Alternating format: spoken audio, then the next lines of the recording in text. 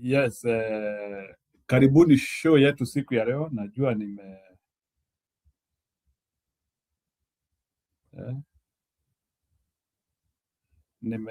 nimefungua show.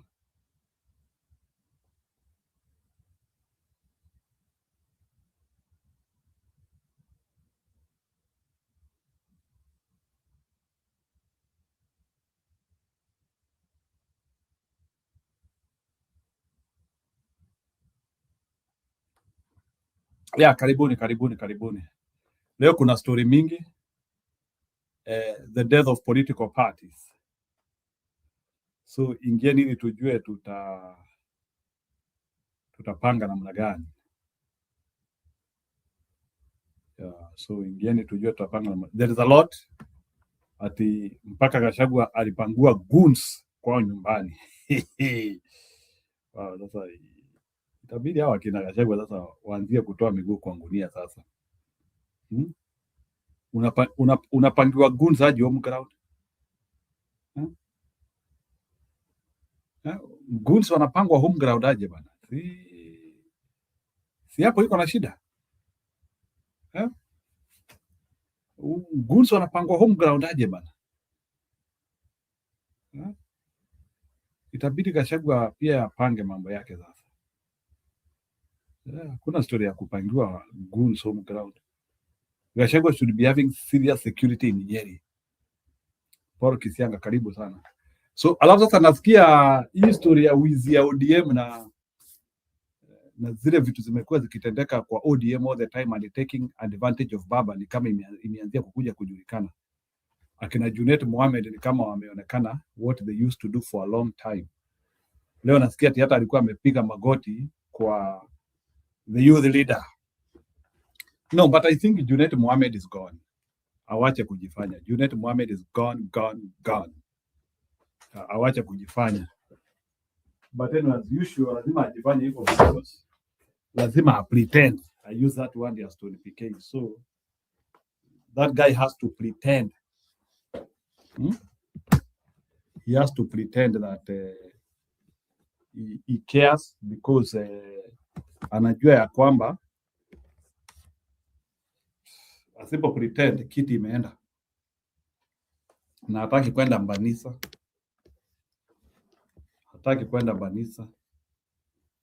Anyway, so wacha kwanza nicheze hizo video haraka and then we call it so wacha tuanzie na Gachagua akiwa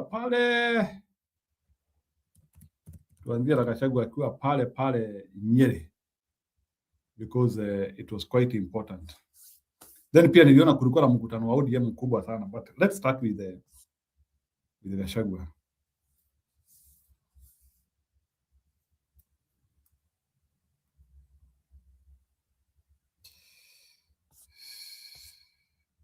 Pia nimeona kuna watu wameanzia kuside na what Gachagua said about mashule. Ni ile tu people are better. Junior can't redeem himself. He is beyond repair. Karibu sana Stone PK. So wacha tuanzie na Gachagua nimeona hata nani ameongea huko. Huyu nani? Gavana wa Nyeri ameongea sana huko kwa hiyo mkutano ya Gachagua. Si walikuwa kwa meeting hiyo ni moja. Hiyo wacha kwanza nionyeshe hapa kuna magoons because I'm hearing that Muzaini kama aliletoa goons home ground. Let me begin by that Stone PK so that you can react to that. Uniambie sasa hawa magoons mtu akubali wampige kabisa ama what do you do? So some people with some yellow t-shirt here. You hear?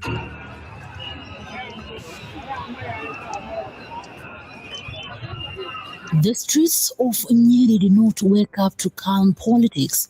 They woke up to fear, clubs, jembe handles, and a political message written not in speeches but intimidation, as former Deputy President Rigathi Gachagua prepared to address residents Videos began circulating online showing groups of young men roaming Nyeri town, not rally marshals, not demonstrators, armed men, crude weapons in hand, walking openly, calmly, confidently.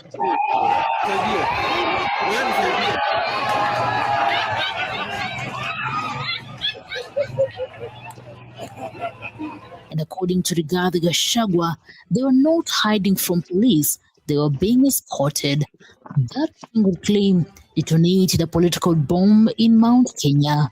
On January 8, 2026, Rigathi Gachagua took to X with a video that immediately went viral. In it, men wielding clubs and jembe handles move freely through town streets. His caption was not dramatic, but it was direct. He addressed the Inspector General of Police, Douglas Kanja, by name. One question cut through the noise. Why are police officers escorting goons armed with crude weapons in Nyeri town ahead of my meeting? It was not just an accusation. It was a public challenge to the state's monopoly on force. Gachagua reminded Kenyans that President William Ruto himself had previously issued instructions against allowing goons to terrorize citizens. Yet, here they were. Usitoroke. Wewe ngoja tu. Ni watu wanatumwa na Kabeko haribu mkutano. Si ndio? Si ndio? Broad daylight, busy town, no arrests, no dispersal. The implication was clear. This was not rogue behavior. This was political intimidation. Within hours, major media houses picked up the story.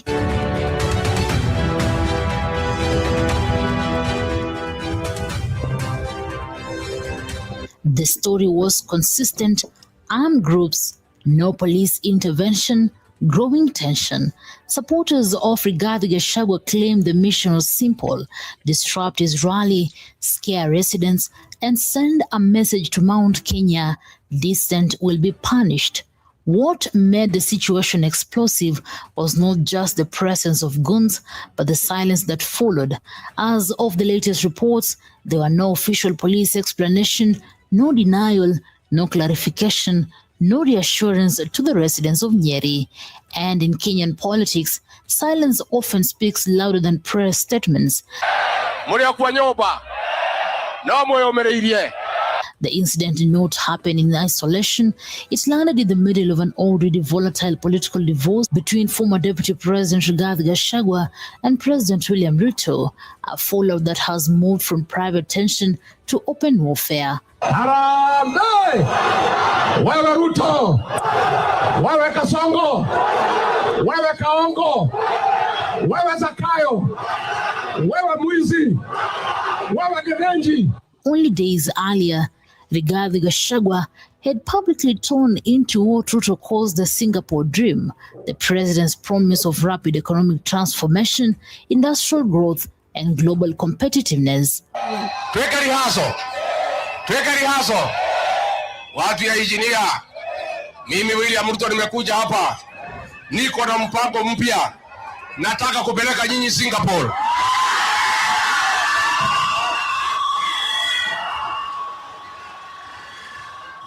Ni wama haidigadu wa maeni. Watu ya injinia nilikuja hapa. Nikaambia nyinyi nitaweka nyinyi pesa kwa mfuko. Nimechelewa kidogo. Nikasema nitajenga barabara, nimechelewa kidogo. Nikasema nitatengeneza mashini ya viazi, nikachelewa kidogo. Msinichukue vibaya. Ni mpango niko na mpya. Nimeona hiyo maneno yote, nilete mpango mpya ya kwenda Singapore. Harambee! Ni muongo si muongo? Ni mwizi si mwizi? Ni mwizi si mwizi? Wangapi wanasema tupeleke Kasongo nyumbani? Gachagua did not mince words. He called it fake, he called it a scam, and he said the real national project between now and 2027 is no development, but removing President William Ruto from power. Sisi tumekubaliana.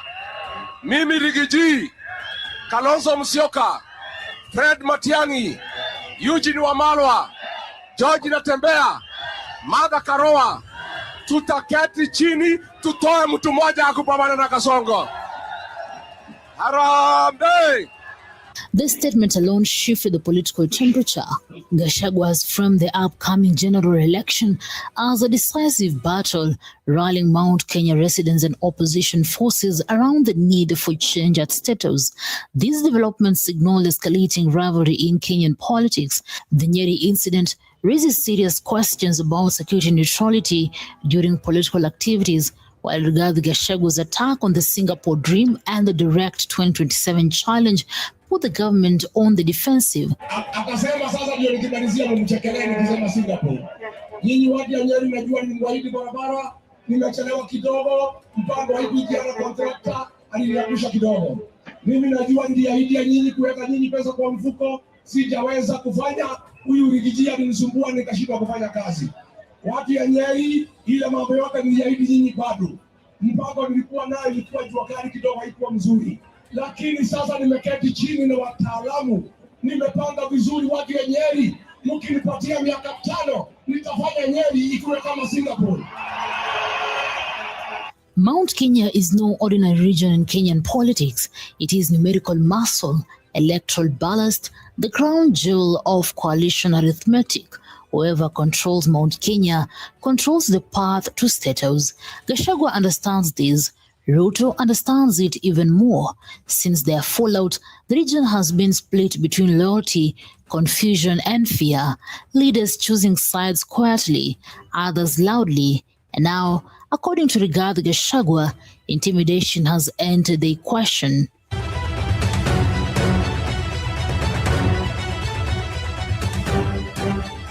As Kenya edges closer to 2027, these scenes may become more common. Political language is hardening, camps are forming, and the battle for Mount Kenya is no longer theoretical. It is unfolding in real time, on real streets, with real consequences. Rigathi Gachagua has made his position unmistakably clear. He is no longer defending the government. He is challenging it directly, publicly, aggressively, by calling Ruto's flagship vision a scam and framing 2027 as a removal mission. He has crossed the point of no return. Nyeri, with its gone and unanswered questions, may be remembered not as an isolated incident, but as an early warning, a signal that Kenya's political season is no longer warming up. It has already begun. Newsroom, Maisha TV, reader Kering Chibet. Have you ever wondered how the world's currencies are traded? The foreign exchange market, also known as the Forex market. Yeah, Stony PK, can you react to goods issue in Nyeri? Why is Gachagua not having enough defense in Nyeri? I thought that when you're in your home ground, people should defend you. Amatuni is allowing goons to attack him so that maybe you want to expose them, or is that one normal?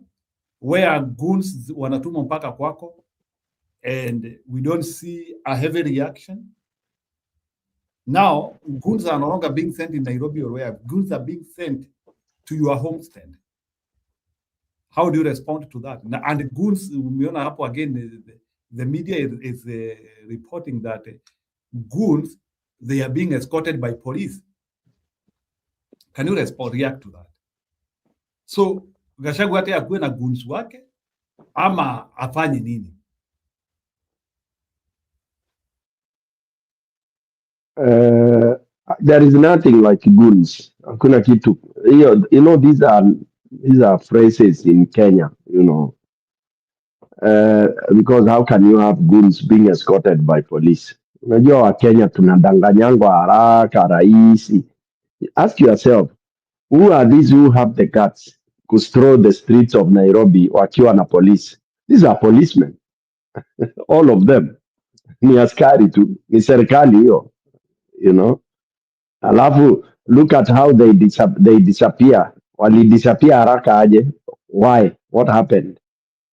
It's because walikuja wakakuta ime backfire, wameexposiwa mapema, and then somehow maybe the people resisted, raia wa kawaida, and so they had to retreat. It's actually they had to retreat. Ni raia waliwafanya waende. So they are not goons, in my own opinion. I don't think hao ni goons. Hao tu ni serikali tu, ni module paredi ile itakuwa mpaka 2027.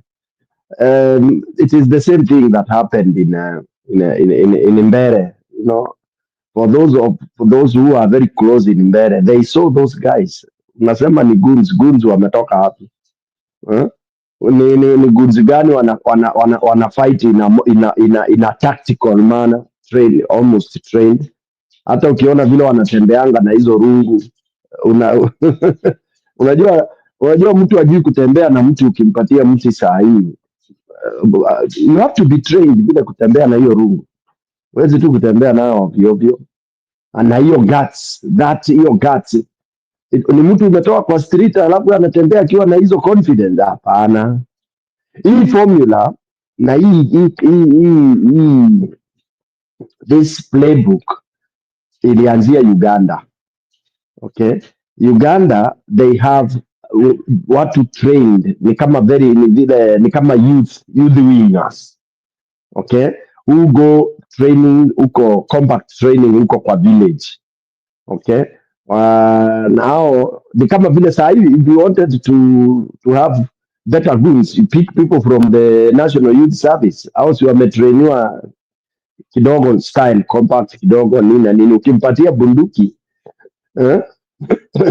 ama rungu ama whatever, utaona ata handle differently from a common raia, even the formation, the way they attack people. Okay, anyway, so for me this is one of the saddest things that has developed in our country. Okay, ni kitu ambaye it will be so hard to control. Remember when we started Mungiki as a country, thinking, trying to make ati kuitumia ni kama ya ku defend one side or something like that, it backfired and it was a menace. It was very hard to get rid of them. So this style, what will happen is that people now will go into defend. Sasa by 2027 utakuta kila watu wata group pamoja, then you have like 4, 5, 6,000 goons, you know, either as a group or as candidates, you pull together and you also have your own. So tell me now, when this start clashing, hawa wana defend, what will that be during elections? That will be a voter suppression straight away. Juu raia hawatataka kukaa mahali watu wanapigana, watu wanapigwa na marungu, because you don't know whether you are the one who is gonna land on your head or not.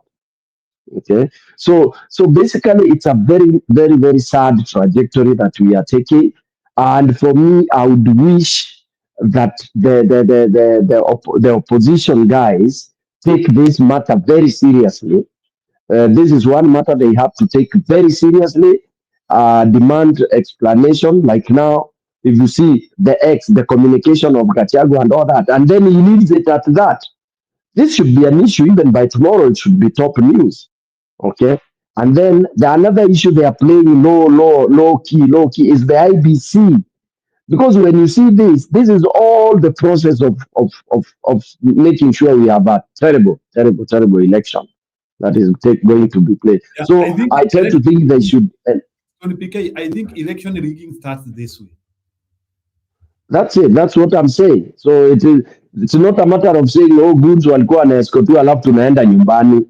There should be fire now, demanding, and they should all come up. Not because it was Gachagua alone, because sasa goons watatuma Matiang'i akiwa hata Kisii, Madha akiwa pande ile, Kalonzo akiwa huko, they will all be watatumiwa magoons. So they should be now the real unification. Kabla wakuwe united juu ya nini, wa unite to make sure that this rot is exposed and is dealt with as early as possible. They should even go to court. They should even give very serious demands on IG. It should not be business as usual. That's what I mean, you know.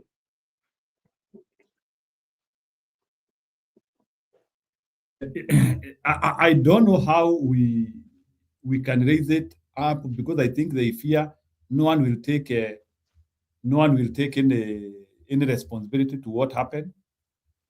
So, and I don't know if the international organizations can help in any way. So I don't know, where should they report? Like, waambie nani ama kukuwe na like, what should you do? And these things are being castigated and instituted by the government. So who do you report to? Wakuwe na press conference to complain about it? Or it's not, it is hyping it. Wakuja na pressure, wa demand, waende kotini. We still have the courts. It's just blowing, make it. By the way, it's a serious security issue. Very serious. You can't have people walking with the rungus and police. What were they working to do? What are they supposed to be doing? You know, what is it they are doing? Who are supposed to man? Hata kama ni kujaribu kusema wana man inaitwaje the meeting. It's uniformed police who are supposed to, a few of them, you know, as the meeting goes on. Why do you have people who are not in uniform? In fact, that's something that is very serious issue. Very, very serious. Very serious. And since when did we start mtu akiwa anatembea afike kwa market uanze kuhutubia watu? Since when did we ever have this heavy police protection? Kwa nini? Even in campaign meetings, we don't have that kind of heavy whatever. What is wrong with politicians being on top of vehicle and addressing mwananchi? It's not a football match of two rival groups at Kogalo and nani meeting because we wana meet pale Kariakoo, wengine wakitoka Buruburu wataanza kuclash. Yeah, there was nobody else. There was no other politician along Gachagua's route. Okay, na alikuwa ameinform police mapema that ataenda kuaddress watu in that nimesahau jina. I mean, there was no call for this kind of nonsense that was being displayed. Hizi ni ujinga tu za gava kutaka ati kuintimidate Gachagua kwake nyumbani. They don't know they are giving him the very heavy mileage. You don't wenjiri watsai ukisema unafika Embu after umeland umefika Embu, then people come to meet you pale inaitwaje Ruvingaze, your fan come there, then you find that unaambiwa utavuka hapo na usiongee. Where or not? Where or not? Ati unamkataza. Sijaona ujinga hii basi, sijaona ujinga iko na hii serikali mimi. I've never seen this kind of nonsense. Back to you. Naona watu wameingia. For people. Yeah, I can see. Yeah, there are quite many. That is true. Okay, anyway, Budi at the neutral, karibuni sana. We are trying to analyze now this issue where, amid these other things, hiyo clip ya ODM wacha kwanza ikae kando. Nataka kwanza to analyze this story ya Gachagua, where now goons are now being hired even for him to be attacked while he is doing a rally or an event at home. What does that one indicate towards the next election? Jiro, in my opinion, sitaki tuingie kwa hii mtego watu wanaingizwa ati kuna kitu inaitwa goons. You know, a goon cannot be allowed to walk freely. Hawa si goons. A goon akitokea hivi polisi atamshika ama raia watamshika. Goons ni mkora.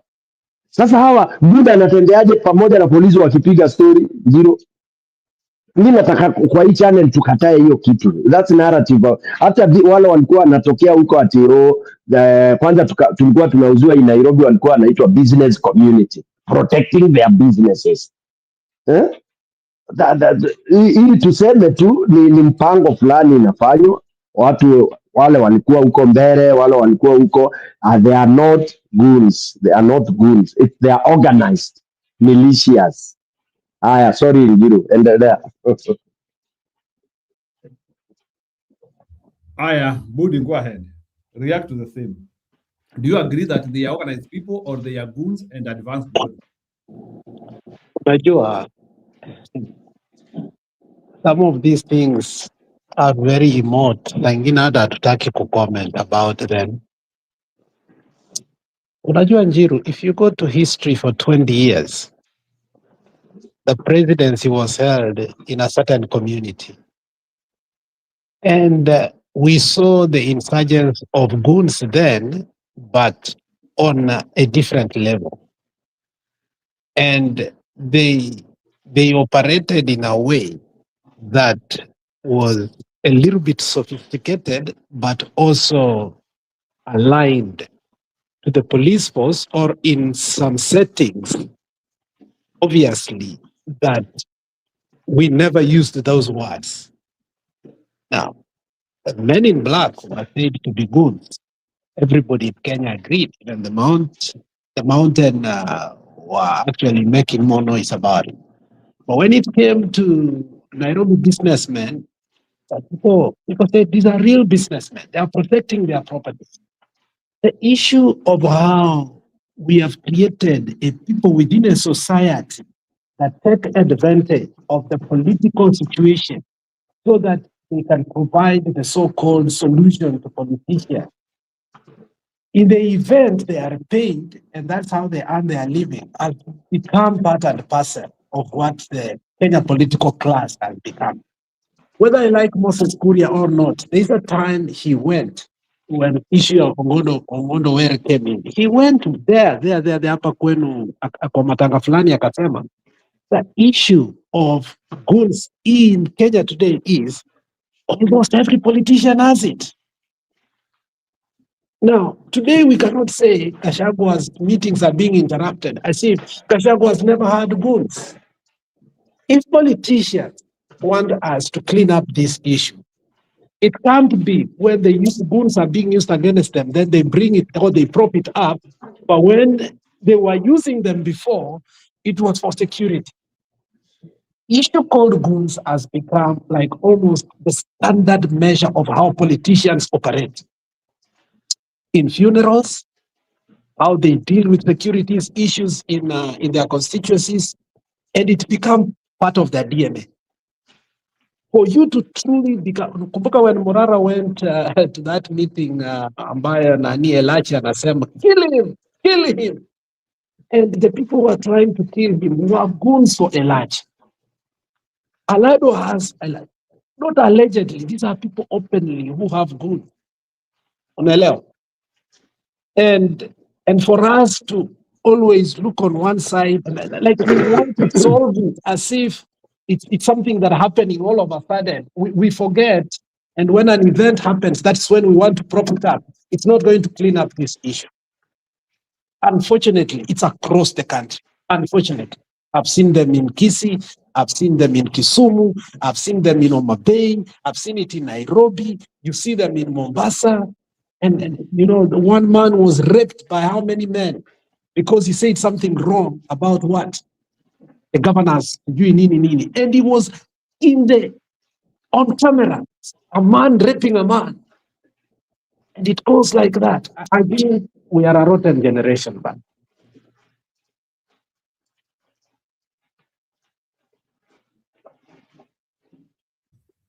Okay. Oh, nani ameenda? Bwana Belfast. Nani ameenda? Belfast alikuwa amekuja neutral. Yeah, let me add on what Alex has commented. It is true that this thing has gone through a mutation. This thing called personal security. Let me talk from experience. What happens is, of course, anybody who's gone into politics, you initially have people around you who you call your security, vijana wa kukuchunga against the opponents. All right. So you find you know, depending on how volatile your area is and how tough the competition is, you get volunteers of vijana coming around you to protect you in rallies, in all that. But initially it was only that, and it was controlled some years back after when they used to clash before, just for those who don't have the history of how campaigns used to be in Kenya, kitambo kidogo, campaigns would be done on the same place. If you are 5 MP candidates, you would all meet in one area, kiwanja, with all your supporters. Yani na mnawahutubia mkiwa hapo. Okay? Then it graduated into, before people would talk, so PK na mnapewa ile, mna draw numbers, who speaks first, who speaks second, who speaks, and meetings would go on bila shida mingi. You know, with good security and all that. I know that sounds very interesting to those who are quite young. Then during that time you would hear Stone PK giving his agenda, anamaliza, and people would fight in terms of fight and wish that either you speak last after all your opponents have spoken so that you deconstruct them. But sasa ilikuwa una draw number hapo inakorogwa na the police officer ule anasimamia hiyo security. Now ikarudi graduate, sasa watu wakaanza hata kushikana mashati hapo.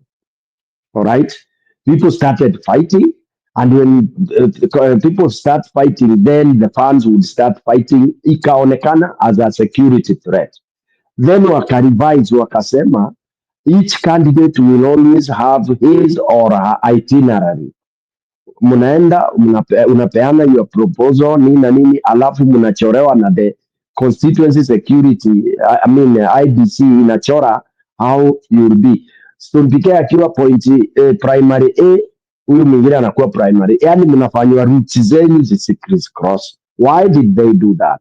It was to try and curb the uprising rivalry that had come, you know, because it's now turned into people exchanging blows in public.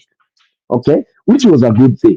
And up to now, that is what happens, that you are not supposed to be in the same area. But now with the deterioration of the government of the day not caring, ndio unakuta sasa ati watu wanajua uko kwa area fulani, unasikia sasa watu wa serikali now they come behind you or they want to come where you are.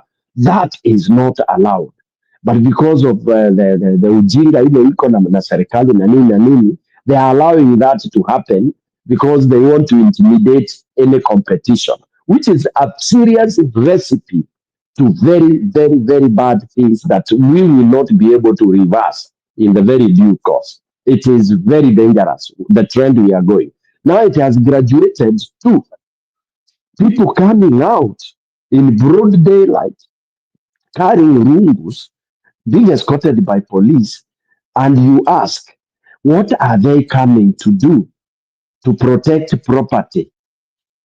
Who said people are coming to destroy property? And you see that narrative came even when Baba was alive, when we were in Azimio, and people did not really kind of fight that. Okay? So now they took advantage. So for us to stop you from holding your meetings, we come and arrange counter attack, or we make sure that we intimidate you, or we intimidate the people, the population, so that they don't turn out for your meeting. We are taking a very, very unfortunate trajectory, you know, whereby actually we will now go to the levels of South America and to those other countries, you know, where what is remaining now, and I'm sorry to say this, it's you'll start having people being shot in broad daylight while you are on top of a podium. That is where we are headed. Well, I mean, touch wood, but that is exactly where we are headed. That itakuwa very difficult. Itakuwa ngumu sana watu kupiga campaign. Alafu itakuwa ngumu sana watu kuja campaign meetings, because sitaki kwenda meeting nitoke hapo na majeraha. Ati you go for a meeting na unajua utarudi nyumbani ikiwa mguu imevunjika, mkono imevunjika, jicho limepigwa because kumetokea fracas. That is like how now we also killed. An example is how we killed fans wa soccer in Kenya.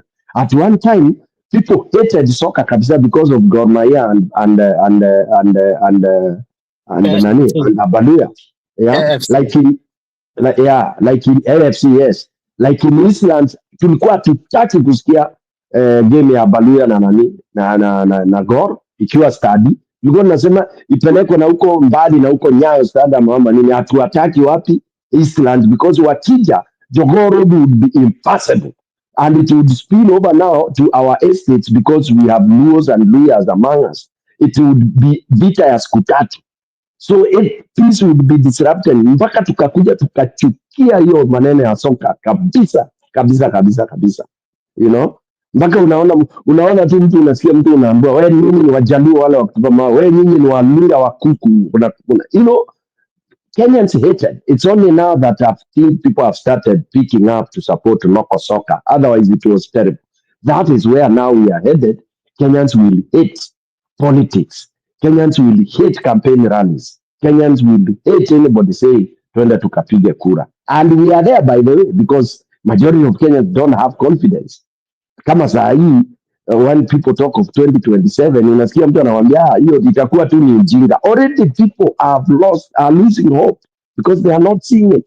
And when you see now, mtu anaenda kufanya rally na ni kaunti yake, then you see those people patrolling since morning. This is something that should be condemned with the highest voice that there is. Back to Egypt.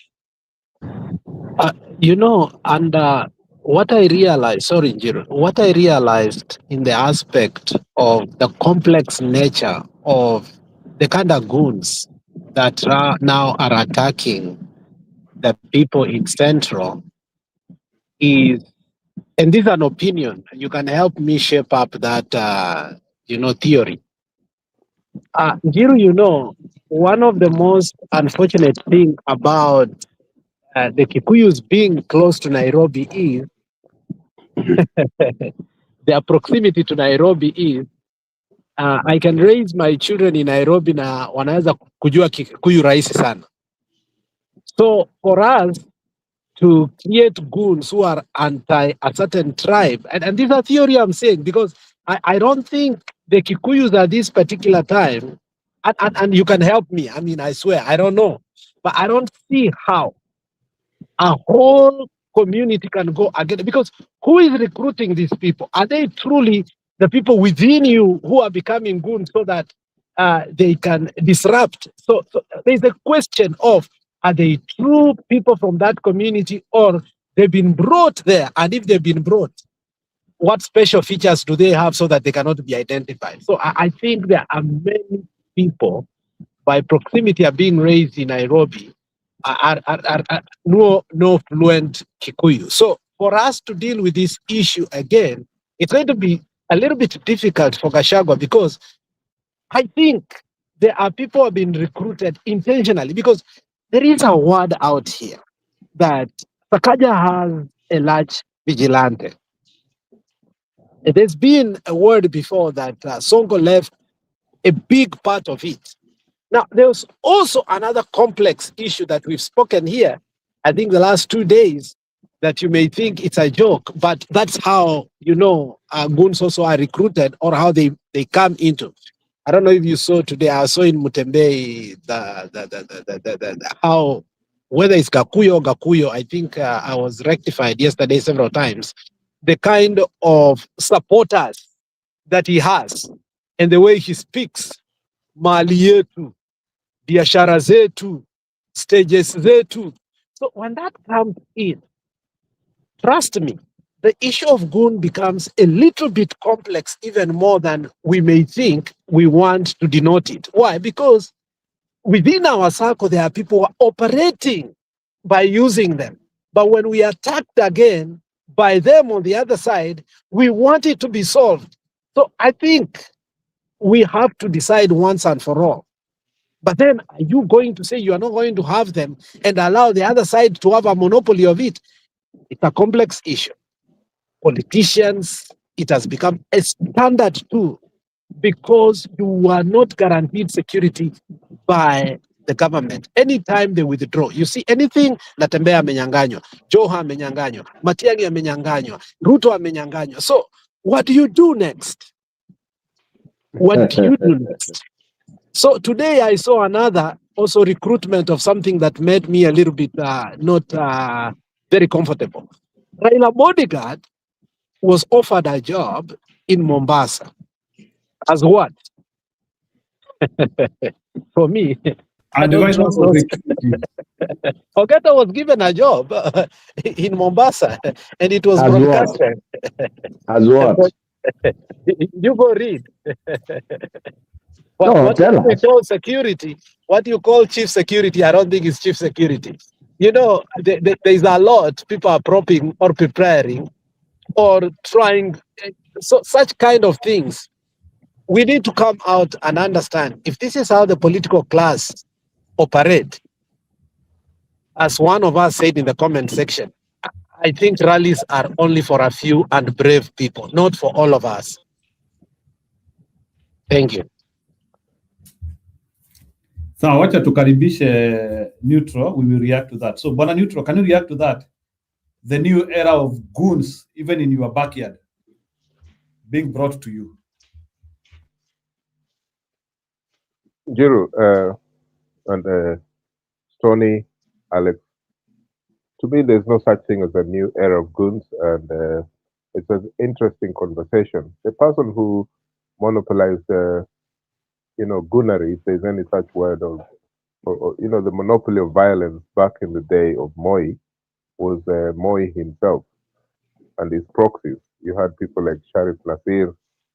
When Sharif Nasir said anything about protecting Moi, it was the gospel, and that's what happened. In Nyanza, there we had Akech Chieng. In Central Province, we had Joseph Kamoto. In fact, Sharif Nasir said, Mupende, Musipende. And if you joked around with someone like Fred Gumo, who was Moi's staunch goon in Nairobi. Jeshila Mzee. Yeah, Jeshila Mzee. He was Moi's staunch goon.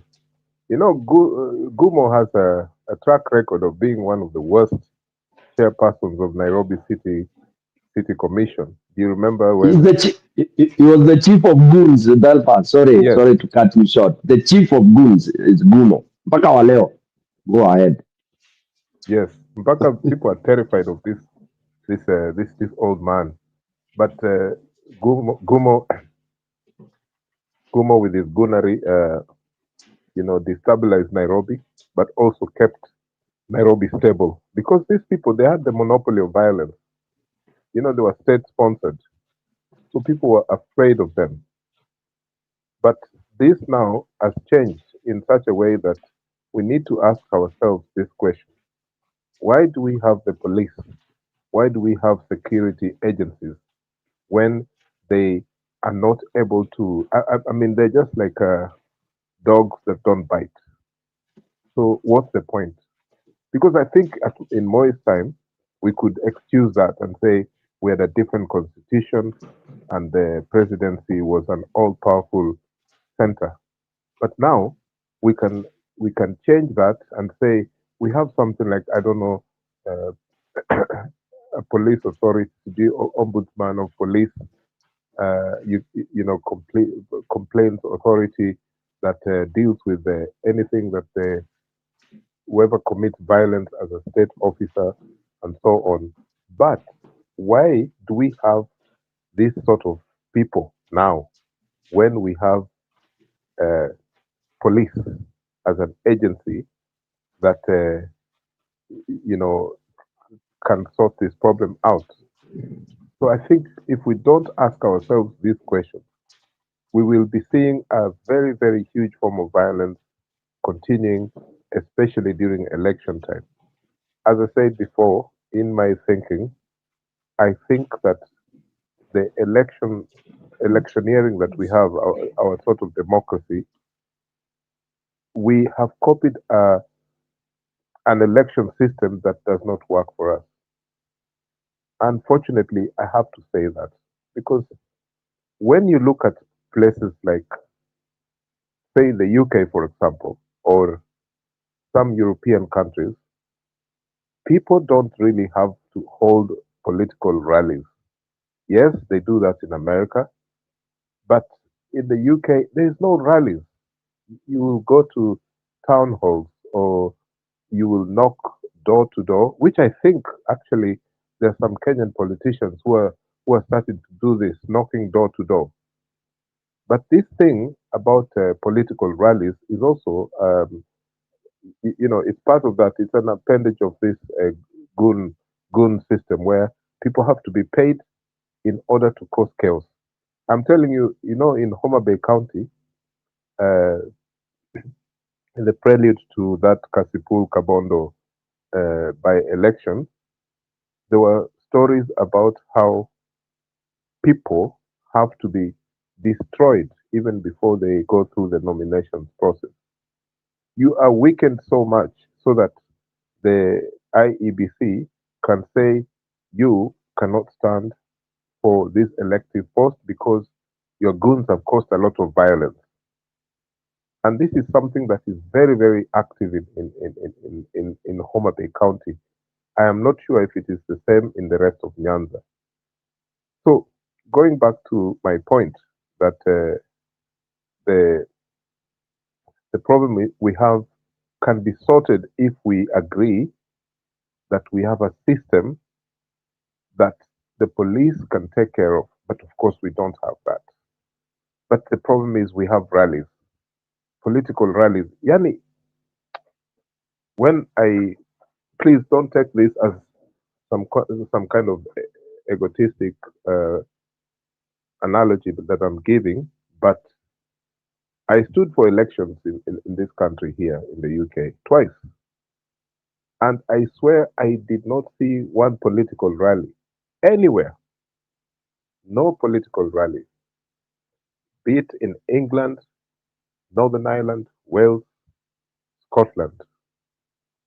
Okay, there were some people who were Bonani, themselves. also, people are very busy like in UK, I think so. Although that doesn't mean like a place in America, people are not busy. Where I also see like they try to have like a organized campaign rally. So let's ask a question: why is it a must? People must have a political rally for them to mobilize people. Why is it an obvious thing in Africa, where we always see that is the only way in which these people want to mobilize? Is it because we don't have resources to, or people are not willing to go home by home, or we want to do mob psychology? Why do we Jiru, want large it crowd? sounds like that mob psychology. I don't even have a perfect answer for it. It's just something I don't understand because it's been on since the 1960s, you know. And we people, I think people have hoped generation after generation that that might change. But people have been told that to be an MP or an MCA is something so important. You know, it's not like a vocation where you are going to save people's lives. No, it's a money making enterprise. And I think this commercialization of that politics is part of the process. It's part of the problem why we must have rallies. I can tell you something. There is also business opportunities. Okay, I remember in the 1990s when I lived in London, there was this gentleman called Mike Rabar, who is the famous owner of Homeboys Records in Kenya, and he has done very well for himself. And he has Homeboys Football Club and all that. But part of his part of um, his business plan was to introduce a way of working with politicians, especially the big political parties, you know, staging the rallies, giving them speakers, all the sound systems, the stage itself. And he just started it like a joke. And all of a sudden, and he didn't care whether this was PNU or ODM. And I think that's around the time when this was intense, when politics and hiring of equipment was so big. So it's also a business opportunity. Those people, they must keep their businesses running. And I think that it makes these rallies, uh, possible. And then the gunnery behind, the security networks and pseudo security people who don't even have any security thing in their CV, but they would be like Gumo, who was Jeshi there, and the young people around him. So these people were feared. I think in Nyanza, in Kisumu especially, we had the Baghdad, the Baghdad force, and in Western Kenya, they used Angola Musumbiji, which was a criminal outfit, gang, but they were very, very well feared. And if you look at Kisi, for example, during and even before Nyachai's time, sorry, that's a wrong statement there, because there's no such thing as before Nyachai's time. But in the politics of Kisi, there was the fierce groups that protected the politicians. I cannot remember the name of the outfit, but they were very powerful. Chingororo. Yeah, I was about to say Chinkororo, but you see, Yeah. Chinkororo were also vigilantes there. Besides the they all stem from that. And when you go to Luya land, the Msumbiji and all, they are the ones who transform into those rubbish, very hostile, very violent groups. In Kikuyu land is the Mungiki version, Kamjesh, terrible. Which Okay, I was go ahead. coming to. Yes, thank you. The Mungiki, I recently, I always listen to Dura Warwinge. Dura Warwinge gave Kibaki hell, I like to listen to him, not because he has anything special to say, but I want to hear exactly what these goons are thinking in their minds. What's going on? And Dura is intellectual in his kind of thinking, even though he was a proponent of violence for many years. So Ndura Waringe was responding to an interview about 2 weeks ago, and it's not even 2 weeks. It was this other week about Babu Wino and Robert Alai. And Ndura Waringo said something about he can marshal a troop of his followers within 20, 30 minutes. He can get thousands of people on the streets, even today. Now, if Ndura Waringo can say that, and he's a religious leader now, he's a pastor, okay, whether it is true or not. But the police forces, they know him, but they're afraid of him. This is a man who has spent time in prison, same as Maina Njenga, who was brutalized by the police, including the death of his wife, was suspicious. So if you look at all these components of political gunnery in Kenya, I can cite money. It's a place where it's an industry, yeah. And the other thing is that we are coming from a long transition, but I would prefer that our politics does not involve political rallies. Why I say that, and I will stop after this comment, is I find that political rallies really, really, really, they damage businesses in Kenya.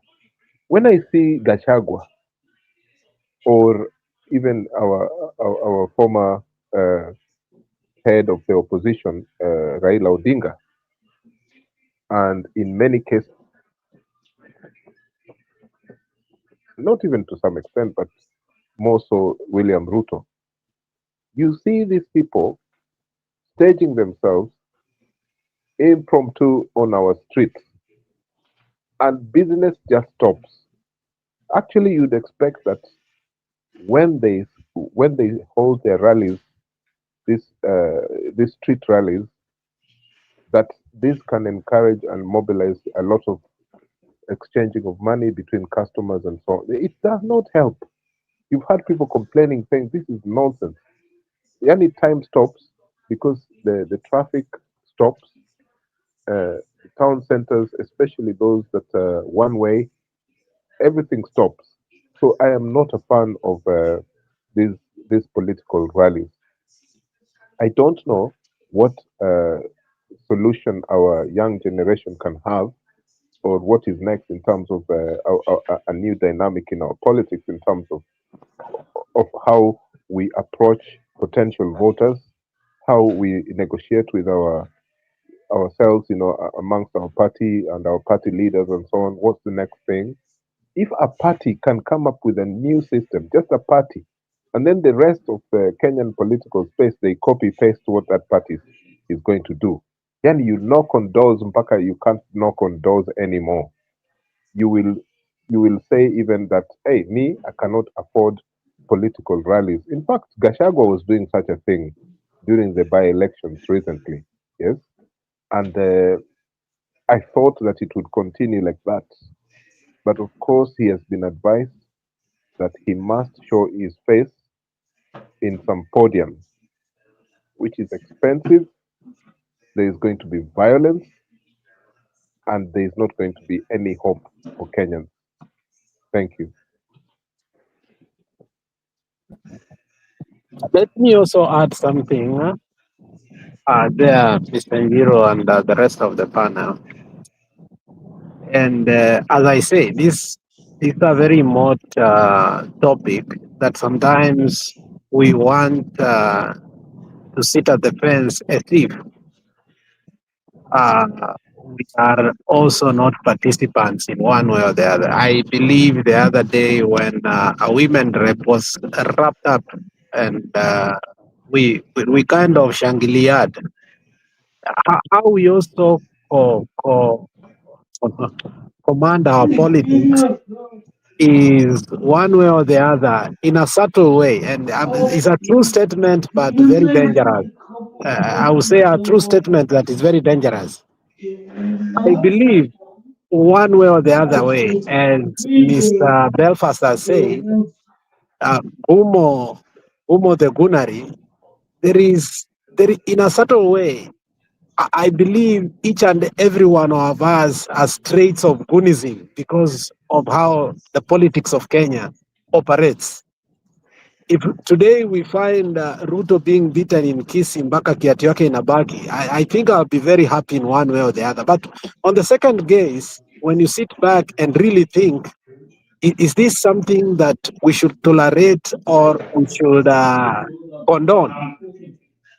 I think most of the time, because of the nature of our toxicity and polarity, when our enemies are maimed, we tend not to be sympathetic to them until it happens to us or to an individual we are sympathetic to. So I think Kenyans are goons by nature. The political, and I say it's a very dangerous statement I'm saying. The political climate of Kenya is goonism. And that is why I think it's even better for us to campaign outside Mr. Belfast. If we find ourselves in a hall and we are that toxic, I think half of the people may not come alive. So I wouldn't allow Kenyans to campaign inside our hall. It will be a bloodbath.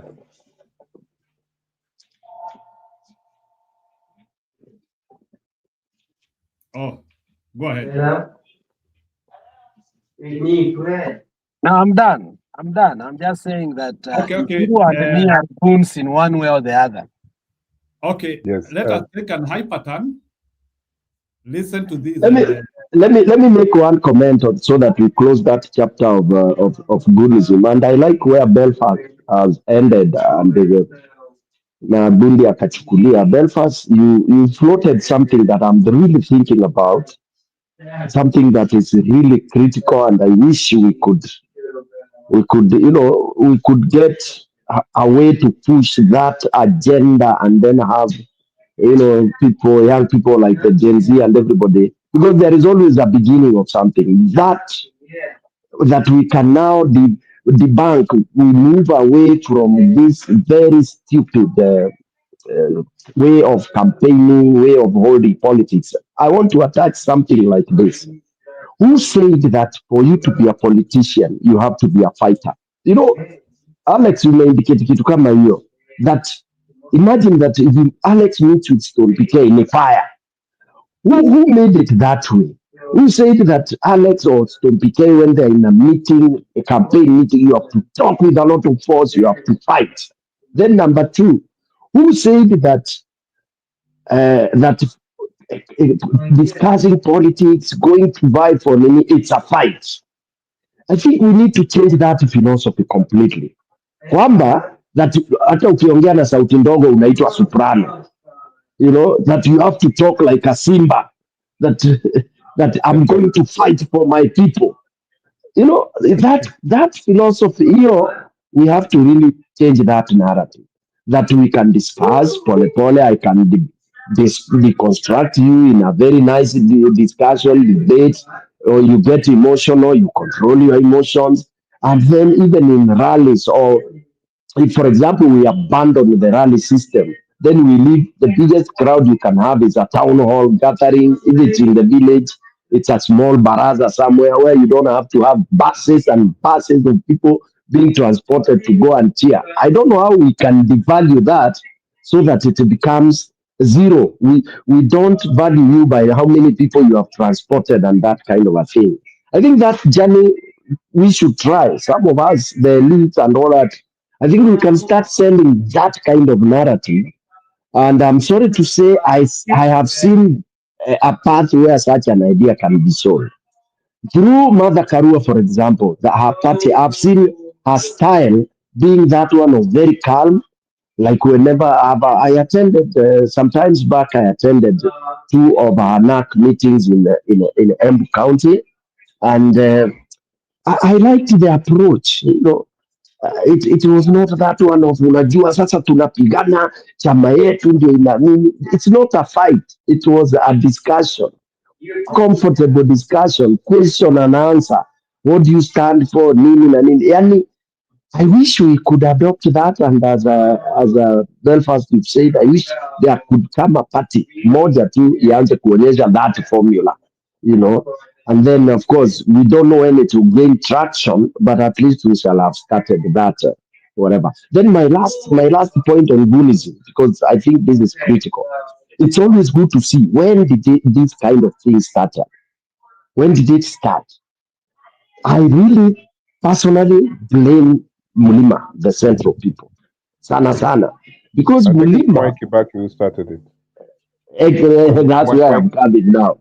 Yeah. That's where I'm coming. He gave too much freedom to us. Exactly. Because you can start something subconsciously because you allow it to happen. You don't think it is a big deal, and then it grows into something you cannot control. Why does Mulima? And by the way, it is not only Mwai Kibaki, even before Mwai Kibaki. If I can tell you the campaigns of Njinu in Kirinyaga, Njinu and that other guy, Njinu and Njino, the guy who fought with Njuno or Matano. Exactly, Njuno. That would be terrible in Kirinyaga. That would be fire. Baka GSU ndio inakuja kunini. So what is this that these people started? It is enmity, defending. What is this you are defending through? Yani inaitwa kudefend na roho na moyo. You want to die there. Okay? So if we can neutralize that, Mulima iache kuambiwa hii ni vita. And I'm seeing that thing also in Gachagua and all that. That fighting spirit, yani ni vita. I don't know who will be able to bring. And at times, that's why saa ingine ninasema ala, kumbe hapa maybe we need Kalonzo and Matiang'i. Because these guys, they are assertive but not violent. That I can bet. And you can see them instilling some discipline of some sort that will not necessarily need people to kukunjania mashati na kupigana maedi na mablo, but it will happen. These are some of the qualities personally as Stone PK I'm seeing in some of these candidates that are presented themselves. Other than people thinking so and so shouts loud and all that, for me, there are some things I'm seeing that would change the trajectory of where this country has been going. And I'm seeing it in a few characters. For example, like what I've talked about Matiang'i, because Matiang'i doesn't need to shout. So his demeanor, his way of doing things is not fighting, is not shouting. In fact, tumemweka kwa a very difficult situation that he has to go popping up on top of vehicles and all that. Kalonzo also, people wanamchukia wanasema he's too soft, he's too this because we are used to that shouting, that kusema utaona, utajua mimi ni mwanaume. Yeah, I'm seeing that kind of Maraga the same, somebody who can be so assertive and really disciplinarian. So I tend to think if Kenyans are careful, we might start that step. We might start that nice step going towards that transformation whereby you don't really to have a very loud voice for you to contest. You don't have to have a lot of money for you to contest. You don't have to have 100 goons around you for you to hold a hand. That is where I am on that kind of on the goonism. Back to you, Njiro. Let me follow what something you said there that has really touched me, and I want you to expound on it, and I want us to dwell on it because I think whether we like it or not, we can't run away from it. I don't know if you spoke it intentionally or it slipped out, but something that is biting us, all of us in this panel. No, maybe not all of us. Maybe Belfast, I might excuse him. For a very long time, he has avoided this kind of politics. I've always seen him try to gear off. There was a time I believe I became too extreme. Now, there's something, Stone PK, you said, and this is what you said. Who said that you must speak in bass, not soprano, in order to be respected? Now, the person that has been attacked today is a person who started to brand the other person that yeye ni soprano. And that's how Goonism starts. So, Goonism is not the people that are around you, it is the atmosphere you create. Are we in agreement?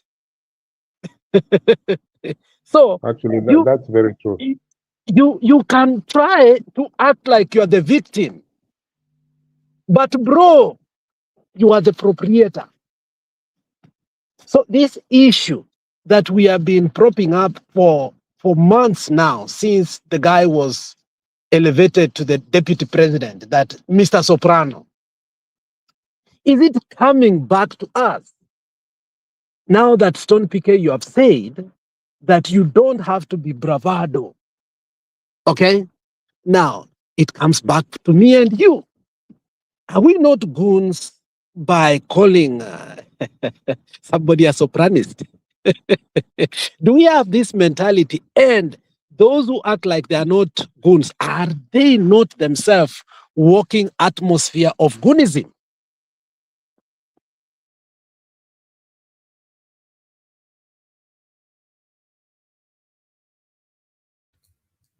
I think it's Tony PK. That question is being directed to you. Yeah, I know. Yeah, I said that I used that example intentionally because, for one, me as Tom PK, my character is I don't have to shout to be assertive, and maybe so for those of us who have been teachers, maybe of course there are those teachers that shout and all that. So I've never even believed in a situation where people argue and start exchanging blows, because it is not your blow that will make me see your point, or my blow will make you see my point. If my point is senseless to you, it doesn't matter how many times I beat you or shout at you or call you names.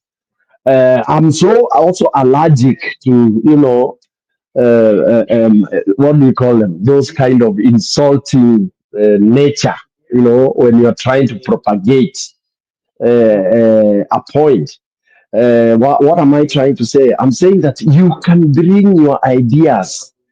You can campaign and tell the people why you are different, and you'd be more, you'd be better than your opponent without insulting, okay, without demeaning the other, without saying like, oh, this guy walks like Andombulo and all that. I don't think all these things are necessary, you know. And that's a culture we can begin to change, and that's why we had bodies like the useless body that now is dead, but the intention was very good. The ethics and whatever the group, there was the other one that was dealing with the issues of NCIC. what we yeah, yeah, exactly. The one that was, dealing with people when you spread hate speech and all that. For me, I thought that it was a good way to go, because it would curtail and train people on how to be diplomatic. You can hit me hard without being vulgar, you know.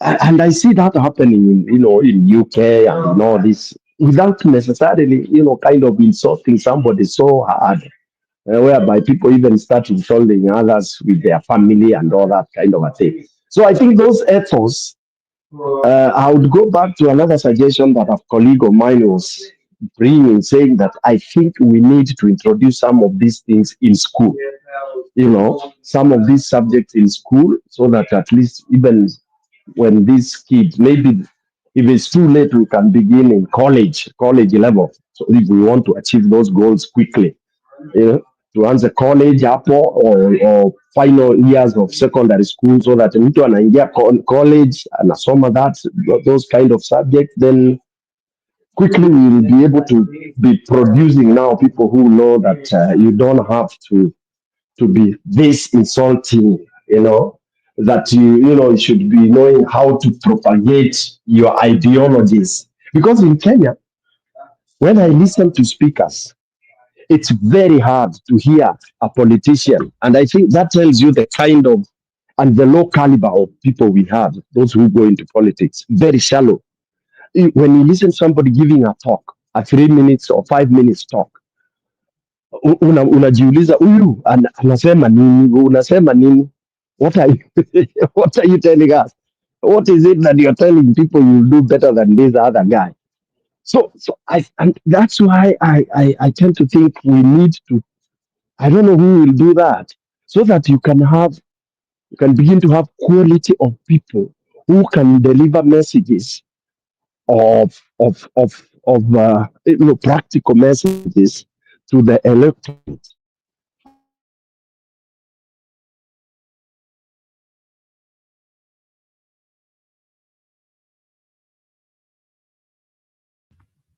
Stone, umepotea ama ni mimi?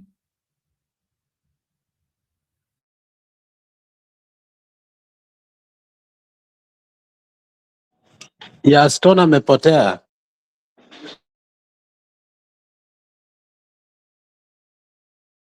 Stone amepotea. Other than shouting matches, that is what I meant. Okay, you can re-say that statement ya mwisho hapo juu tulikupoteza.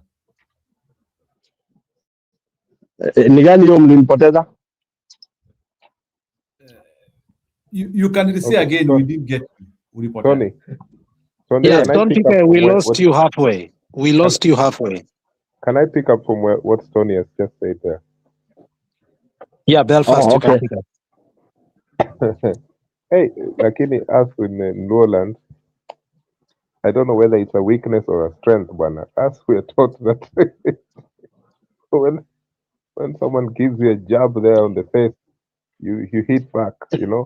It's almost like a tradition. Okay. Na sasa ndio maana unapata jana, sijui nimeona what's his name,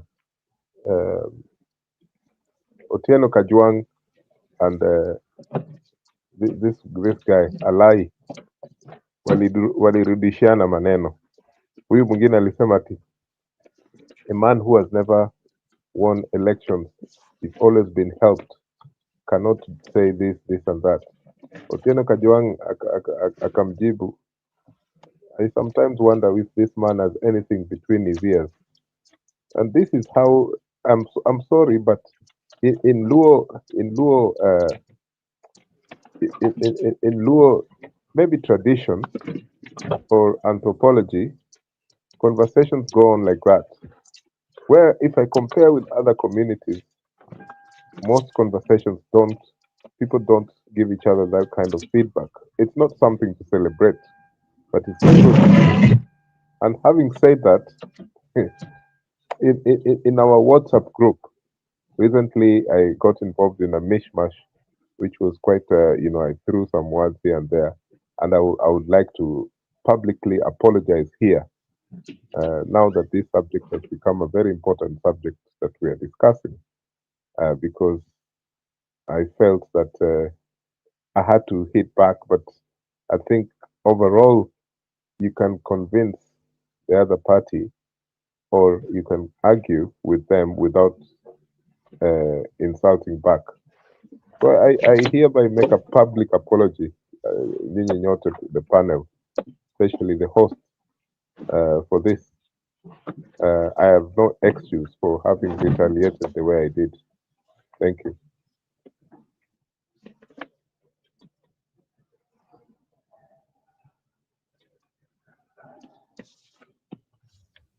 Okay, so for us, when apologies are given, we take them without knowing what happened, and we always say that they should become a learning lesson for the future conduct. So hatuwezi taka unakuja hapa una issue apologies 10 power 5. So I hope that is the last apology. Hiyo ni sawa. No, Jiro, sorry to add on what you are saying. You know the beauty of apologies. Nilifundishwa na one of my mwalimu. The beauty of apology is that it's a remorse, it's a realization of mahali mtu aliteleza, and it is a relief. And then it has no limitation. Wewe unaweka limitation, because it's like telling me niki apologize leo, kesho pia nitateleza in a different way. So what we do, we keep on accepting apologies, and the more we continue accepting apologies, the more we are building cohesiveness, So I'm not telling Belfast to go make that mistakes. Tunasemanga ni ile repeating the same thing, but because we are human, today I make this error, then kesho na make ingine tofauti, and all that kind of a thing. Let me use an example I use with my family. Like me, I make a joke to my spouse. Namwambia mimi sasa, ikiwa utachoka kunisamea, then sasa afadhali itakuwa mpaka nikuwe 6 feet down under ndio utanini, because as long as you are living together lazima kutatokea kitu, and I cannot be tired to say I'm sorry. Thank you. Haya, ni sawa, tumemsamea na akosee tena. Jiro unaharibu wewe. Jiro, hebu endelea, hebu nini, I think you guys were going to change the topic. I don't know what theme we were going for. ODM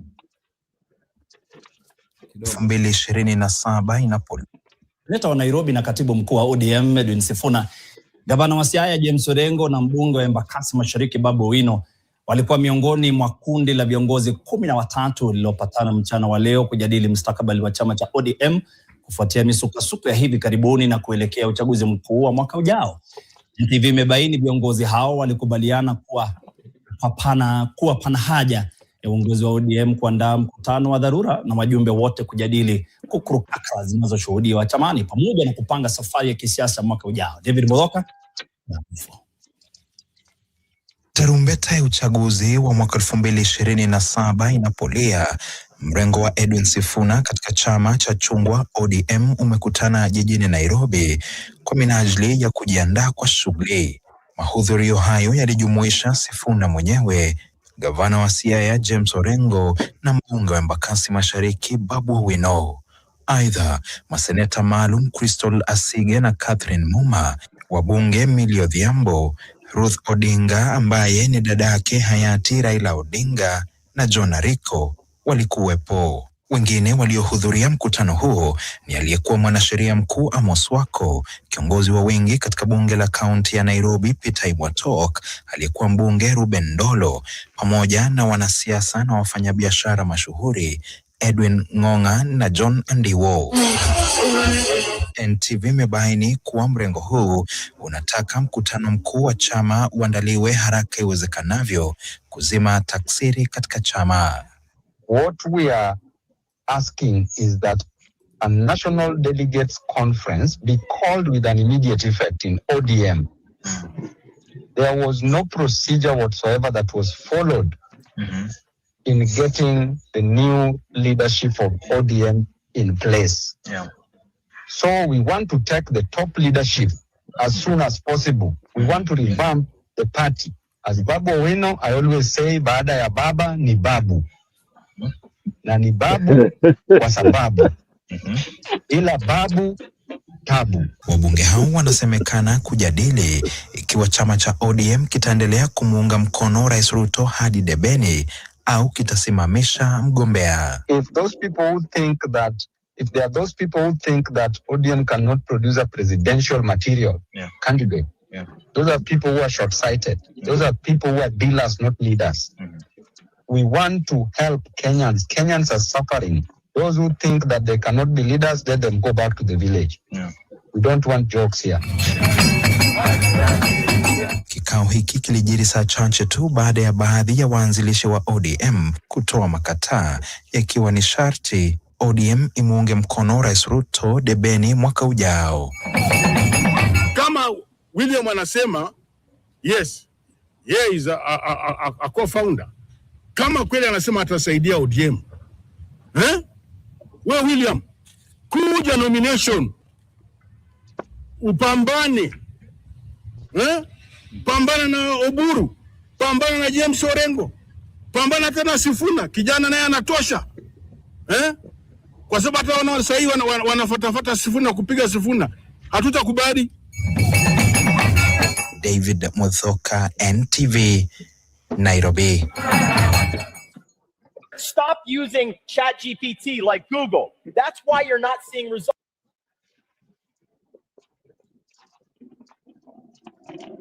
Yeah, now baada ya baba ni babu. Can you react? Stone PK, wacha nianzie na wewe ndio umecheka. Baada ya baba ni babu. Hapana, anzia na Belfast na ama Bundi. Wacha hao waanze leo. I will speak about this Paul Ongili in I will be very polite today because I can't stand him. But you know, I have refused this because Belfast is here and I know he's on my. I don't want us to be seen like we are bashing. Go on with Belfast. I don't want to appear like I'm bashing this Babu, this Paul Ongili. But he has his democratic right to stand as the party leader of ODM. I even heard there was something about Aisha Juma. Now she's back to ODM, and she made pronouncements yesterday that if Joho is not considered for party leadership, the Coast Province would move away from ODM. That's fine. That's democracy. What I don't want is ODM to appear as if it is localized in Luo Nyanza. This is a terrible thing if that is what is going to happen, especially now that we know how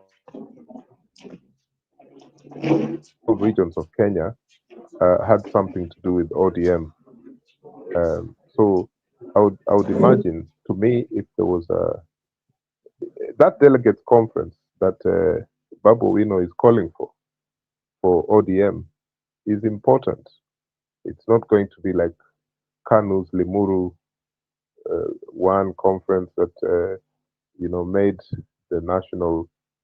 I think there were eight deputies, and that's how Jaramogi Oginga Odinga's authority in the Kanu got clipped.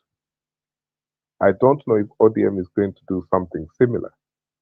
But what I would imagine, if that party wants to be successful, I think they need some strong, powerful voices like Sifuna. There's too much rumors at ECDs. Sifuna is working with this person. See what is happening. But I think that Sifuna is a strong voice. He can literally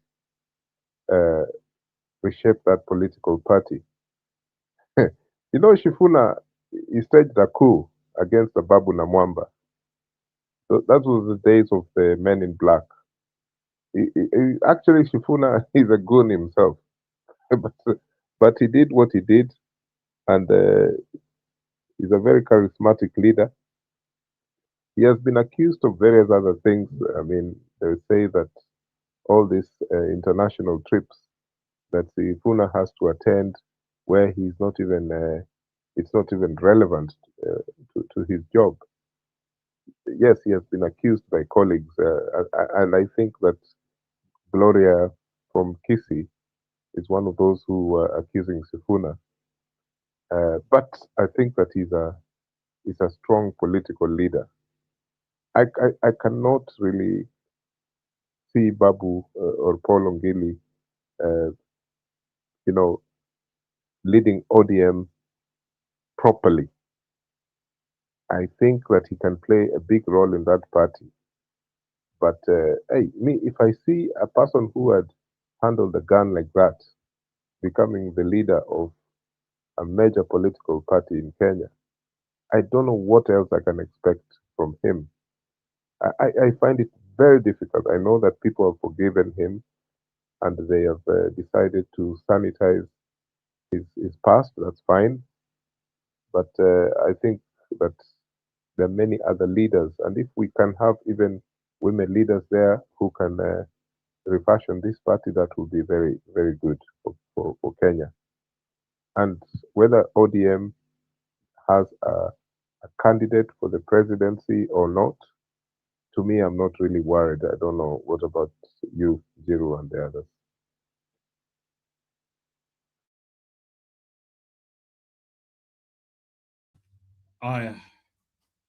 So, Belfast, I know you have been having some reservation with Babu Wino for long.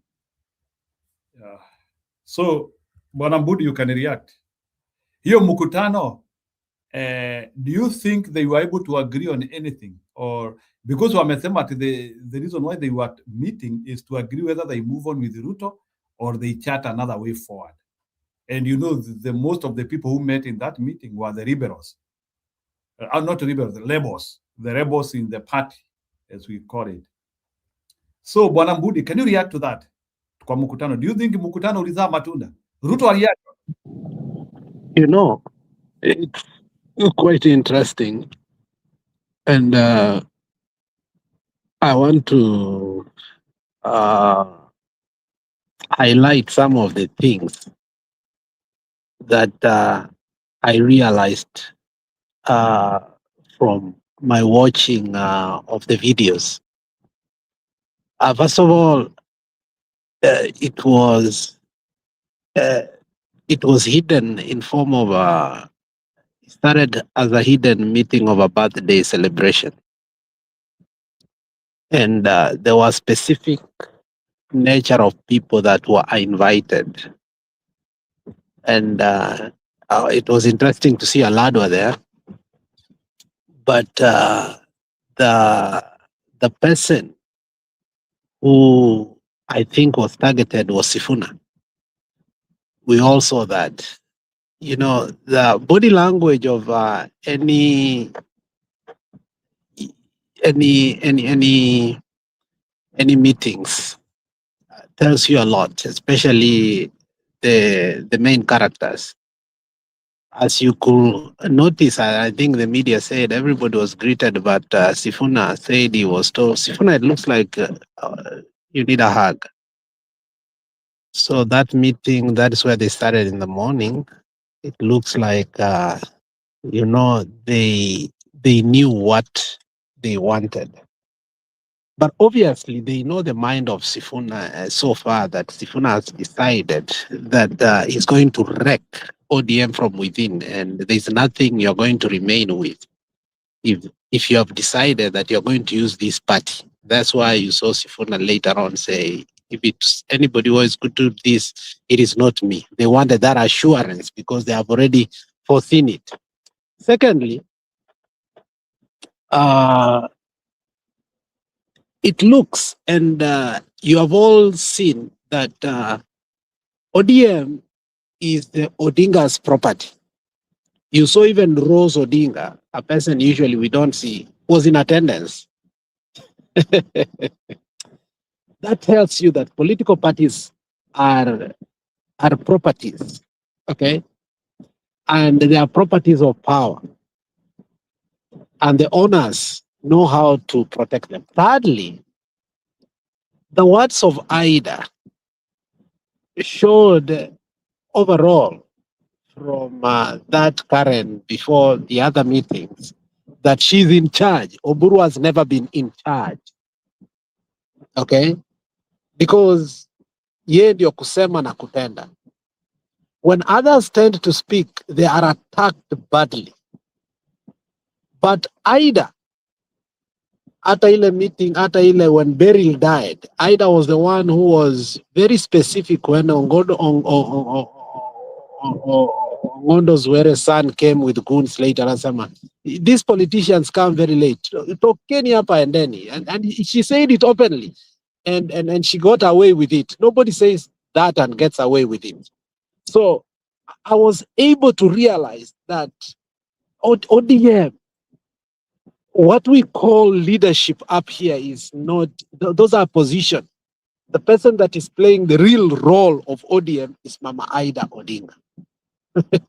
It was quite interesting to know that all powers are vested on her. And what I understand is Mama Ida has decided with the Odinga family that, and that's why you had Eddie Okech say it's the spirit of Raila, and I think they were warned because Mama Ida actually comes from Migori, and therefore sometimes when you see things are bad in Migori, she knows how to handle them very well. I know Belfast knows that. So on the surface, we were shown some of what is going to happen. And if you remember when Alai actually attacked Winnie Odinga in Mombasa, when Winnie Odinga said that we need the NDC so that the people could decide the way forward, they were saying that the leadership change is imminent. When they say the NDC means we need to change people like Junet, so on and so forth. And Edwin Sifuna calculated say of these two people, women rep wa Nairobi anatoka Greece, and the person who ate pesa was not just an attack. It was a way to show you that very soon the Suna member of parliament will not be elected, or he will be taken out of the minority leadership, because I think it is the restructuring of ODM must go on no matter what, because they have come to know that the hemorrhage, the hemorrhage is too much. Even taking it to ICU will dent it even most. Now, Edwin Sifuna was left to become larger than life. It's not like Magerel and other people who were touched, and a clot came and it was able to heal. If you touch Sifuna, I think you will create something. And the boy seems to be too eloquent and is a darling to the media too. You know, the problem is you can be a darling and very strong like Simba Arati, but you are not eloquent to communicate both in Kiswahili, Kizungu, and you are an attack person that your words become the cliches and the talk of the weak. Now, ODM has come to realize that, hey, we are joking with an individual who is actually a system in one way or the other. So the owners of ODM have said, this attack dog, this German Shepherd, is still very, very useful. And that is why, you heard Anyang' Nyong'o calculatively say, Edwin Sifuna is for the future. I sat there, he said, if you know what I'm saying. So that meeting, it's not about what people said at the media. It is what we did not say. Okay? And what was agreed upon. And it seems like from my side, Mama Aida is giving us signals that yes, you buried my husband. You gave him the honor, but you were not alone. Modi was there, he facilitated, and he told Ruto off. If you saw that, if you put that speech very well, she told Ruto off. He said there were so many people. And also, Sifuna carried it by saying, I don't know, Mama, how you do these things. Having been able, all these people, ABCD. So Ruto was told off, look, don't tell us that you have done this, you have named this, you are doing this. No. Baba actually worked for it. Whether you did it,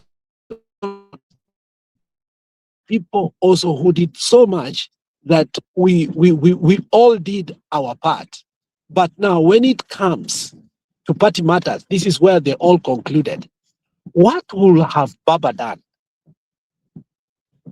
Now, that is when you see they conclude, Aida concludes, and Anyang' Nyong'o concludes that Baba had this last message for them about Edwin Sifuna. Now, they are castigating the attack dog for Junet, whether it's called Sela or Salah, who came out to say that actually Baba told him that Sifuna works for somebody.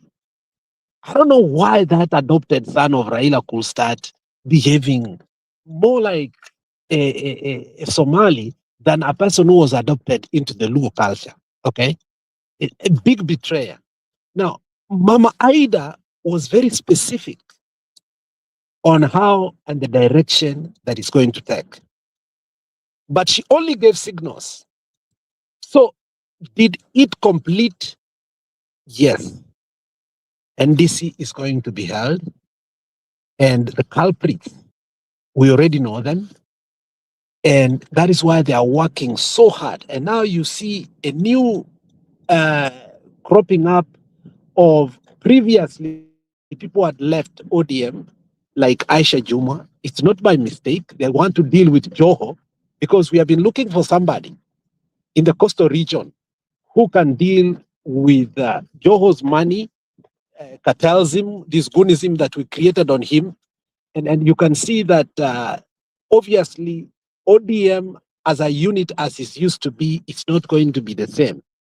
We are going to have a new ODM, whether it's going to be called ODM or new ODM, we don't know.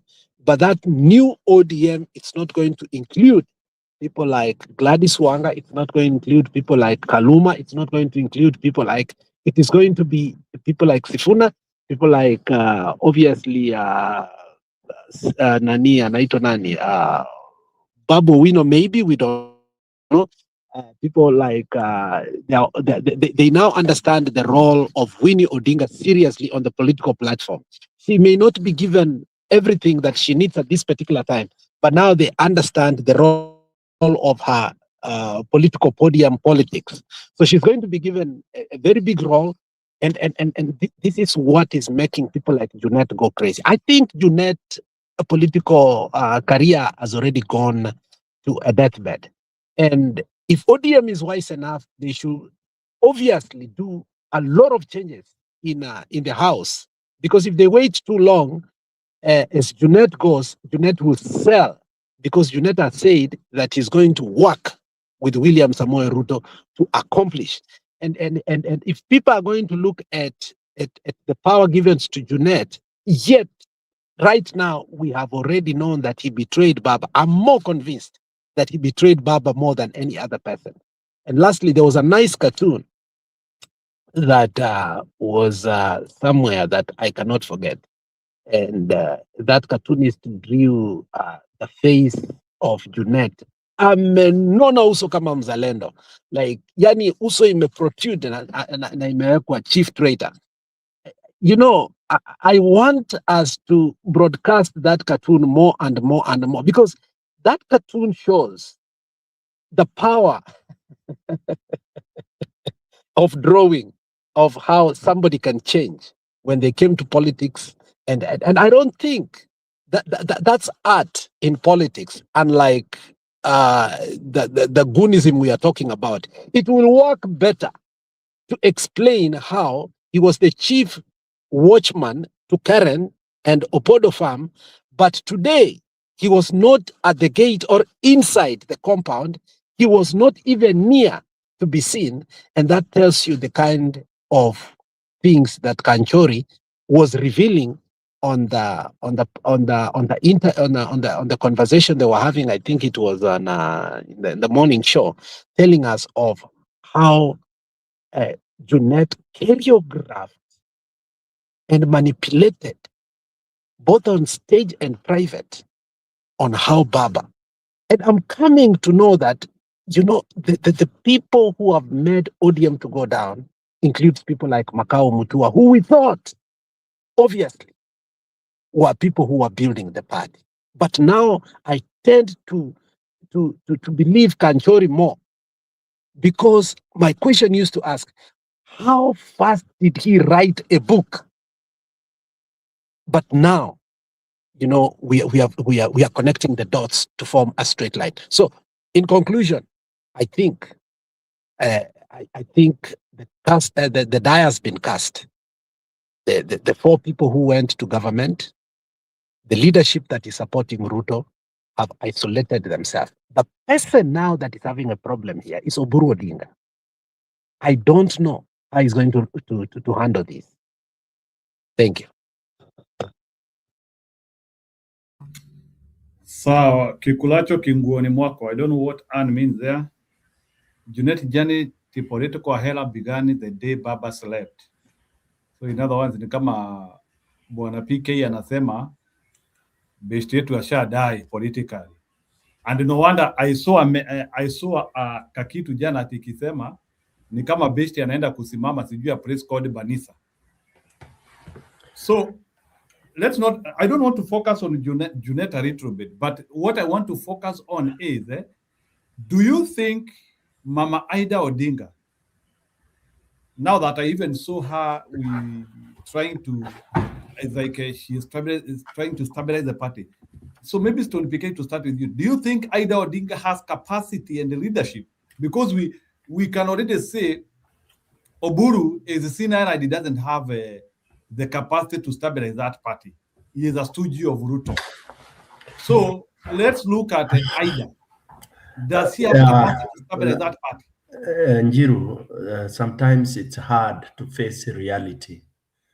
It's hard to face truth. It's like when someone is diagnosed with stage 4 cancer, and then una struggle to believe you can live, whatever stage. I mean, I am sorry to give that kind of an example.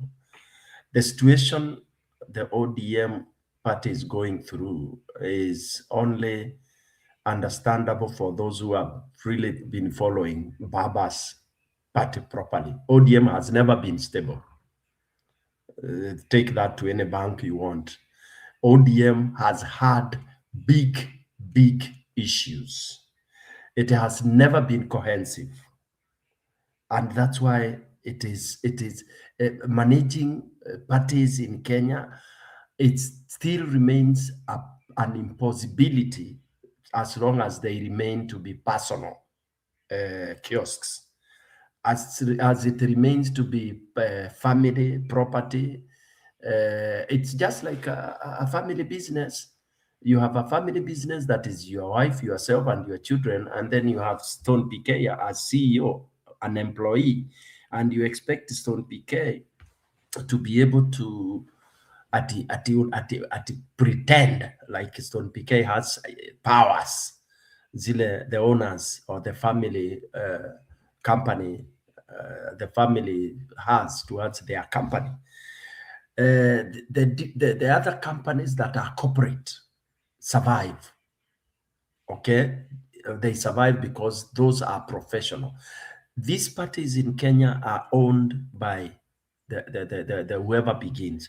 This party is a kiosk, a family, a Odinga. Now, what was holding this party together?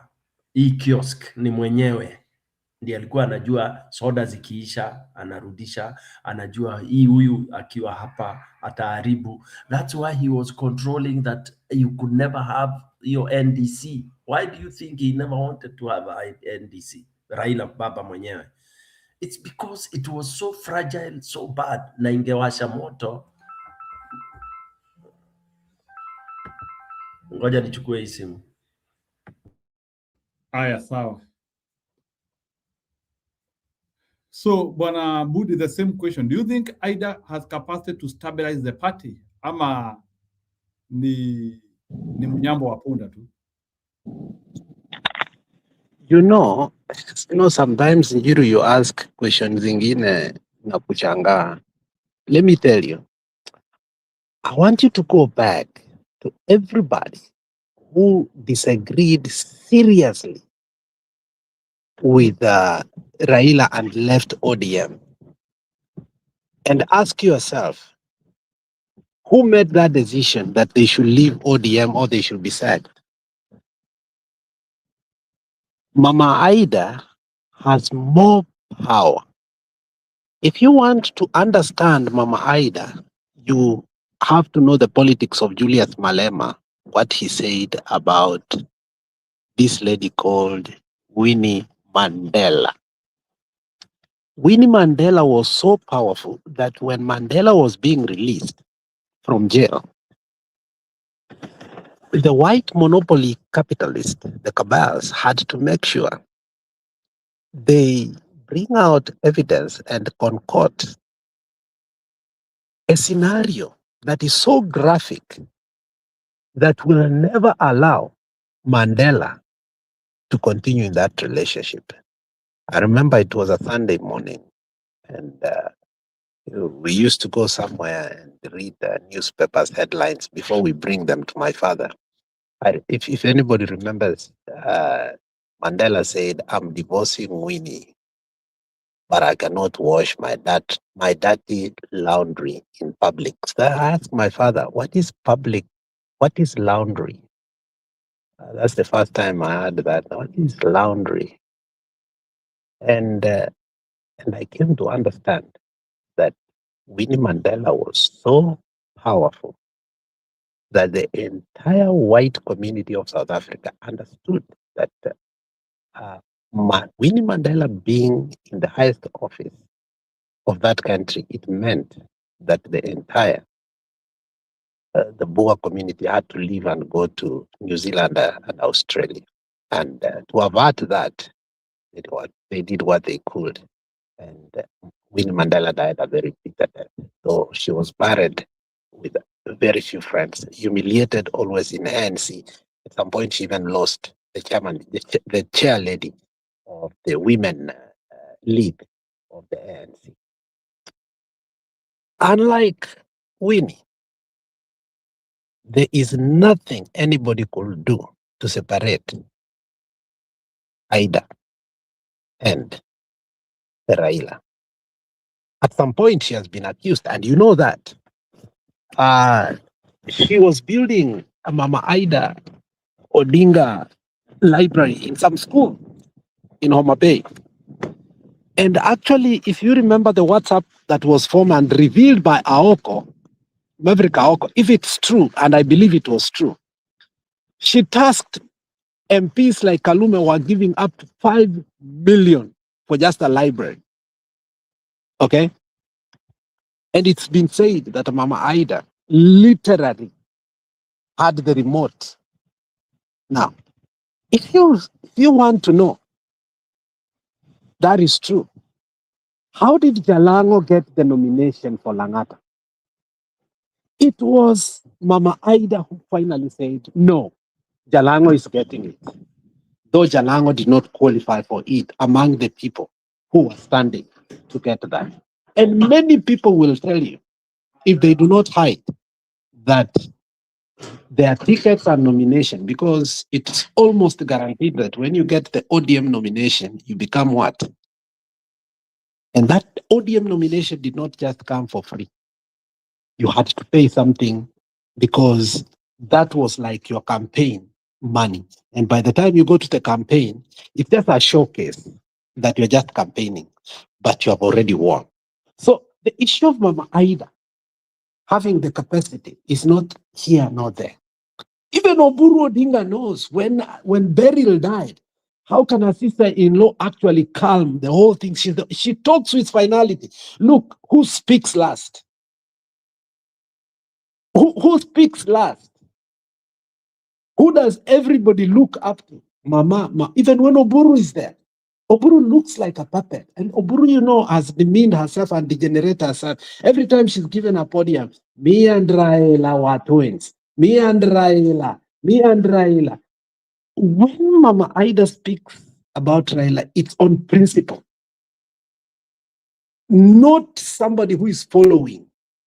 He say, let's draw this principle. What does she say? She's saying this principle came from me, and Raila worked with it, and it's going to continue. The spirit of sitting down and talking and resolving. I gave it to Raila, and it came from me, and it will remain. So Raila borrowed it from me. And yet Oburu and others are just sitting there. Like everybody's listening to her. Unaelewa? So for you to ask if she has the capacity, my friend, she already had that capacity, and she continues to have that capacity. And nobody can take that capacity unless they kill her. And I don't think you can be able to kill that woman. Jiro. Oh, okay. Sorry. Alex, you're done? Yeah, I think so. You can react. I was halfway. I was on what? Nimeinterruptiwa hapa. Ulikuwa umeuliza ama Aida ana capacity ya kushikilia. Yeah, and Budia said yes. Well, okay. For me, nilikuwa on my trail telling you that I was giving you the example of, you know, the death of a patient, a dying patient and all that. And then I gave you the demonstration that this is a family kiosk, okay? It's a family kiosk that mwenyewe ameenda. The only person who would be able to manage it and all that. When it comes in terms of public management of ODM, it was never there. Okay, ilikuwa ni baba ndiye alikuwa anashikilia hapa na pale. That's why you had mtu kama Junet. If you asked Raila kwa nini Junet alikuwa confident wake, Raila mwenyewe ndiye anajua. And if you even listen and hear the things that this guy has done through that trust and all this, Raila mwenyewe ndiye anajua. Hata bibi labda ajui why Raila held this guy. This guy was like his second wife. Unaona akienda deals zake Dubai, akienda wapi, Junet yuko, okay? But the trend, the trajectory ama the sliding that inaendelea mteremko ile iko ya hii chama, Mama Aida will have no control. The worst mistake they will do is to try and hold an NDC. Njiru. Wakijaribu kuhold NDC, then hapo ndio itakuwa kizungumkuti hapo. You will have 3 different axes or even 4. She will remain with the one that has money. That is one thing she will have. Ata remain in the piece that holds the pesa. Okay, which is of course itakuwa ni muhimu kwa sababu hiyo ndio itakuwa nini, but I can assure you wale wataenda na another bigger part, and that's why the split I don't think will bear the name ODM or anything. So capacity to keep it together, hii haiwezi sevika. The biggest problem why the party cannot be salvaged is because of this poison that Baba swallowed, called broad-based. When Baba took that, kwisha. Hiyo ndio sumu ile ODM ilichukua na haiwezi kuokoka. Once you associate with Ruto, kwisha tu, we ni mauti. So hiyo chama ni mauti, and they keep on saying where Baba left them. Kwisha. So there are few mistakes that Baba did towards its sunset days, na ndio hizo zimekuja kuharibu all his legacy. Okay, pesa in the name of trying to stabilize the country. All that was to try to protect the legacy, the dynasty. Gen Z wakiriot, wale wangeumia ni matajiri, and is one of the matajiris. Yeah, we are not very happy that ODM will collapse, because as I said, we wanted to have that democratic space whereby you have parties surviving. But looking at the parties in Kenya, it will not make it. So capacity, she doesn't have to prevent. Now, while still on ODM, let me comment on somebody that will also be very ruined, atajimaliza mwenyewe, is Babu Owino. Babu Owino, that kind of, I don't know why he's the one who gave that pressure. That's another mistake. Babu Owino atajikaanga mwenyewe. As much as ODM inasambaratika, Babu will also sambaratika politically. But if he's clever, he should go down and remain as a member of parliament for Embakasi East. Chane kusema ati jibu sijui Babu na nini, hizo ni utoto. Achane na hiyo utoto. Akitaka kujijenga kikaria, awache bangi, aende polepole, akuwe serious. Wacha kuleta hizo rhetorics ati bila Babu jababu na nini na nini. Hiyo ni ujinga. And no wonder unaona, because sasa, can you tell the difference between Babu and Aladwa? Babu, Aladwa na huyu jamaa mwingine huyu walikuwa wanapigana naye. Can you tell the difference? Who can be a leader here? Back to you.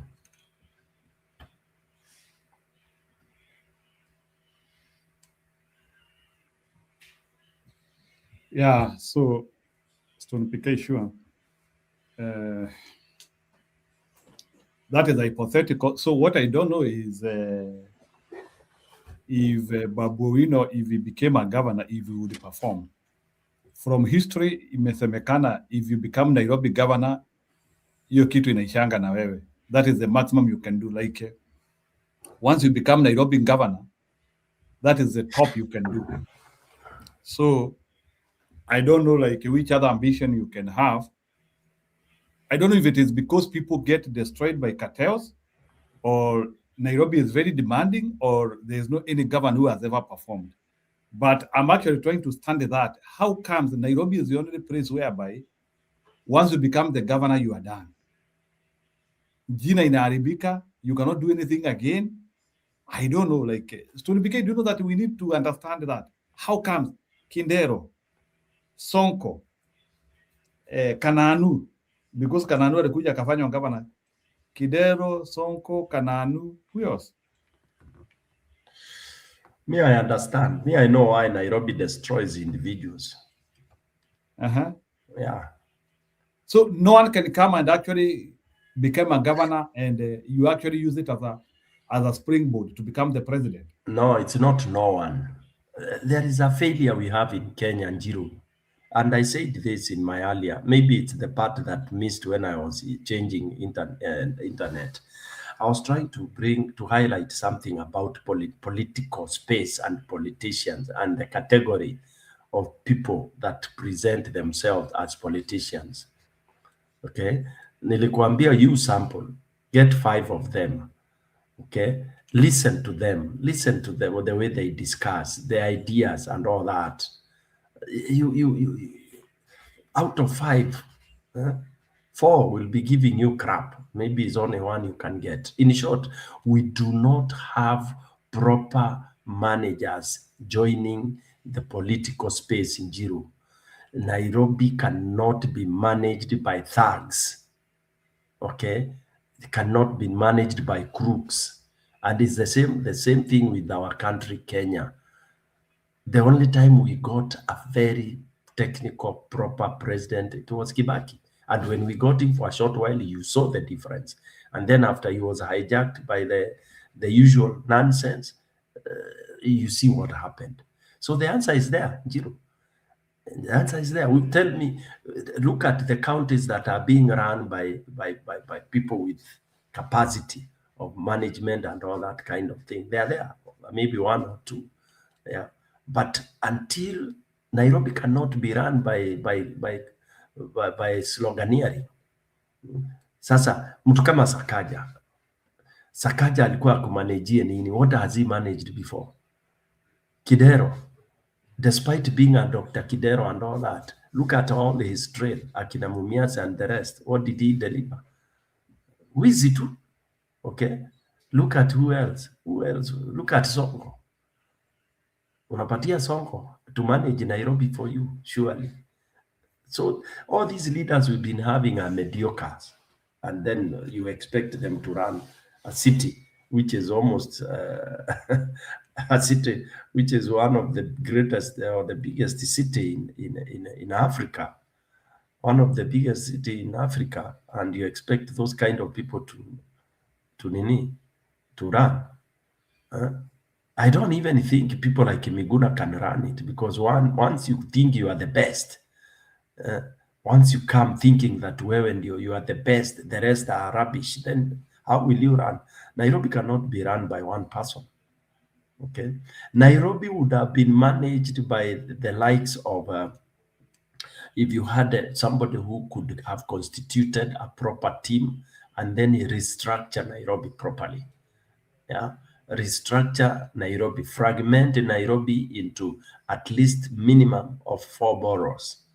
Okay, and this needs to be constitutionally done, and each borough has to be run by either a mayor or whoever you may want to call a CEO for that borough. Okay, then they will all be reporting to call him the governor or whoever you want to call, and each borough has to have its executive. It has to have its independent senior managers and administrators.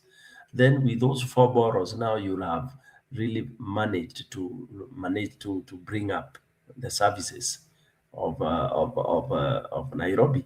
And then you'll have now dismantled some of these cartels that have camped in City Hall. Yeah. When you have different categories of those managing the management, then you are able to even zero down on people that are already willing to run the city, and then you run it like an independent institution, not politically, but in terms of service delivery. Yeah.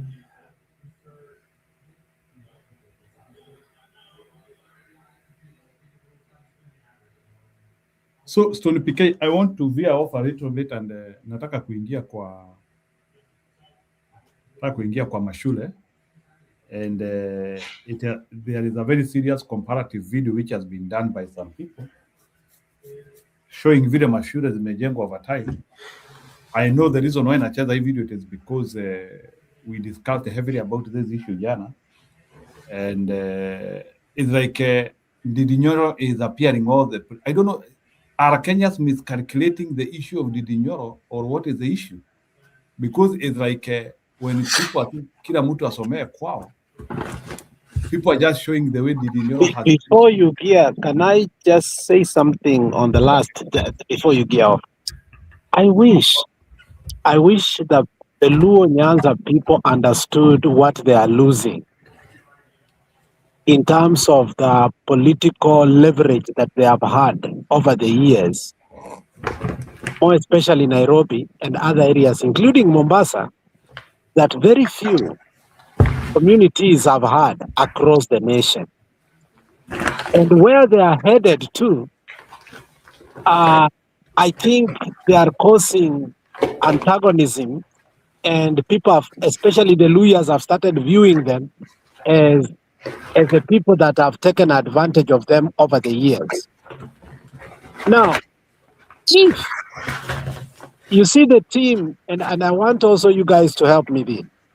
If the team that you saw today, Orengo, Anyang' Nyong'o, Sifuna, Babu Owino, were to take over from ODM honestly, don't you think that even nationally, they could have a little bit of trust, not complete trust as Kenyans used to have, but I'm coming from where Kivuta Kibwana made a very strong statement that if you look today,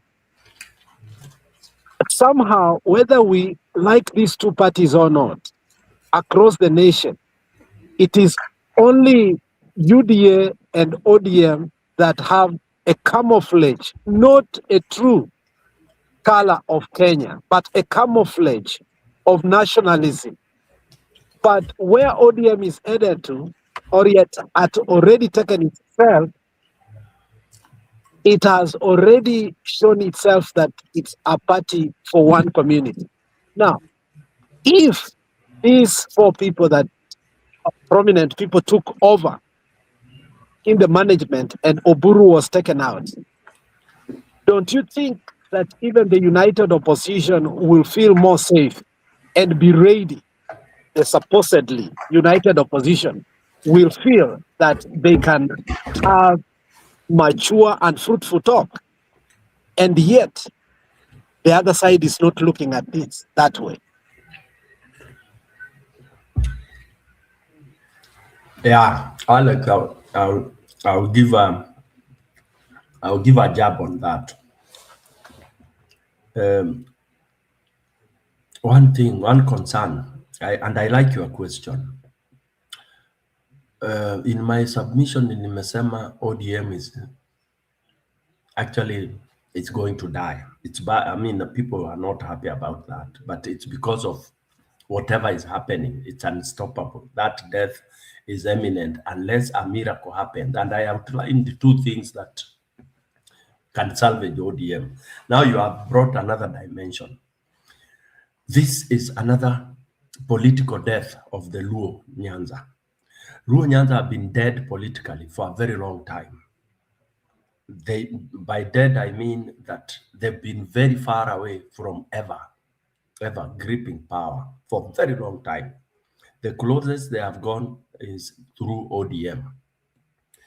ODM ndio imewaleta karibu sana, and that is Raila Amolo Odinga. Now they will dismantle that.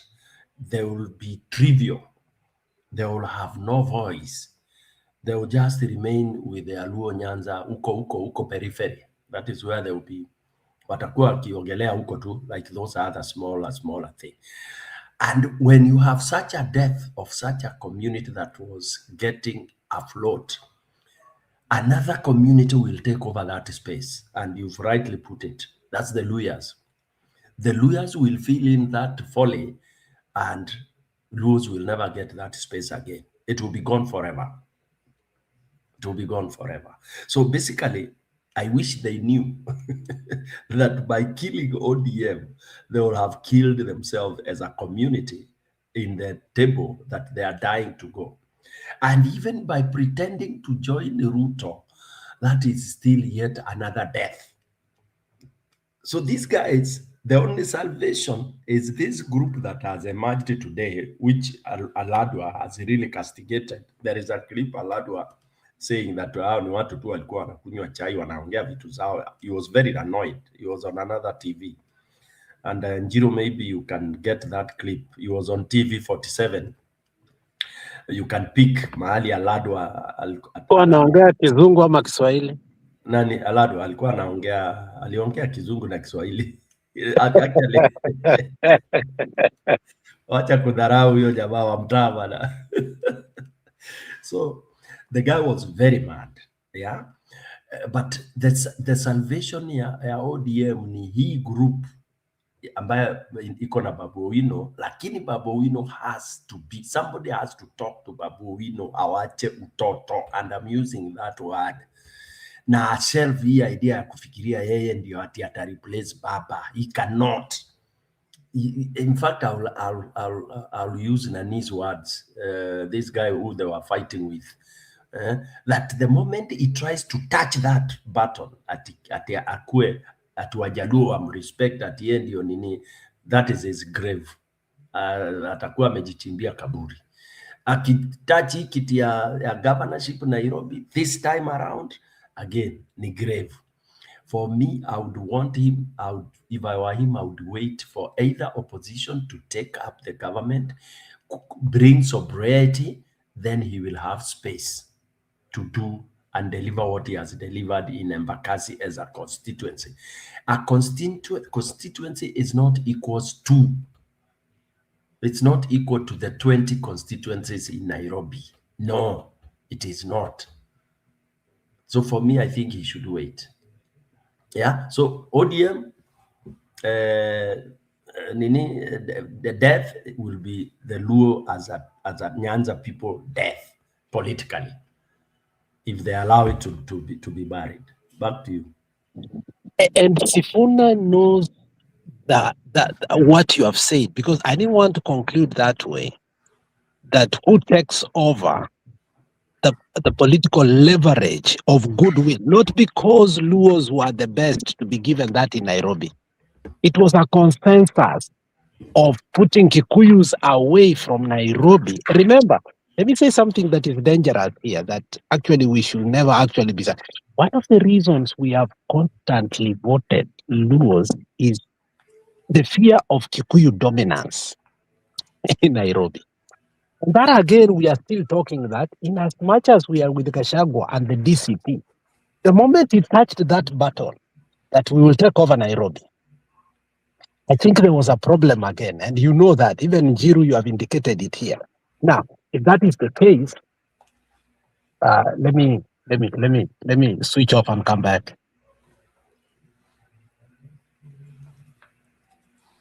Sawa, Alando ndiye huyu, wacha niwaeke. As we wait for chama kumchagua kiongozi wa ODM. Hatujaitisha mkutano wa chama hizi tisho kwa sababu sasa amesema itishwe chama. Tulikuwa Mombasa tukaidhinisha viongozi wakati wa celebration ya ODM. Atenti tulikuwa huko wote, hata wengine wao namuona hapo walikuwa hapo na walizungumza. Hapa kuna tu vigeugeu wa kugeuza maneno na kuleta confusion kwa chama. Hii chama wewe kama utaki na unafeel kwamba uwezi kuwa kwa hii chama, afadhali uondoke. Sababu hii chama imejengwa na msingi, na hii chama pia iko na heshima zake, na chama pia iko na viongozi. Sio hao walikuwa kwa hoteli peke yao, hata nimeona wengine walikuwa kwa hoteli na 2022 walisimama na independent, hawana chama. Sasa ukiona midomo yao ni refu katika TV wanaongea mambo ODM, na walikuwa watu wa independent. Hata mgeni naona akita president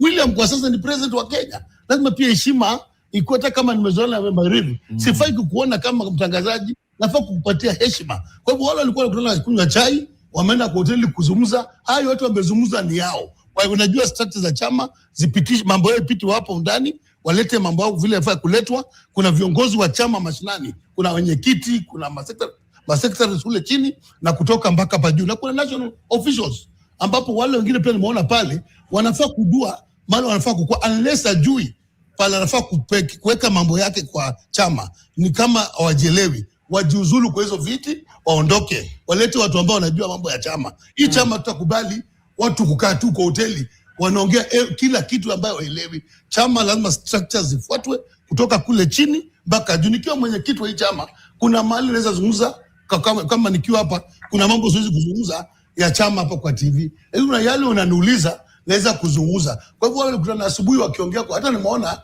nikiwa hapa, nilikuwa naona news, naona wakiongea wakipiga makelele ati si watakuwa vijana watatembea. Watu wanaongea leo, kesho watembei. Chama ya ODM chama kubwa, na watu heshimu chama, wawache ujinga. Arnold, nimekuwa nikisema na nimeuliza hapa kama kuna mgawanyiko ndani ya kama cha chungwa. Alafu anasema kwamba hakuna mgawanyiko. Baba alisema kwamba wana uhuru wa kuzungumza na ni kweli kuna demokrasia ndani ya ODM. Ila vile ambavyo Alado anazungumza ni kana kwamba tayari anawagonga wale ambao walikutana leo. Unajua, kwanza pia ni vizuri baadaye labda atatuambia akiongea. Jana walienda birthday kule kwa mama nyumbani Kirarapon, na ukiangalia wote walikuwa na t-shirt za Arsenal isipokuwa Sifuna. Kwa hivyo sisi kama wachanganuzi ukiangalia hapo unaona ni kama hawa waliopanga hiyo birthday ama wenye walipanga hiyo kipindi walipanga bila kumhusisha Sifuna. Na labda mtu mwingine kama mama mwenyewe akampigia Sifuna akasema ni vizuri uwe hapa, ndio Sifuna alienda kama hana t-shirt ya Arsenal, ama walienda kwa ofisi ya mtu pahali, ama kuna pahali walikutana labda kando. Mheshimiwa atatuambia kama walikutana kando ndio penye walipatiwa hizo t-shirt zote, because alikuwa na t-shirt lakini Sifuna hakuwa na t-shirt, atatuambia baadaye. Lakini ni vizuri tuseme hivi, unaona pia hiyo ni mkutano kando na kuna mambo yalisemwa hapo hivyo, kwa sababu mama ameongea hapa hivi. Mimi ninajua ODM ilikuwa na pillars 3. Mimi kulingana na mimi ODM ilikuwa na pillar 3 ama minara 3. Mnara wa kwanza ni mnara wa wale watu ambao ni ideologues, wale watu ambao ni wa ideology, baba kina Sifuna, kina Anyang' Nyong'o, kina Orengo na hawa watu wengine, the ideologues. Alafu mnara wa pili ulikuwa ni ule mnara wa watu, ama mnara, let me call it mnara ama the pillar ya violence na ya the masses, ambayo inaongozwa na watu kama Ladwa hapa na kina Gaucho na yote mingine. Kulikuwa na wale watu walikuwa wanapenda baba. Kuna pila ya 3 ambayo ilikuwa ni pila ya sugu wa baba. Yeah, wale watu ambao akisema left wanauliza how far left can we go. Akisema right wanauliza extreme right ama center right. Hapana mambo ya dini. Then sasa pila ya 3 kulingana na mimi ni ile pila ya wale watu ambao walikuwa wanaleta pesa, watu wa resources. Kwa sababu siasa huwezi piga bila resources. Alafu siasa ni pesa. Alafu kwa hii minara yote 3 zote ni important, but zote haziko complete bila baba mwenyewe kama ile ribbon ya kuzifunga ndio ziweze kufanya nini kazi kwa pamoja. Kwa hivyo hiyo ribbon imekatika.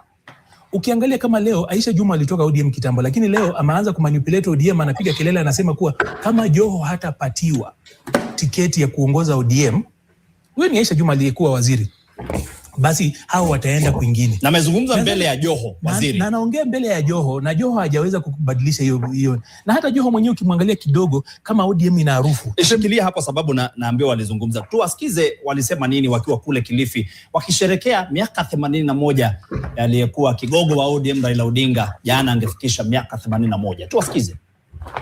Ikiwa hawatampea Ali Hassan Joho, mimi nakwambia Hassani, usiogope. Usiogope. You have everything that it takes for you to be a party leader of a party in this country. We are ODM and ODM is us. Sasa wale ambao walisema Sanjo akichukua watakuja ODM wajipange. Endelea, ameshazungumza. So ukiangalia hapo hivyo unaona hizo, na in politics nothing happens by accident. Tayari walikuwa wamezungumza haya. Hakuna kitu kinatendeka, na wale watu ambao ni wa kitambo kwa siasa kama hawa watakwambia hapa hakuna tu mtu anarusha zimechezwa. Kuna mtu amejaribu kuongea. So unaangalia sasa, ukiangalia kwa hizi pila 3 zote, unaangalia kama nilikuwa nasema, kama ukiangalia kama chungwa ODM kama iko na harufu, tuseme iko na harufu kama ya chungwa. By the time Joho baba alikuwa anatuondokea, Joho hakukuwa ananuka chungwa sana. Harufu ya chungwa haikukuwa ndani yake sana. Alipotea kwa muda hata kabla ya kuwa waziri. Hata hakukuwa anazungumzia hii mambo. Sasa all of a sudden anasema ODM ni wao na wao ni ODM. So Aisha Juma pia alikuwa ameondoka akaingia kwenye mpango wa Rais William Ruto. Ukiangalia ODM kwa ujumla utaona kuwa baba alikuwa anajaribu pia ku protect chama ama kulinda chama. Kuna zile organs ambazo ziko kwa constitution yao. Alafu juzi niliona kuna kitu inaitwa trustees. Watu wamekaa chini wanajaribu kupeana mwelekeo. Trustees mara mingi wanakuanga ni wale watu vitu zikiharibika kabisa. Sasa hao ndio the last stop. Nadhani baba alikuwa amejaribu kutetea hiki chama, lakini tuseme hivi. Itakuwa ni uchungu kusema jambo hili, lakini ukiangalia kule kwenye kama ODM itasambaratika ama hapana, it's a matter of when, not if. Kwa sababu ukiangalia kila mtu hapa hivi, Mama amesema juzi, akasema watulie, watu wakae chini waongee. Watu wamekaa pale wanakunywa chai, na unasikia hapo mheshimiwa anasema hao sio mkutano. Hao wakitaka kutoka watoke. So na ukiangalia hiyo side nyingine kule, nao pia wanarusha cheche. Wengine wanasema mkutano uitwe, tuchukue uongozi. Na ukiangalia chama cha ODM, mimi hata wakati huu ninapojaribu kuongoza PPA ninajua kitu kimoja. ODM ni chama kila mtu anatamani kuwa na chama kama ODM. Kwa sababu ODM kilidhubutu kufanya elections kutoka kwa grassroots. Baada ya Men in Black, baba akagundua kuwa ukiita watu wote once italeta shida. Kwa hivyo amekuwa akifanya piecemeal. Tunatangulia tunaenda na watu wa grassroots kwanza, alafu tunaruka tunaenda hii section hivyo kidogo kidogo. Hamna chama kingine Kenya hii kando na KANU ya zamani ambacho kimekuwa kikifanya grassroots elections. Lakini sasa kule ambako tunaendelea ni kuwa sasa the ideological leader mwenye anaweza kuweka hii minara mitatu pamoja hayupo kwa sasa. Na ni lazima watu watafanya nini? Wameze kiburi kama wanataka chama kiendelee. Shikilia hapo sababu ninaye Odongo kutoka eneo la Malava nataka kuzungumza nasi. Jamani, tuchangie ndani ya mduara, wasemaje jamani? Odongo, sauti kwa kiasi. Festo Odongo kutoka Malava kutoka Barashi. Mimi naona ODM kuna grupu mbili. Papo nini huyu wetu ni Sifuna. Ako kwa mrengo ya Odinga. Na kuna wengine wanatanganywa na huyu Wanga. Sasa ukiangalia vizuri Edwin Sifuna na grupu yake wanakatalia msimamo ya kusema kwamba kwa hiyo MOU ya Papa na Ruto wamalizie kwanza. Na hao wengine wameenda na msimamo ya kwamba sisi vile msea ametoka sisi waje tufanye nini tuende mbele. Na nimeona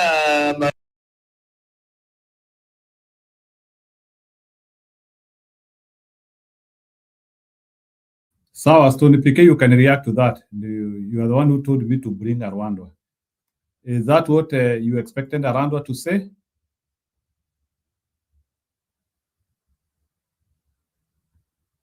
Stone PK?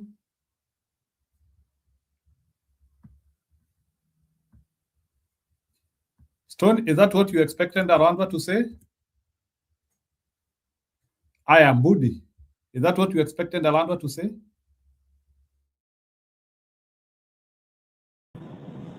Unajua Ladwa, these are people who, you see, vile nani amesema, the people that on how Baba categorized people within the structure of ODM. Ladwa is one of those goons that yeye na Ndolo and others. Actually, these are the men in black, the real men in black.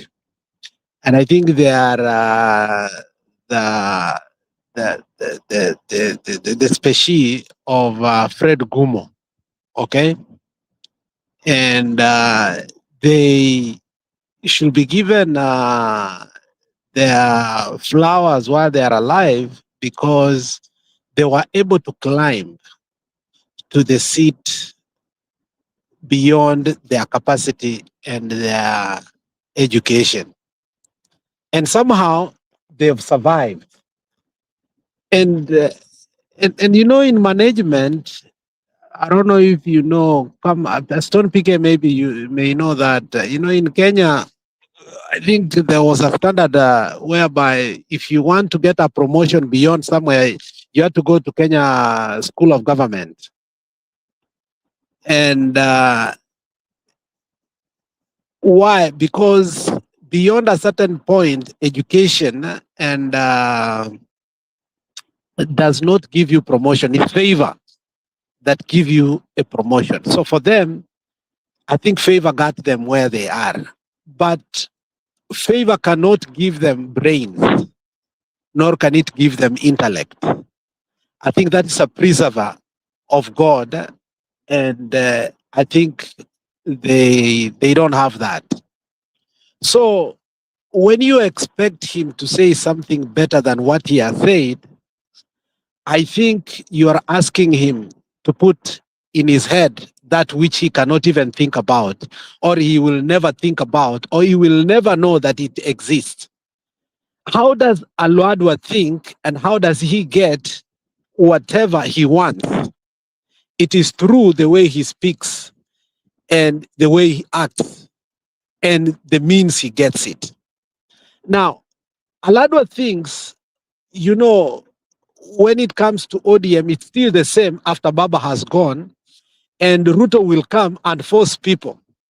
What Alwadwa does not understand is the unique nature that Baba had, that even if you were a Kikuyu and you voted against Baba in the presidency, you still had a soft spot to even vote for Alwadwa as an MP, because when you looked at the option you had, you said maybe if we gave the Kikuyus the presidency, we need to give others the MP so that we may not, you know, have to go to the dictatorship of a country.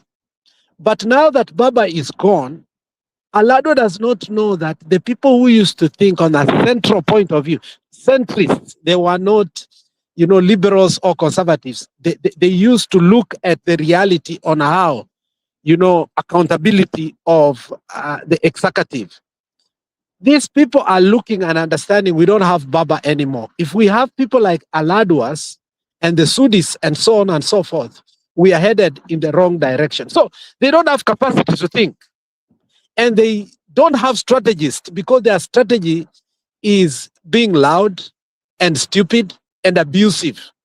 You see, for some reason, Moses Kuria came from the school of thought where he knew being an extremist and loud-mouthed and abusive could give him, you know, an opposed seat in Gatundu. And it worked very well. And when that ended, he started acting now psychophancy. When that has ended, you see him gearing into a different direction. But Alwadwas do not know that, because not only did school evade them, logic is far-fetched a reality from their head. So they are using old tricks, thinking it is going to work. Unfortunately, they are having an individual who is too bright for them, both in the media, both in strategy, and somehow he is too lucky and blessed. Whatever he says, the people just like him. So the people like Alwadwa, I think for me, whatever they say or whichever way they will want to handle things, I think they are in the dustbin and they are organic matters as far as it is concerned. I don't think they died when Baba died. I think they died before Baba died. So you putting it here, I think somehow, you know, stupidity is contagious. You are only polluting us and not allowing us to discuss what matters. Okay, ni sawa. So I think we have percolated on that. So let's see this hyping of the Mubunge of Kiharu, and you react to that. You tell me that is there a golden standard or it is just hyping of things which are supposed to inherently happen in our nation? Listen to this, and actually it's a video produced by a Somali guy. Gachagua was right. Kila mtu asomee kwao. Ai, unajua mara ya kwanza alikuwa amenikasirisha. Vile Rigathi Gachagua alisema. Yes. Yes. Kila mtu asomee kwao. Zile shule tumejegea watoto wetu zimekuwa zenu. Hasira imepungua, and the truthful man is telling the truth. Northeastern people, it is a high time mukae chini na mchague good leaders. Hao mko nayo sahi wote ni waizi. From the head to the bottom. Wote ni waizi. From the governor to the MCA. All of them wanawaibia. How come Kiharu member of parliament, Kiharu constituency member of parliament, Ndindi Nyoro, is doing all that with the CDF money, and there is no single MP from Northeastern who is even doing 25% of what Ndindi Nyoro is doing? We cannot blame Gachagua all the time. Yes, he has an agenda against us. that is true. But what he is saying is also true. Kila mtu atumie ile pesa anapewa na serikali kujenga kwao, kutengeneza good educational infrastructure kwao.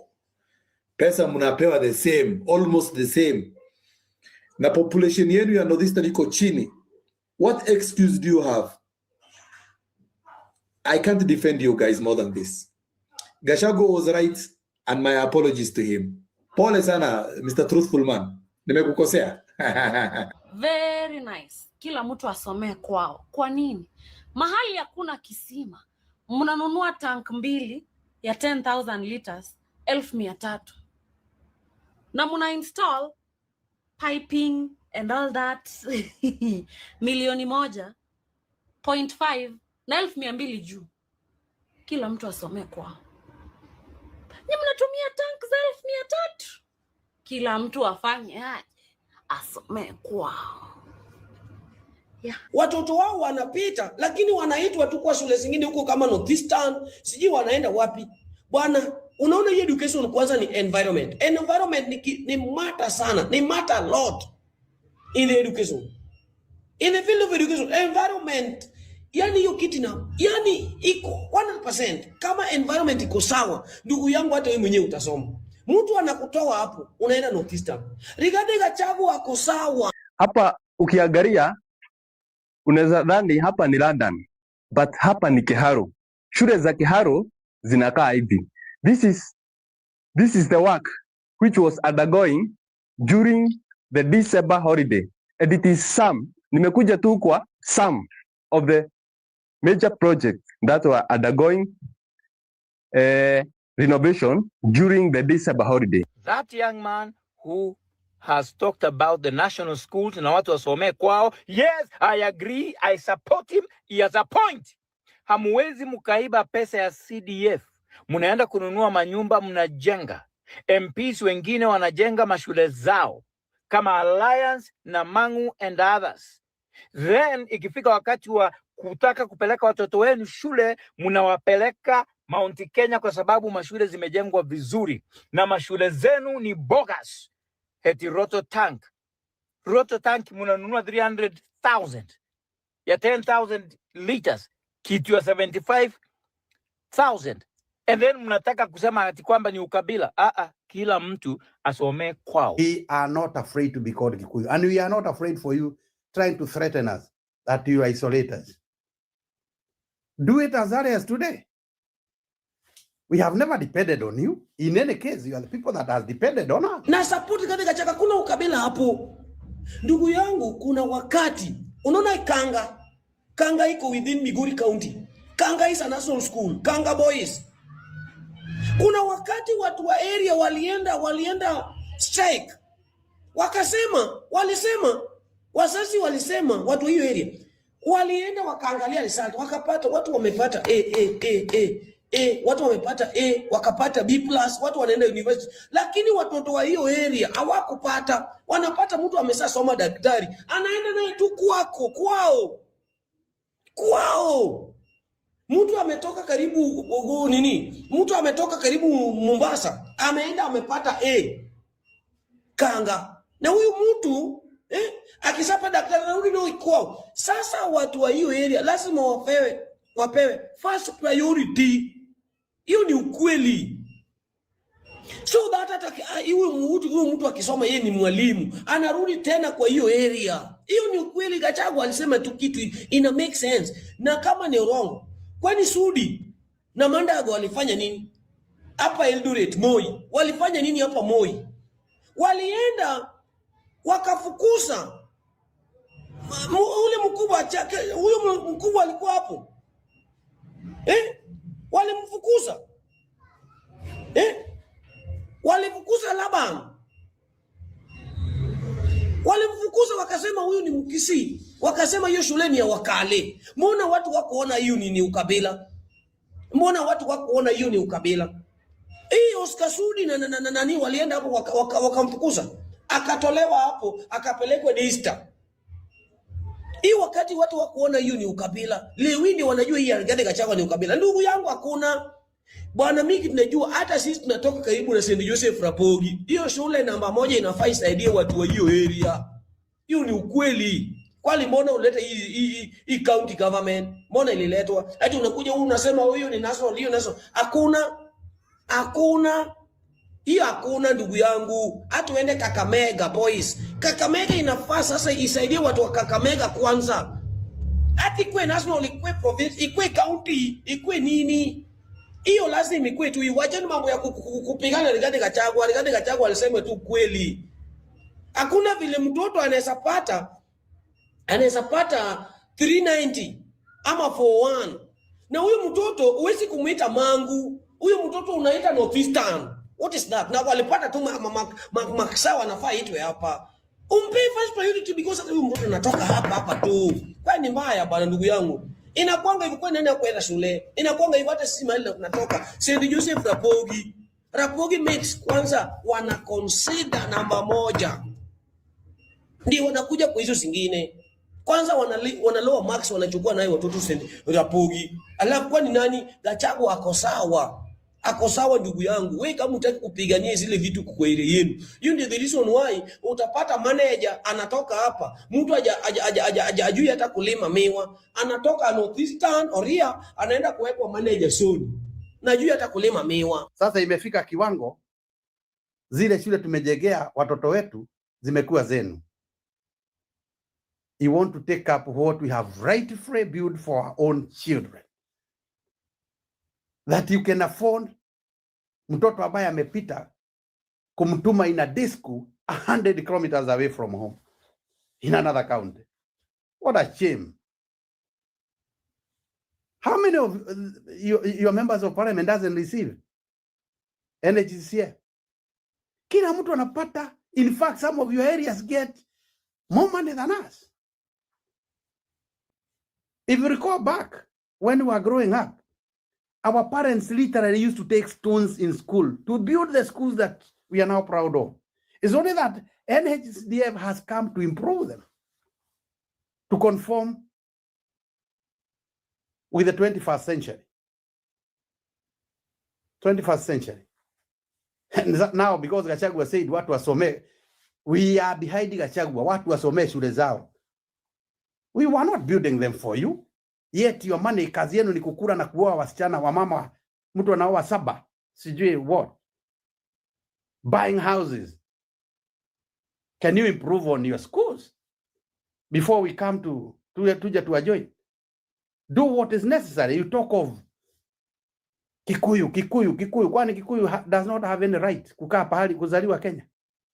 We are not squatters in our own country. Mnaanza kutuambia hatutachagua Gachagua is a tribal. Yes, he is, and we are. And everybody is tribal. And whatever sentiments Gachagua alisema, it is our voice.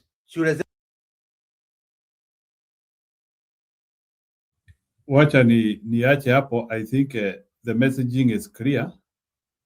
Nikiingiza Joseph kwa show. There is that hyping of sisemi ati nani Ndindi Nyoro is not working, but is hyping of Ndindi Nyoro reality ama Stony PK? What would you say? Because it's like I'm hearing MPs are not very much comfortable with that hyping of Ndindi Nyoro. Ni kama atu wanasema like he is being overhyped. Huyo jamani vile anajua kufanya kazi, or what is the, or is he a worker? Like why is Ndindi Nyoro like you can see what he has done, wengine hakuna kitu naona. Like why, mbona mashule some places in Tharaka Nithi, some places in Mbeere, some places in Northeastern, they are not okay? Shida ni nini? Ni kukosa pesa ama ni Njiru, kuna vitu zingine watu Njiru, take note of this. Uchukue note hivi before I even answer you deeply. Number one, kuna auditor general's report on how money has been spent. There is a fund called NGCDF. Okay, that is the money that MPs are using for development, community projects or programs in their constituencies. Na hiyo pesa is almost standard. Okay? Kuna standard. And then kuna equalization. Equalization is kwa ile zile area zilikuwa nyuma sana zinaongezewa, zinapewa even more. Then when you look at the Auditor General's report, you get to see those who have queries, those who have mismanaged the money. Okay, that is point number one, that there are people who have stolen the money. You have money for your constituency and you embezzle it. You will not be like Ndindi Nyoro. Okay. Number two, there is what we call skills. Not everyone is a manager. Not every MP is qualified as a community project person. Unaona? Si ati ukiwa umechaguliwa ukaitwa MP, sasa wewe ndio unakuwa clever all of a sudden. You have MPs that are thugs. So there is nothing kitu kama hype. Usitumie hiyo lugha. Hakuna kitu inahypewa. And after this nitakuchezea, I wish I can get that clip. Upate Ndindi Nyoro akieleza how he implements things in his constituency. It is so clear. He has gone on TV, he has explained, he has said the modules he has been using, the people he has been using. Okay, so Wakenya, ikiwa ukiwa una mtu ana ujinga na upumbavu na wizi, that is what they say. Oh, nini inakuwa hyped. We bado una shule ya matope kwako mpaka wa leo na unapeangwa 107 million Kenya shillings for project, na uwezi kuona hiyo shule ya matope uiteremshe yote chini uanze kujenga ya mawe. Then you start blaming Ndindi Nyoro. It's stupidity of the highest order. Okay. So in terms of Ndidi's performance, yes, he has performed very well. Number two, he also involves parents. Okay, of course, watu wa huko Murang'a, they are not as badly off as those people in other places like Northeastern. So maybe they supplement in some areas, but the bigger part of the money called CDF is managed properly. It is not stolen. Ndindi Nyoro alisema mpaka wako na float out of that money. Wako na float sijui ya 50 million wameweka kama emergency. Who else has done that? Yeah. So there is no hyping. I follow from where you Machia.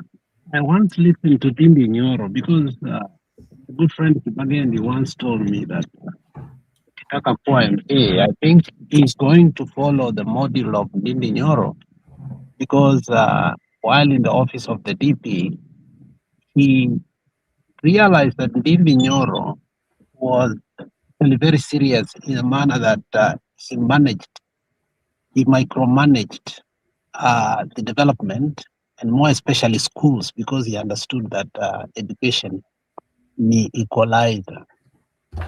And at that particular time, I just did not want to hear anything about Ndindi Nyoro. And I think Ndindi Nyoro came to the media and explained, and it was hard for me to listen to him to the end, but what was interesting on how he purchases the materials. The process to purchase the materials is not as easy as we may think. And while he was saying that, he also said 99% of the members of parliament, when they are building or they are doing construction, they give the tenders to their what? Their campaigners, so on and so forth. So in the end of the day, it's business deals. Now, for instance, akasema, how was he able to put tiles in schools, more particular. That's one clip that I watched and I agreed with him. He went and negotiated with the company. After they finished, then he realized it was not going to be easy on his side. Then he went back and saw the manager and told him, look, we are not able to get this amount of money, but I think on the next phase of the CDF, we'll be able to get all of it. So will you allow us to take a loan? You loan us, but non-interest. So Didinyoro outlined the whole process of making sure that all the materials, they are bought before. And after that, he consults with the parents and the local people, and the labor is negotiated again. And after that, now is the execution. Execution and Alisema, that was the most difficult part because he must be around to make sure that by the time the job starts and get finished, he's accountable every penny so that he doesn't take anybody to court. Because that's another different thing. And listen to the guy, and I didn't want to listen to him before, and it made a lot of sense on where and how we mismanage money. And he concluded that 60 to 70% of the monies that we say are for construction ends up lost because the member of parliament doesn't understand the people he's dealing with. And he said, if you find a place whereby a normality has been done in my constituency, come ask me. I will take even my own money, pay for it because they put me in charge. Well, I agree on that. However, Bibi Joro also played very good politics. This is where I said the other day, Mr. Njiro, if, not when, if you see me on the ballot box, Njiro, I am proactive. I am not becoming a member of parliament to go to a committee of forestry or the committee of energy when we don't have a nuclear plant in Kitutu Masaba. You are not going to put me in the committee of semi-arid when Kisi it's raining every day. If I'm going for a member to become a member of parliament, I will have to make sure, come rain, come sunshine. First of all, I'm in the budget committee. Secondly, I'm in the education committee. Thirdly, I'm in the appropriation committee, and I'm also in the budget committee. So, why would I just want to be a member of parliament if the pork doesn't come back home? Even in this country, that is how it works. That is how it has always worked, and that's how it will always work. So, Ndindi Nyoro played very good high-octave politics. He went to the budget committee. From there, he was also in very lucrative committees. Whether you like him or not, that's how politics is played. That is how power is played. Whether people like Timbarati say that he allocated himself millions of money while denying others, where were you? Unataka kuwa committee of nonsensicals. Before you choose a member of parliament, my friend, see his education. What capacity does he have? Munakuja kuleta mtu amefanya inaitwa embryonic transfer ama insemination. Mtu amefanya tuseme something that he cannot be in any committee.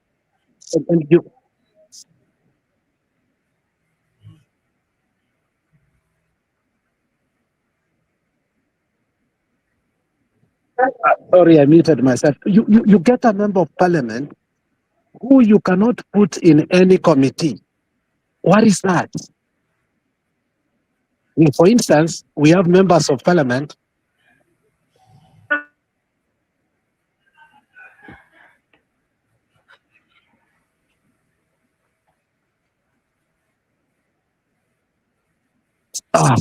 Oleni. So you have a member of parliament. You have a member of parliament who can never be anything in a committee, a ranking committee. And that person has served in parliament for more than 3 or 4 times. We have one member of parliament in Kisi called Manoti, who has been a member of parliament for almost 20 years, on and off. But the best he can be put in a committee, it's not even a chair, it's just not even a ranking member. It is always a member.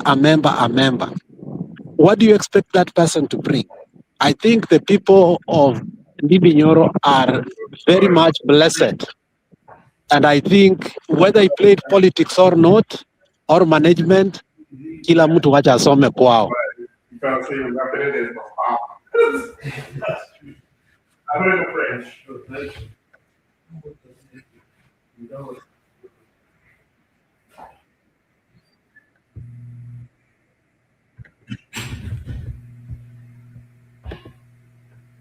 Haya ni sawa. So Bwana Mbudi, let me ask you a question. Do you think Ndindi Nyoro has gotten it what it takes to be a member of parliament in Kenya? Is this the only member of parliament we can say he understands his work? Kabla nipate Joseph akuje. Ni vile Ndindi Nyoro anaelewa kazi yake or he is a man of integrity? Which one is which? Cheza hiyo kwanza. Cheza hiyo clip kwanza. Aya, cheza. Tunipike ni wewe. Okay. Ndindi Nyoro has turned the internet into an uncomfortable place for his colleagues, and the discomfort is showing. For more than a week, the Kiharu MP has been publishing a steady stream of development updates from his constituency. The public applause has been loud. Inside the parliament, the reaction has been far less charitable, and this is why. Massive constituencies in this region. We have around 112 public primary schools. Ndindi Nyoro says his record speaks in numbers. 112 public primary schools and 65 secondary schools built in Kiharu constituency. And many public schools across the country still struggle with dusty fields and muddy compounds during the rainy season. Nyoro insists every school under his watch is fully paved with cabro tiles. It is a detail he repeats often, and one that has clearly unsettled fellow MPs who have fewer visuals to post on social media. Massive constituencies in this region. We have around 112 public primary schools. 112 public primary schools, like this one next year. That's in St. Paul. Yes. And these schools, we are now around 65 because we started like 7 new from scratch. And out of all those public primary schools, all, without exception, all classrooms are tiled. What do you? All. You can choose any school randomly. I will not take you to the one I want. I will take you to the one you choose. And this kind of work we've done here, this cabro works and landscaping, we, by this holiday, will have done our 52nd secondary school. Both, exactly. Okay. Because most of the primary schools have proximity to day secondary schools. Yes, sure. So just the way you've seen, we have worked on the primary school, and together with the secondary, that's what we usually do. Education sits at the center of his online campaign. In 2023, he rolled out Masomo Bora, an initiative targeting low-cost, high-impact learning. About 12,500 pupils are enrolled, each paying 1,000 Kenyan shillings per term. And the children eat at school from Monday to Saturday, with chapati served on the final Friday of every month. Talk about Masomo Bora. 12,000 students, 500 students, paying only 1,000 shillings and eating chapati on Fridays. Not even Friday. Every last Friday of the month. Yes. How has this been sustainable? We started it in 2023, covering all our day secondary schools, which maybe they are around 65, covering 12,500 learners. School fees here has been 1,000 shillings since 2023 per term. 1,000. 1,000 per term. And where the teachers need to do remedial, we don't permit more than 1,000, and there is no other payment after that. All right. So fees is 1,000 shillings. They eat in school from Monday to Saturday, and the last Friday of the month, they take chapati for lunch. All right. But beyond that, the program does much more. Sure. The program encompasses the infrastructure, especially laboratories. We've kicked off, like the one you're seeing here. It's part of Masomo Bora. Yeah. We have been able to purchase revision materials of, I think, now 20 million shillings for our day secondary schools. The other thing is motivation. Teachers are not left out. Top performers by subject earn fully paid holidays to Mombasa and Dubai, while leading students are rewarded with trips to the UAE. The best teacher per subject, yeah, and the most improved per subject, those are teachers in day schools. Yeah, we take them to Mombasa for, I think, a week for holiday. And in terms of principals, the best principal, I'm talking about 2 sub-counties. Yeah. And the best improved, we take them to Dubai for a week. So actually, as I talk to you now, there is a team of Kiharu head teachers, because we also do the same in primary schools in Dubai this holiday of December. And we have been able to see exponential growth in terms of the outputs. Sure. The headline project under Masomo Bora is the Mwai Kibaki tuition block, named after former President Mwai Kibaki, the president who introduced free primary education. The 2-storied facility is being fitted with modern technology and contemporary learning equipments, positioning it as one of the most advanced public education spaces in the region.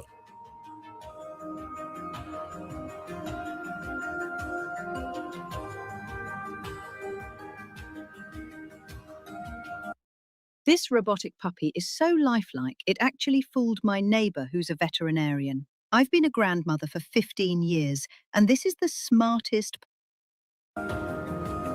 So why are fellow MPs jealous? Well, it is because Ndindi Nyoro is ruining the curve for everyone.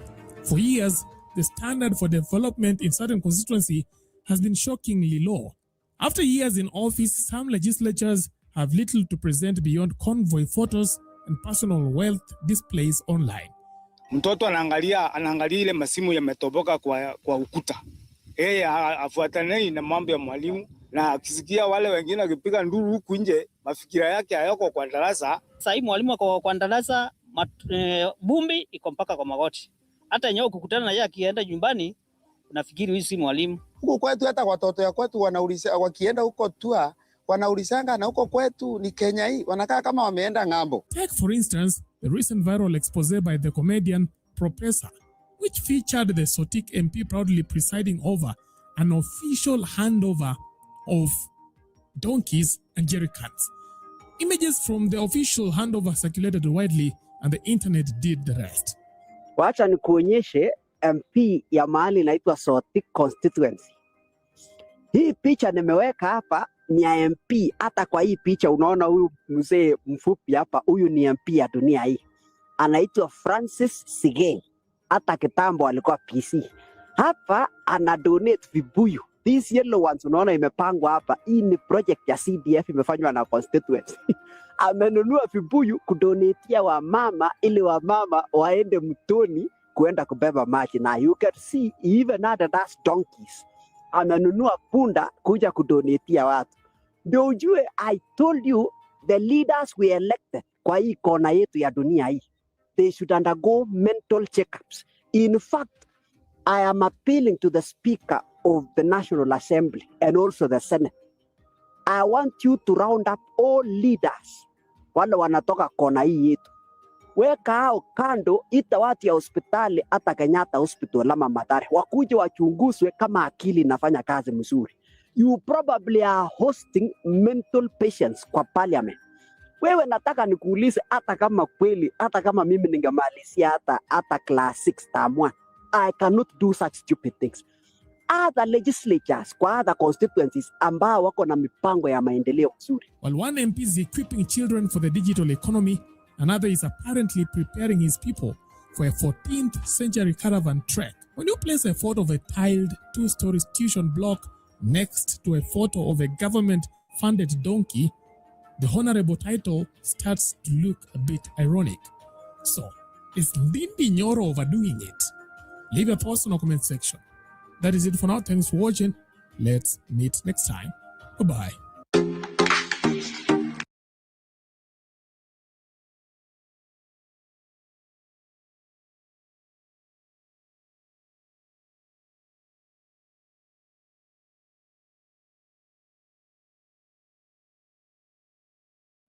Na sasa Stone PK, unaona huyu sasa atakuja hapa na hakuwatch na ataanza kuuliza maswali yake. Utajua tu.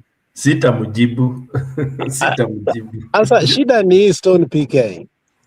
Na iko watu walipewa hiyo jerrycan wakachukua ama sasa hao kama hao wenye waliwapea ni mental patients. Sasa wenye walichukua ni nini? Yeah. So you can imagine. Hii kitu nilikuwa nataka Njiru aangalia, aache kutuuliza maswali. Ati aache kuuliza ati kama Nyoro ni performance ama ni integrity ama ni nini. Hii imejibu. Okay? Kuna watu ambao ni mental case na hata wale wana receive pia ni waenda azibu, because huwezi enda kukiu pale unaambiwa MP ati amekuja na project ya kukupatia jerrycan za kuenda kuchota maji. Instead of that MP apump hiyo maji kutoka mahali iko uletewe nyumbani. Hapana, hakusema hivyo Stone PK. Alisema hivi, kama nilimsikia vizuri unisaidie. They donated the jerrycans to kwa wanawake waende wape mabwana zao waende mtoni. Sijui kama ulisikia hiyo. Sikusikia hiyo. Wallahi, that's what they said. Wamama ndio walipewa waende wape wazee wao, wazee wawasaidie kwenda mtoni, kwenda kuchota maji. Stone PK, sikutapata bibi yangu na mtungi anakuja kuniambia amechukua ndikuje kwenda mtoni. Yeah, so it is terrible. I wanted to show the part where now he was breaking down. Alikuwa anaeleza how manage the way you are trying to demonstrate. Stone PK, utanipatia chance niongea hata kidogo ama unaenda full sitaongea? Si mimi napeana chance, enda huyu mkubwa wetu. Sasa jibu huko, sasa mtu atapewa chance aje? Nimekuwa nikigojea. Wewe ingia endelea. Wewe nimekupea jerrycan uende mtoni Joseph. Ongea. Mimi siwezi enda mtoni na jerrycan. Jerrycan ya kuongea, nimekupea mic uongee. Sawa. Unajua ninaona mnasturiwa na jerrycan. Mliona wengine wametoa pesa ya kutengeneza bridge. MP anakuja kuwanunulia mikate na soda. Sijui kama mliona hiyo. Hado yeye mwenyewe aende akajaribu kupata MCA, hado aende akajaribu kupata funding waweze kutengeneza bridge, anawaletea mikate na soda. Hizo wameshatoa funding yote. So mambo ya Ndindi Nyoro hata si mambo ngumu, kwa sababu si Ndindi Nyoro tu yeye mwenyewe anatengeneza mashule. Si shule zinatengenezwa mpaka na Mkonji. Kwani Mkonji atengenezi mashule? Si nimekuwa nikifuatilia Mkonji. Mkonji has been doing renovations of schools, and not only Mkonji. So many other MPs are doing the renovations of schools, but others want to treat others like hapana, hizi pesa imekuwa ikitoka wapi? You wonder kwani hao wengine wamekuwa wakifanya hizo developments zao aje? You know, when you see somebody and you see an MP is working, and then you see the systems are doing well, what you likely do is you try to pin them down na kujaribu kusema kuna pesa yenyewe imeenda and ati amekuwa akona cheo. By the way, Didi Nyoro has not been the budget committee chairman from 2017. Amekuja tu kuwa budget chairman hapa tu juzi 2020 hapa, after wameshinda hii after Ruto ameingia president akamfanya budget committee. But Didi Nyoro has been building schools from 2017. Amekuwa akijenga mashule, seti ni saizi ameanza, and other MPs are also taking the stride. Sinasikia walikuwa wameenda kuchukua nitago aje hii kitu ya kuenda kuangalia wanaitaga nini nani kisahau, kuna hii inakuwaga nini siku vet wanakuwa wameenda kuangalia, kuna ile jina wanaitaga benchmarking. Walikuwa wameenda benchmarking, walikuwa ma MPs wote wameenda benchmarking kwa Didi Nyoro. What did they take from that? Walienda wakapata nini? Because if that benchmarking they had gone to do and you see the same things they are doing, unashindwa what will you answer? Will you start going and saying this guy is getting the same money like the past, like Dadab MP Kenyan wanapata the same kind of money, and then you want these guys to come and push them over, waambie ati wale watoto wametoka junior secondary school ati wakienda kujoin high school utawapeleka shule zingine ambazo hazina amenities, na wametoka shule ambao wamefundishwa na watu na amenities kama hizo. Imagine mtoto wa Kiharwe akipelekwa shule pahali hakuna amenities, how will it be? It's unfair, it's very unfair. And I had told, nilikuwa nimeenda kwa mtu mwingine nikamwambia, kuna jamaa tulikuwa tunabishana naye, nikamwambia kama kuna kitu imefanyika, hii government imemess up education system yote, na nikamwambia wacha hata hivyo, nikamwambia kulingana na vile watoto wanaitwa mashule, na watoto unasikia wengine mpaka wameitwa ati watoto wanaume wanaitwa kwa mashule za wanawake za wasichana, watoto wa boys wanaitwa kwa shule za wasichana, ama wasichana wanaitwa za boys. I told him, akaanza kusema hapana, hii si mambo, hii si kitu kubwa zina happening. Nikamwambia this one was supposed to be remedied kama imekuwa ikihappen. Why do we need this system? Hizi ma system wanaleta as a government na hazitusaidii. It's the same thing that is happening to health sector system. Wameleta system nyingine ati wanasema ni ya 104 billion, lakini hakuna kazi. It's the same corruption things that have been happening. So Didi Nyoro is quite doing well for his county, and he's going to continue. Even right now, he's not the budget committee. Saizi yeye tu ni MP, and he's still doing the things. By the way, Didi Nyoro ukitaka kuangalia hilo wakati anafanya project zake, I think Didi Nyoro always compiles everything, and I think also as the parents, I think they help him. They compile everything because those schools are done renovations in December. December ndio wanafanyanga hiyo kazi yote, and this December was a very busy one for him.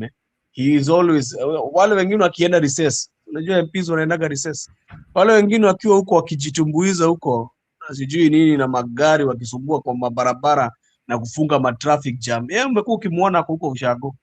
By the way, huko Ushago anaangalia projects zile zimekuwa zikirun za county yake, and you be shocked. Ataendelea tu kujenga if a county commissioner, assistant county commissioner akona ofisi ambayo unaweza sema ni hospitali kwa other parts of the constituency, and you still see in the same region, and you are going to hear them saying that ati Mount Kenya East imekuwa ikikalia Mount Kenya West, Mount Kenya West imekuwa ikalia East, and you will see a full MP kwake kumejaa shule za matope, lakini anakuja kublame ati juu hao wengine wamekuwa. Kwani Didi Nyoro amekuwa president wa wapi? Where has he ever been the president of the Republic of Kenya? And there is other places also they have been having in the east, in the west, that they have been having vile watasema ati they have been having the upper hand. Mashule pia ni za matope. So this is not all about kama watu wamekuwa kwa power ama waja kuwa ama imekuwa ikitukalia. This is all about which leaders are we voting? Which leaders are we putting in the office? Au utakuja uweke akina sitaki kuwataja hapa.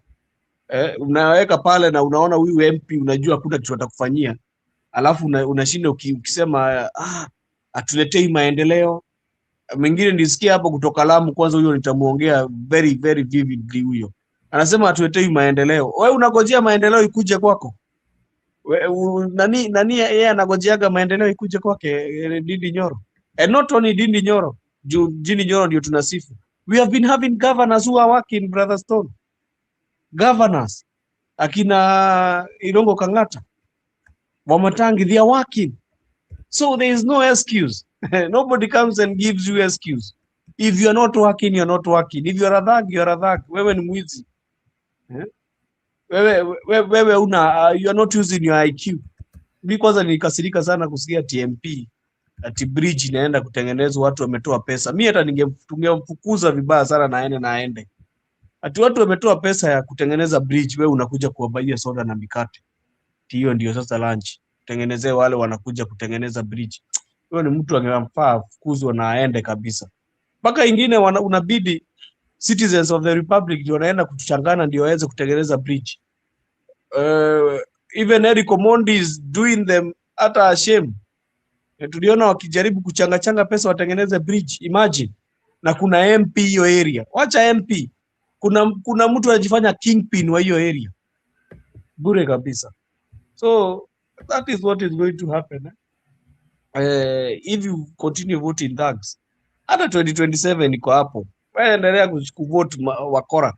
Alafu uende kusema ati ni jua tujaipata serikali. Si mambo na serikali, so PK. Ni all about the leaders. Na nimekuwa nikisema hii kitu mara mingi sana. Tumekuwa na presidentship wa Kikuyu. Lakini ukiangalia kuangalia hali ya Nyandarua county, unapata mabara zingine hazipitiki. Magavana walikataa kufanya kazi. Wengi wao waligojea ati juu tumepata hiyo presidentship. Wewe utaniletea mabarabara zote. Hapana, mambo iendagi hivyo. You are a county, you are the county head. Jua vile utafanya connections. Naona mpaka Irongo Kangata akileta mpaka wazungu. Sijui kama umewahi kumuona. Analeta investors from outside the country. Not a must wait for the government. Leta investors, you are the head of the county. Kuja na investors waambie bwana, hii barabara mtaona kama mtanifanyia aje. Kwa sababu hii barabara inaweza kufanya nini? Kutoa hizi food kutoka hapa mpaka pale. Tuone kama tutapata investment. Tuone kama hii barabara ikijengwa, kama watu wataweza kupata manini huku, waweze kununua huku. Tuweze kuona kama tutakuza hii nini. That is how they do. Kama utaweza kuja kuestablish ka factory kako hapa, tutaendelea kushikana mkono. That is what governors should do. And so many governors others do like that. Nimeona wengi wao welcome investors from abroad. Si lazima ati ikue ati ni government of Kenya ati imefanya nini. And now let me tell you, when the government of Kenya inaonaga that you are working, waga inataka kuja huko ijifanya ndio inafanya implement. So hata utakuwa umejiachilia sana juu mpaka hiyo serikali yenyewe itataka kuja kufanyia hizo itataka kuja kuongeza ma development huko. Juu ukifanya peke yako utakuwa ukitake the nini peke yako. Si ndio Ruto alikosana na Ndindi Nyoro? Si alikuwa anataka kuja anza kufunguaga hizo county commissioner offices ama mkumbuki? Na hizo assistant county commissioner offices. Si hata kuna ingine ya chief ametengenezewa ofisi ati anasema hata ingia ofisi. Nisikia huyo chief amenikasirisha sana bure kabisa. So hivyo ndivyo kuko Stone PK. Sijui nini njuri anaoneshana na sione vizuri. Najaribu kuonesha primary school ile Ruto alisomea and its current situation now. Let me remove this background nione kama let me try to remove this effect.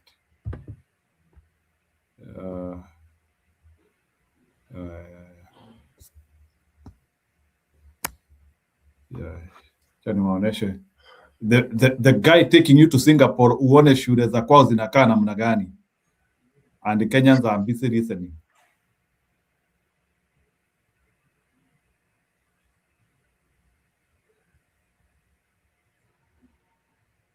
Anyway. Unaona tu shule vile inakaa.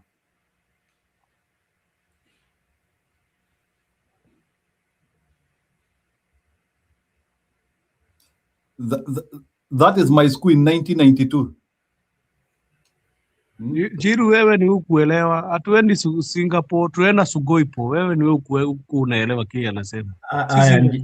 Jiru, upload hiyo clip tu. Haya ni sawa. So Joseph, tulia kidogo kwanza ni gonga hii video alafu tuendelee. Tuone kidogo watu waelewe huyu kijana namna anafanya kazi. Wenye tuko nyuma tunaona Kiharu Primary hakuna shule kama hiyo, lakini just for demonstration. Kiharu Primary, then constituency X Primary, sitaki kusema ine.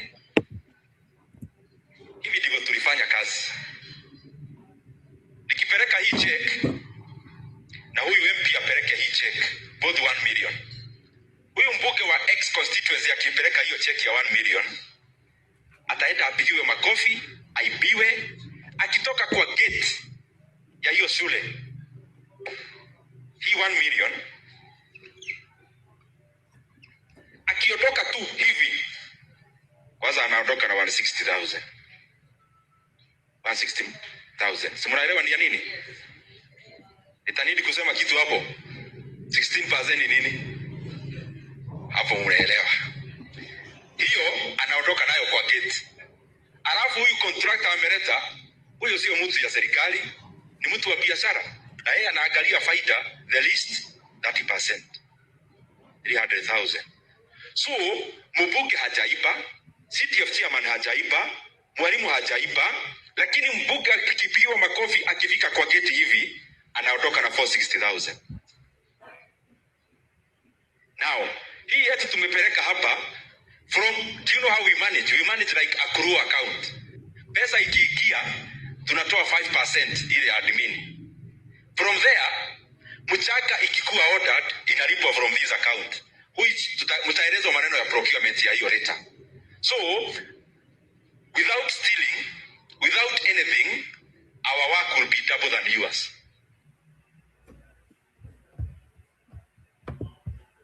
Na ameweka disclaimer bwana Stone PK, without stealing, meaning that unajua hiyo ni politics anamaanisha na ukiiba without stealing, that's a disclaimer nimekuwekea. Na pia yani anasema pia kuna za kuiba, yani si ati anafanya hiyo kazi na hakuna za kuiba. Stone PK, you know that statement very well. Anafanya job. Si ati akuli, anasema hata mimi nakula. Nani anakula? Ndindi Nyoro. No way. No, ndio ushike hapo Njiru. Hiyo pesa yote ya Ndindi Nyoro inaishia huko kwa constituency. You replay it, ama replay it ushike vizuri. Let's replay it. Tucheze tena. Ama Joseph umeelewaje wewe? Hata na Njiru tu siasa analeta. Si ameelewa vile video imesema. Video si yeye hajasema anaiba pesa gani. No, anasema even without stealing. I'm just saying politically when a politician say without stealing. Amesema pia si ati ma MP waga wanaiba pesa. Umesikia vile amesema? Wanaweza kuwa hata si wengi wao si kuiba wanaibaga pesa, lakini mtu akienda kwa hiyo site already ametoka na 460,000 kwa sababu contractor amemuitisha 30%. Na nani amemwitisha? Unajua mimi hata mnyinyi mnaongea kuhusu mashule. Unajua Ndindi Nyoro hafanyi tu mashule. Ndindi Nyoro anafanya project mingi sana. Si hata mabarabara anatengeneza za concrete. Ni example to me give. You know, we are giving part of the projects that he has done. Yeye amefanya zote. They are over, the documentary is long. Hiyo ni module how he has achieved in one area schools. Barabara ameachieve nini kila kitu. Sasa unafanya yake kwanza, unafanya ya barabara. Hebu weka ya barabara kama uko na clip ya barabara usikie vile alisema. Juu barabara sasa ni fascinating.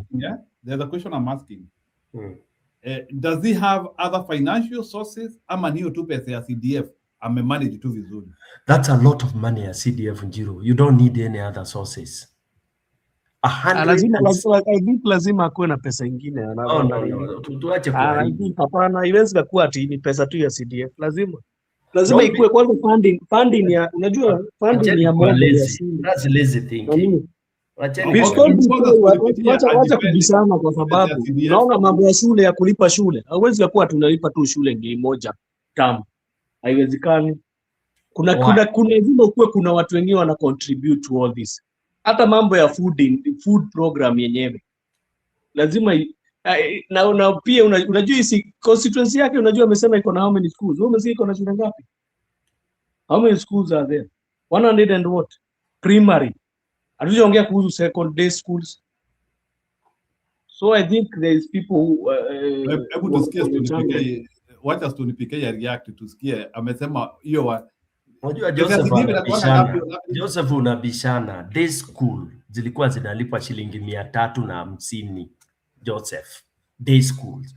What do you need money for day school for? Na umesikia yake wanalipa 1,000 shillings and you have kids like 1,200 students times 1,000. How much money is that? Ni aje bwana? These things are practical. You don't need funding from anywhere else. Yeah, you don't need 107 million shillings for a constituency. It's a lot of money for structures. Hakuna kitu rahisi kutengeneza kama classroom. You can ask any engineer. 4 walls and a roof is one of the easiest building to put up, even if you never went to any construction class. An average of 107 million. Oh, yeah. Yeah, that's a lot of money. 700 million. Yeah. So basically, wizi tu, unajua Kenya niliwaambia sisi wote tulizaliwa tukiwa waizi. That's why people are quick to dismiss. Si dismiss tunafanya. Unajua Storm PKC Didinyoro tu wanafanya hizi mambo. Hii mambo inafanywa na watu. Unajua pia ukiangalia Didinyoro, lazima uangalie kwa county gani. Where is Didinyoro as a county? Au county gani? He's in Murang'a County. So when you're talking about Murang'a County, how is the governor working his things there? Unajua si lazima tu uangalie Didinyoro, angalia pia the county. Kwa sababu hiyo county ukiangalia hivyo utajua mpaka kwa nini mabarabara zinafanywa hivyo. So as we are looking at Didinyoro, we need also to look at the county is working. Unaweza kuwa wewe ni MP lakini uko sawa, lakini ule governor mko na yeye ni bure kabisa. Juu unajua unahitajika kushikwa mkono kwa kutengeneza hizi mabarabara. It's not very easy.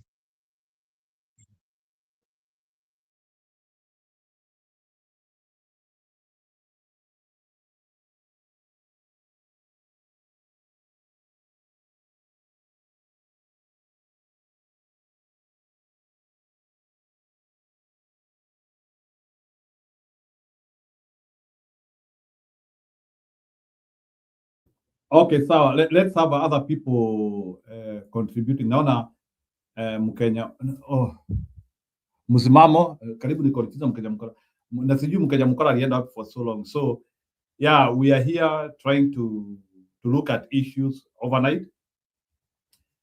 Our main issues zile ambazo tunaongelea ni hiyo maneno ya ODM.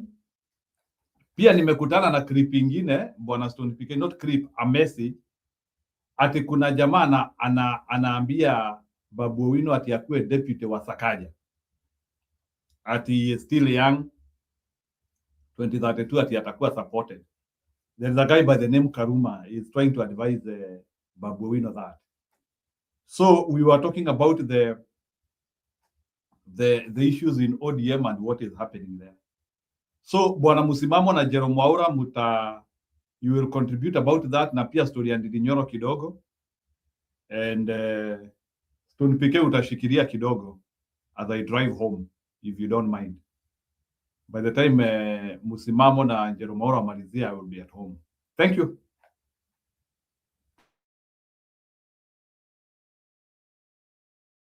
Sawa, waendelee. Msimamo, umekuja kutapika tapika ama uko ngange? Uko ngange? Ni ngange ama ni gange? Kwanza ni vizuri, maana nilikuwa nimeagiza ndugu yangu mkubwa hapa pike kwanza tuwe tukija studio tunabeba bakoro, ukiingia mitini ukirudi tunakutwanga. Sasa kabla Ni tume bakura hiyo, unaona umerudi umetenda haki juu ulikuwa hapo back age, lakini anyway, pokea zangu PK, ndugu yangu Joseph, Mjeru, Maura na wale wengine na Alex alikuwa hapa. Unajua maendeleo ni uamuzi wa kiongozi,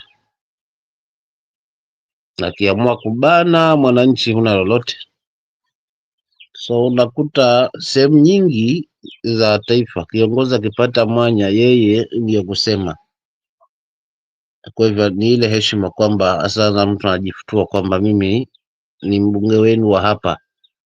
Labda hata kama ni mbunge wetu wa hapa, suluhu ya matatizo yetu je, yanapata yani shida ya matatizo tulionayo ama shida ambazo zinatukumba yanapata suluhu? Na nini haswa kama kiongozi unafaa kukifanya ili kuweka legacy yako na upate kumbukumbu?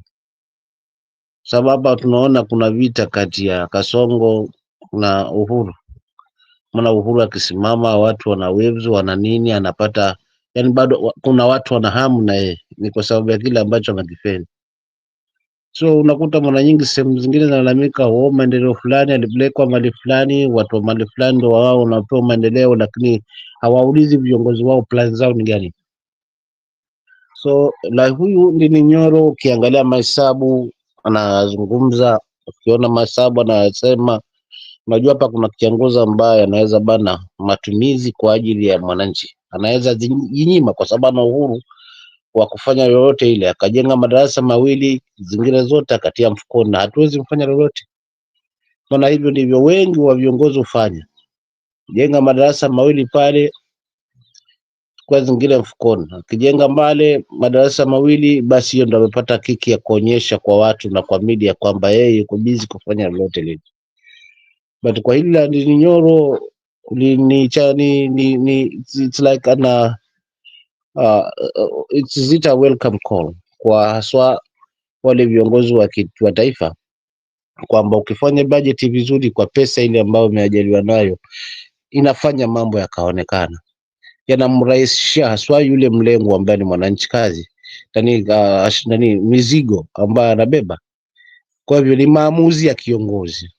Ina maana taifa likipata kiongozi bora, basi si yetu ya kwenda Singapore na miguu, but tutafikia Singapore kwa vitendo. Then swala la ODM tayari shagawika, kwa sababu masuala haya tuliyaona pale kwa Jubilee, na Jubilee kawa ngangari kanusuru chama. Kwa hiyo kwa jinsi mambo yanavyokwenda, kiukweli na wengi ambao ni walafi ambao hawakuwa pamoja na baba tangia awali, walikuwa wapo kwa sababu ya kujificha tu. Unajua kuna rafiki mnafiki na rafiki wa kweli. So wanafiki wa baba ndio hao ambao wameganda mahali ambapo wanafaidi wao. Huyu umesema wa Kaluma yanasema kwanza kuna raha kubwa ya kula hela ambazo kwa kweli kuingia kwa serikali ambayo kula haswa kwa serikali ambayo hujaichagua. So yuko pale kula kisingizio mwananchi kwamba tuko karibu na serikali, kiongozi wetu atatupa miradi, sasa pande hii itakumbukwa zaidi kwa sababu tumepewa position nini. Hao ndio marafiki wanafiki, ndio nakuta wamekuja sasa msitu mmoja wakitaka kufanya chama kiwe regional badala ya chama ya kitaifa. Lakini vile vile pia kuna kundi ambalo bado limesimama ngangari, wale kuongozwa na Sifuna Orengo na wale wengine kina Wini na wengi tu ambao bado wanahakikisha kwamba sisi tutakisimamisha hiki chama kutokana na misingi ambayo ni chama cha wananchi, wala ni chama cha kitaifa, wala si chama cha regional. Kwa hiyo mgawanyiko upo, kwa kweli mgawanyiko upo. Wasipochunga basi chama hiki ndio kitakuwa kimeshia mazima. Wakirudi mezani na wakianza kuacha tofauti zao na nini na kuanza kuheshimiana, lakini vile vile pia na kutoa mwelekeo ambao utafeva, kwa sababu wale ambao wanasema tuko kwa broad based government, cha ajabu hawana watu. Wale ambao wanasema sisi hatuko kwa broad based government ndio wenye watu. Sasa hawa hawana watu, lakini wana mtu ambaye ana mbavu pale juu, kwa sababu yote haya ni huyu mgeni ambaye amekaribishwa, kwa sababu ODM kama si kwamba iko ndani ya broad based government, sidhani kama ingekuwa imeyumba kiasi hiki, lakini kwa sababu kuna broad based government, hii ndoa ndio imeharibu chama. Kwa hivyo cha msingi na nikimalizia hapa kwamba ODM iachana na hii ndoa haswa ya broad based government, kwa sababu haina tija, imeua chama, imetoa ule umoja ambao ulikuwepo kati ya viongozi, hata kama tofauti zilikuwa hapo za kimawazo, kwa sababu ndio demokrasia, lakini mwisho wa siku ulikuwa zinakuja kwa meza moja. Mimi kumbe ODM iko na vitengo vingi ambavyo mambo yao wanazungumza hapo, sio kuna Central Committee, sio kuna National Ward, sio kuna nini, hizo vyote wakae chini wazungumze. Lakini kila ilivyo tunajua Sifuna ndio alipewa mandate ya kuzungumza kwa niaba ya chama. Kwa hivyo tuwe na ile heshima hii kwamba sasa tunaanza kupondana. Basi nanikumbusha tu kauli moja pale kwa kumsindikiza mzee wetu Raila kwamba wewe usijaribu kuongea maneno yangu, Sifuna usijaribu kuongea maneno yangu, kwa sababu ukumbuke kwamba naweza fanya maneno na ukapata adhabu hapo. Sasa huenda hii ni changizo za ile adhabu kwamba huyu bwana anajifutua, hataki kuungana na sisi. Sasa wacha tubadilishe hii na tuchukue huyu tuweke hapa, biashara iende. Kwa hivyo chama kinapangwa, wale wako kwa broad based government, kuna mtu anapanga hiyo chama tena nje ya hiyo chama. Sasa ni kama itakuwa na mwelekeo. Asante, nitaachia hapo kwa sasa.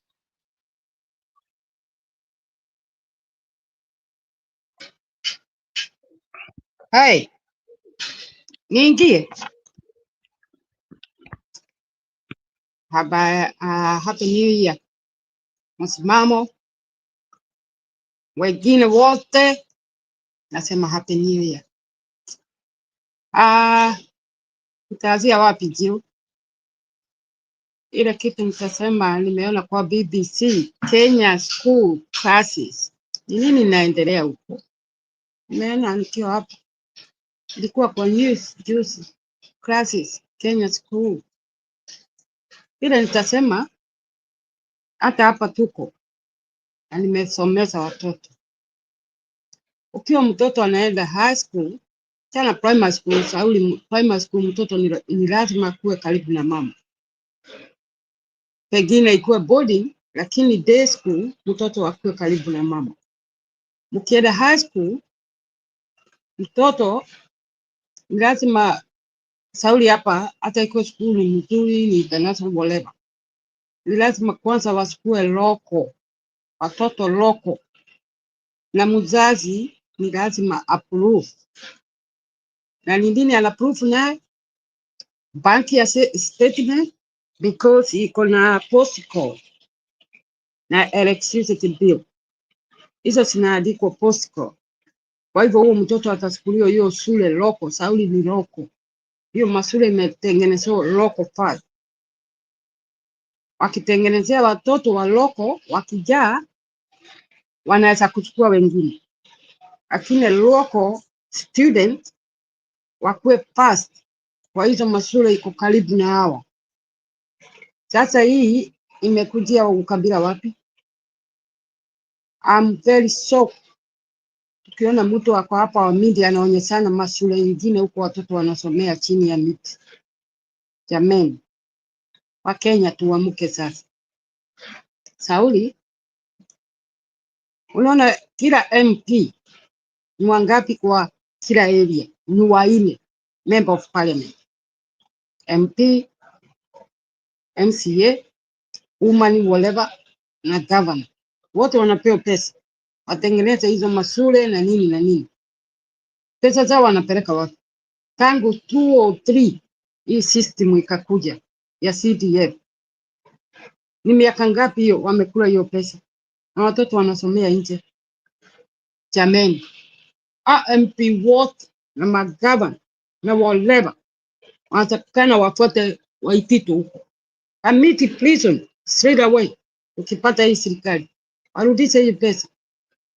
Hiyo ni pesa mingi sana wa Kenya. Watu wamekula. Naona wanadarada hapa tu, wanakuja Embassy hapa kuladarada. Wafanye kitu na hiyo ni pesa ya watoto. Ni lazima lile tuache hiyo ujinga ya kusema ukabila. Hata mzungu ako na ukabila. Anakataza mtoto ukiwa sio loko uwezi kuchukuliwa hiyo shule mpaka waloko wajae. Hiyo ndivyo iko dunia mzima. Hakuna ukabila iko hapo. Kila MP watengeneza huko kwao ni waine, wanapewa hizo mabilioni na bilioni ya pesa kila mwaka. Hiyo ndio first budget Kenya. Hao watu wanapewa. Hata mkikosa hiyo madawa nini ya shule yote, kila MP, member of parliament, wanashika hiyo pesa. Budget ikitokea Julai, wanapewa straight away hizo macheki, wanaweka kwa account zao, waende watengeneze huko area zao. Sasa ukabila imekujia wapi? Na tena niulize nyinyi wa Kenya, Ruto ni mtu wa kusema ati watoto wameweza kuingilia watoto? Si amesema watoto wasuti wapigwe biduki miguu? Si ameua? Ni watoto gani anaongeleza wake ama nini? Sio watoto wa Kenya. Mwache kufungwa macho na huyu mtu. Hata kwao uone ile shule Ruto alisomea ni ya matope tu. Hakuna MP pale. Wapi member of parliament? Mimi niko na dada Kitali na nisaenda huko. Ukiona mashule haki unalia. Unasema mtoto, hata ndio watoto wanaolewa wakiwa wadogo. Wanakataa mashule. You don't need it. Mimi tangu nisome Kikuyu kwanza ni miaka gani ya moyo. Si kuenda kwa shule kama hiyo. Walitoa kabisa na wakajenga kama hiyo ya nini ya Dede Nyoro. Sasa tuache hii maneno ya ukabila mmeweko na Ruto kwa mdomo, tutumie akili na mjue hawa MP wamekula pesa mingi. Wanatakana wakuwe jela saa hii. Ni lazima waheshimu wazazi, dunia, na waseme pesa iko wapi. Na watoto wapelekwa loko. Kwanza waitwe loko. Hiyo loko inatakana ikuwe na high school mzuri, college mzuri, hata university mzuri. Kwa hizo mapesa wanapewa. Hakuna kupelekanga mtoto atoke Kitale anaenda Murang'a. Na moto ikitokea, wewe utafika huko saa ngapi kujua mtoto wako amechomeka ama nini? Na wazazi wa Kenya waamke, waache ujinga.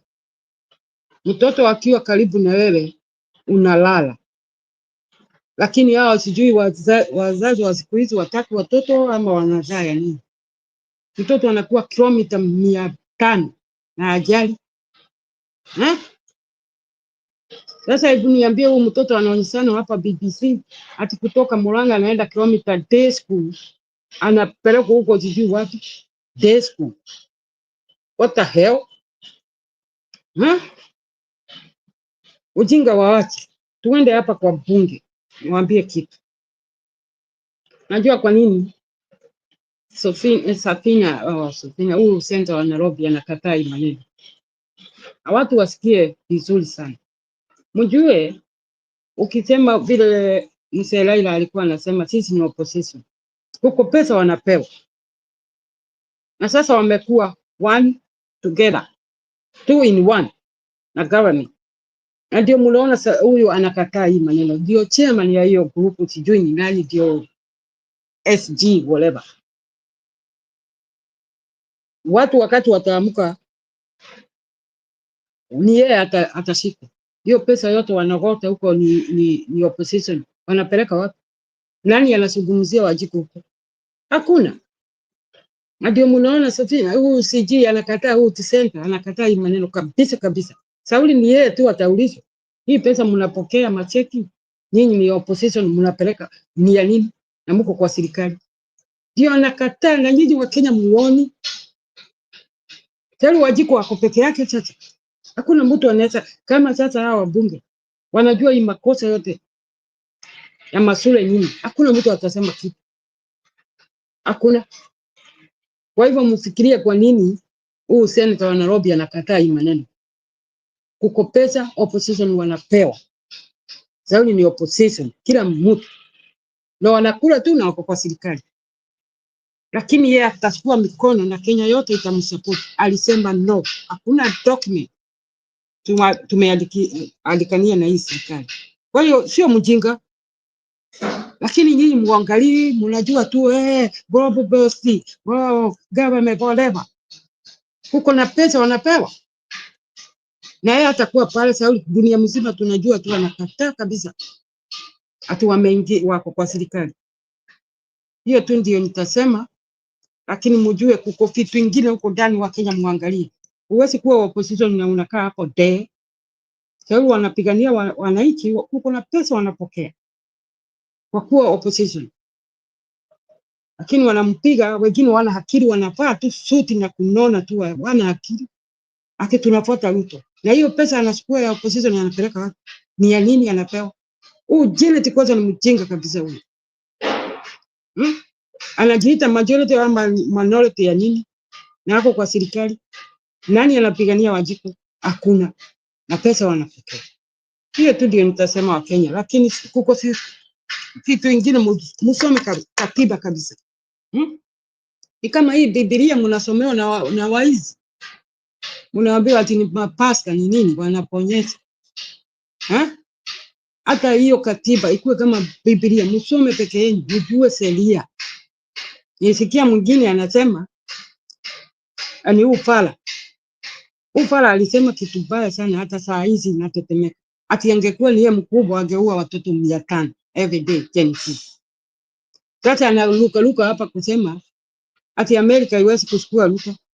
Swali, aende kwa katiba iko hapo. Yes.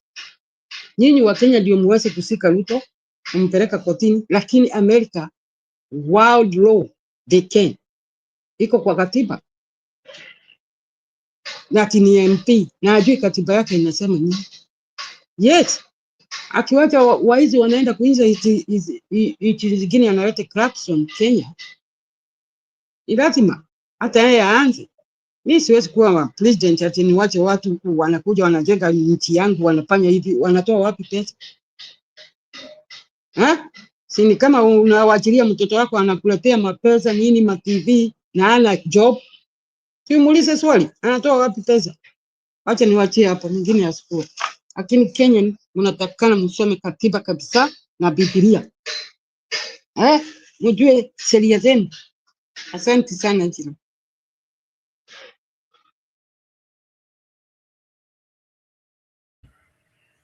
Next. Joseph, msimamo, any of you mnaweza chukua.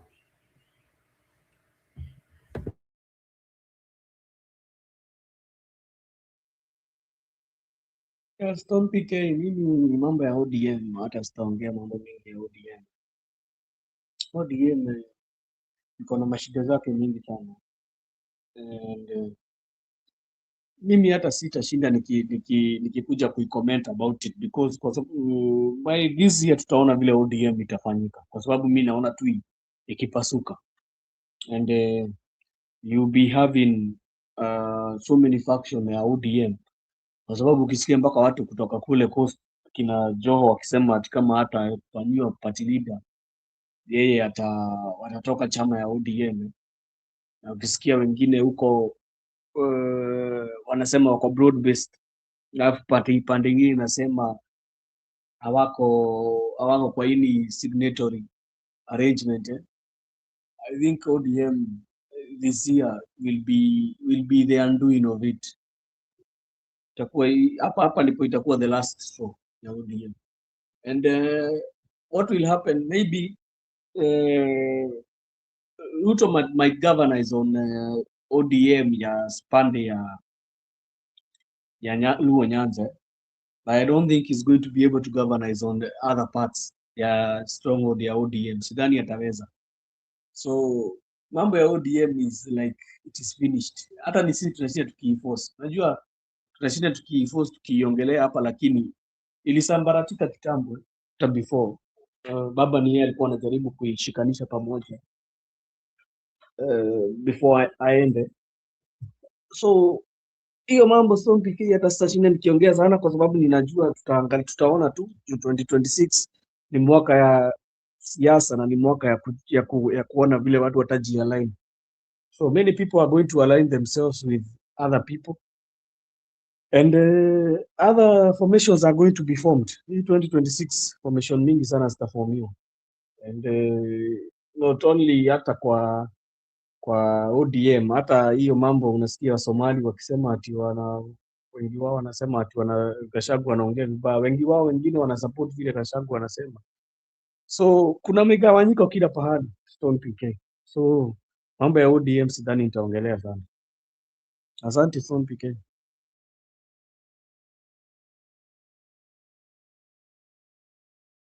Haya, msimamo leo kumekuwa ama bado una ODM kabla sijaruka msimamo? Jamani, ODM ina wenyewe, sisi tulitoka huko ni kama tunachangia tu, kwa sababu kuna yale ambayo pia kuna wale viongozi ambao wanafungamana na huku, lakini kiukweli Sifuna baba alikuwa mwanawe wa mbavuni. Sifuna si mara ya kwanza wala hatujaanza hapa kumsikiza, ameanza kutia hiyo tangia aanze kuondoka tani kuingia kama SG baada ya babu na mamba, na amekuwa na msimamo wake huo hajaacha. So baba alikuwa na plan na yeye. Sasa hawa wengine ache hii baraka vya wivu na nini na nini na nini, wasimpe shavu mtu mwingine. Lakini hata hivyo wakiua chama yao, sisi ndio nafuu, kwa sababu siku zote vita vya kunguru vita vya panzi, furaha kwa kunguru. Kwa wanachama watu wengine tutawapata, wengine watahama, watakwenda kwa UDA, biashara itakuwa imeisha, kwa sababu tutarudi tupate kuhistoria kwamba kiongozi wa chama akiondoka, chama kinakufa. Haya, hivi sasa unahisi ni kwa nini baba alikuwa amemweka kwenye makwapa yake? Kwa nini alimweka karibu sana?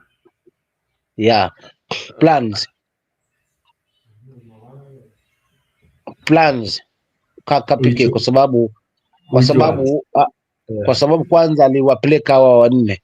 Unajua kuna kitu alikuwa sababu, ukitaka, kama tunakumbuka kauli ya baba, ukitaka kumwahi mtu kaa na yeye karibu. Kukaa na kauli kwamba tunampiga ndani kwa ndani, tunakumbuka hizo kauli, ama nazungumza zangu.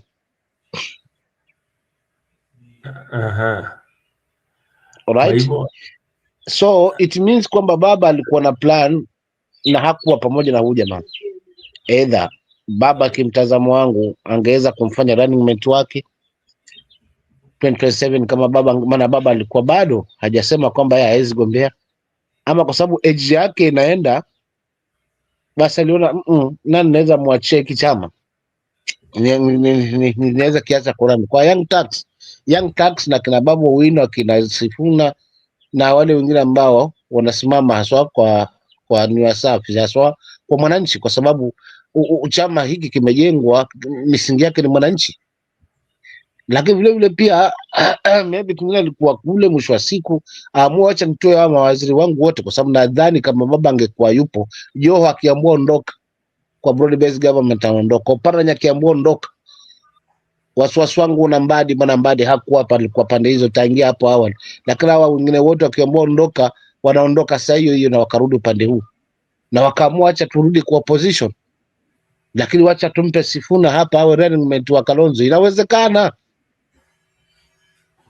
So baba alikuwa na plans na huyu jamaa, ni vile tu sasa hivi zinakandamizwa kwa sababu kila mipango ambayo alikuwa amepanga na hayupo, na kuna haja jamaa wanaelewa, basi watampiga vita mazima. Asante.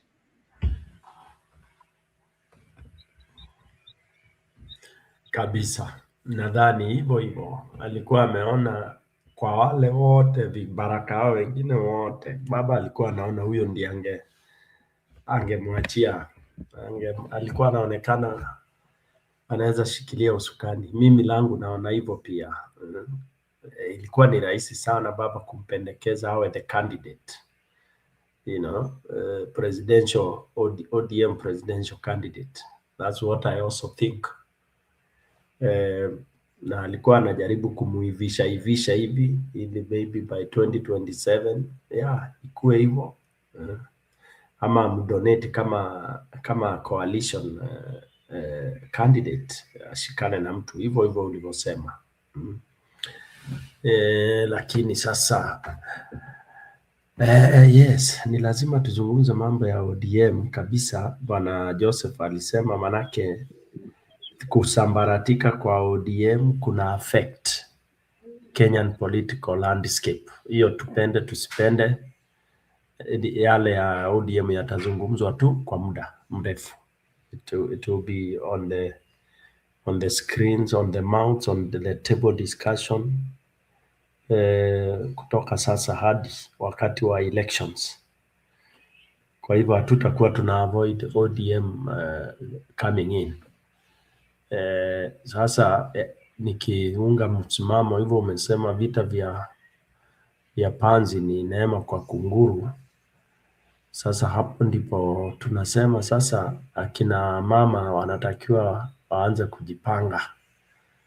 Na niko na clip nilikuwa nataka kucheza hapa, lakini Njiru hayuko karibu, ya Martha Karua. Jana alikuwa kwenye interview na amezungumza vizuri sana. Ameelezea mambo mengi. Alikuwa akihojiwa kuhusu chama chake PLP, vipi kunaendaje, akasema watu wasubiri tu kidogo, wataona mwamko mpya wa hicho chama. Sasa na hakutaka kuzungumza zaidi, nafikiria anataka kusurprise watu kabisa. So tunasubiri sana bwana msimamo kuyaona yale mtakayozindua, ndio tuone kama tutakuwa na tegemeo bwana. Ama unasemaje bwana? Ya, sisi tupo sana, tumejipanga, tunasubiri tu kauli ya mama kwamba kwa sababu dishiza wapati leader, lazima, najua siku zote sikio alizidi kichwa na pia lakini kwa kweli kutakuwa na moto huu mwaka. PLP haitakuwa as usual kwa sababu tuko na plans, na plan zetu haswa haziko haswa huko juu, ziko huku. Watu wetu civic education, hatutachoka haswa kuweza kueleza watu wetu wapi kwa kusimama, lakini vile vile pia tutawashangaza kwa sababu ni chama ambacho kimedharaulika muda mrefu kwamba hakina wajumbe, hakina nini, ili watu wanasahau kwamba mjumbe hutafutwa. Lakini je, hutafutwa na nani? Kiongozi akimtafuta atamfanyia kazi kiongozi, mwananchi akimtafuta mjumbe atamfanyia kazi mwananchi. So tuko hapa kuhakikisha kwamba wale ambao tutaweza kuwashika mkono kuanzia MCAs mpaka wajumbe mpaka governor kwa PLP ni watu ambao wamebuild trust na wanaaminika na wako na msimamo na wako radhi kubadilisha hili taifa.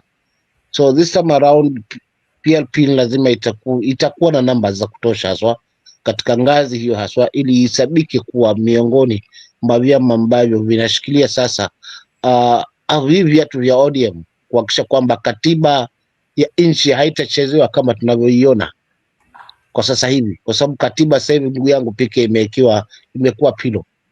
Mambo yanafanyika kinyume. Mtu akitoka kwa siasa akiingia kwa uwaziri anaachana mazima na swala la siasa, lakini unakuta sasa ndio wa kwanza huyu anasema mimi ni minority leader lakini niko kwa serikali. Mdavana anasema mimi uchaguzi acha usiwe kwa sababu naomba haijafanyika, twende kwa referendum, wakati yeye mwenyewe anakula pesa haswa kwa cheo ambacho hakipo kikatiba, na mengi ambayo haswa yanakinzana na katiba yetu, haswa kwamba sasa hivi imefanywa kama pilo.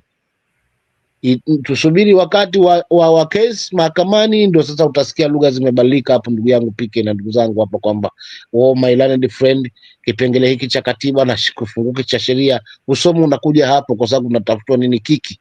Sasa kuna wale wanamenyana, so mahakamani ndio tutaona katiba ikichambuliwa, lakini kwa sasa hivi hakuna kiongozi ambaye anaifikiria, na nchi ambayo haiheshimu katiba inafanya mambo kinyume na katiba kwa sababu wako kwa power. Kumbuka mwananchi siku moja naye atakuja, atakichukia tu akisema waacha na mimi niweke hii katiba kando twende, hapo hapata kalika. Ndio hayo mambo ya Nepal na mahali kwingine, kwa sababu mwananchi amevumilia, amekandamizwa hapo kwa katiba na kupewa sheria hapo kwa katiba, lakini wengine hasa viongozi wanaifanya katiba ni yao. So pindi mwananchi atakapokasirika akisema sasa wacha na mimi niweke hii katiba kando kwa sababu inaonekana ni ya mimi tu peke yangu, si ya taifa, wacha twende sasa. Hapo ndo kitaumana. So sisi kiongozi wetu anaamini hilo na hilo la katiba haswa, lakini vile vile kuziba mianya ya hawa jamaa ambao wanaweza wanapora haswa on daily basis, ili kuchukua hiyo hela ambayo itaweza kutufaidi kesho na kesho kutwa, elimu iwe bure na kila kitu ambacho kinawezekana kifanyike. Asante. Kwa tegemea moto, ndugu yangu PK, haswa huu mwaka haswa kwa upande wangu wa chama. Asante. Haya.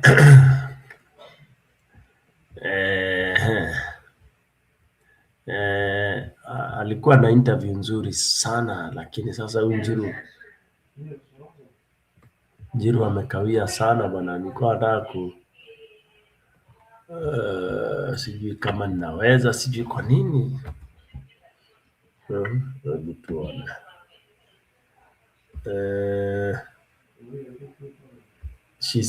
Mama anaonekana ina TV 47.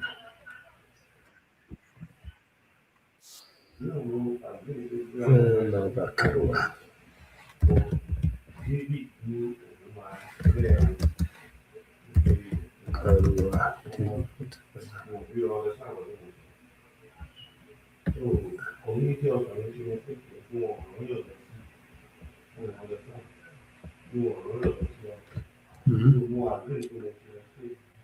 TPK, niseme kitu kabla sijasahau.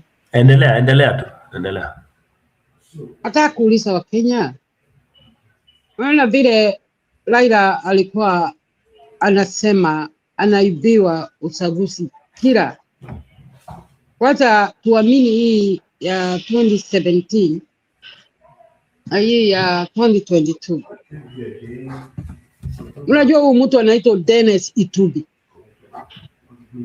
Dennis Itubi ndio kuna hiyo mashini ile inaibia watu, ndio anafanya hii maneno. Wakenya mwache kupigana, ni mtu mmoja tu anafanya hivi. Na mkikumbuka Jubilee kabla imalishe karibu auawe. Mnakumbuka hivyo?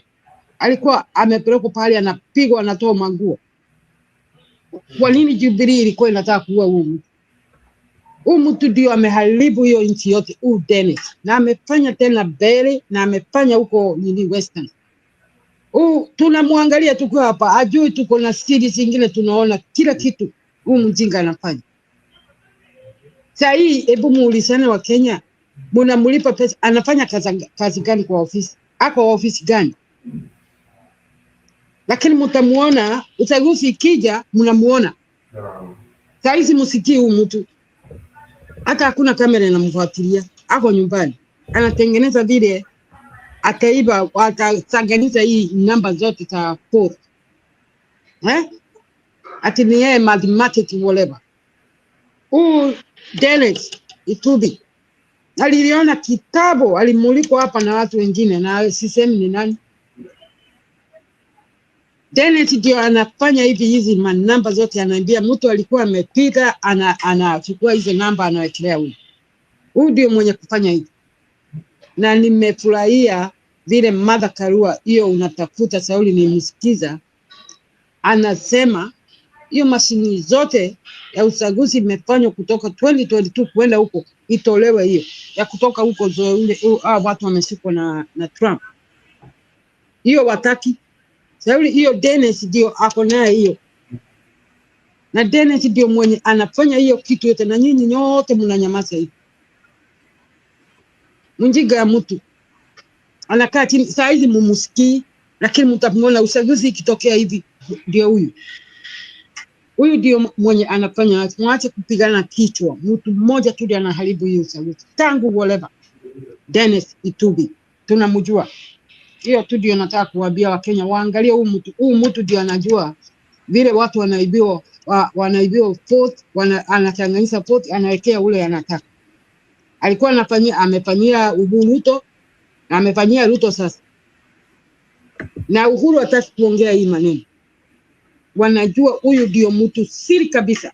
Anakuanga tu na mkubwa pale. Akamwambia kula. Na ndio mnaona Ruto anaita wanaume wazima wajinga, wana akili. anafikiria yeye na Dennis ndio ako na akili, lakini tunaona tukiwa hapa Dennis ndio anafanya hivi, na ndio unaona Ruto kanalinga tu anakimbia na hiyo kichwa yake kasongo. Hao wanaume anaita wanaume wengine ati wana akili, kwani yeye kuna akili 10? Na Jumapili ako kwa kanisa, najua ni ujinga tu anafanya wizi. Dennis, msumuze Dennis. Dennis akiondolewa pale ama aende kabisa, fukuzo hiyo nchi, Ruto hata win. Hakuna kitu amutu hata win hata kidogo, lakini hata saa hizi mkigoja hivi 2027 Ruto atarudi. Hiyo tu ndio nataka kusema.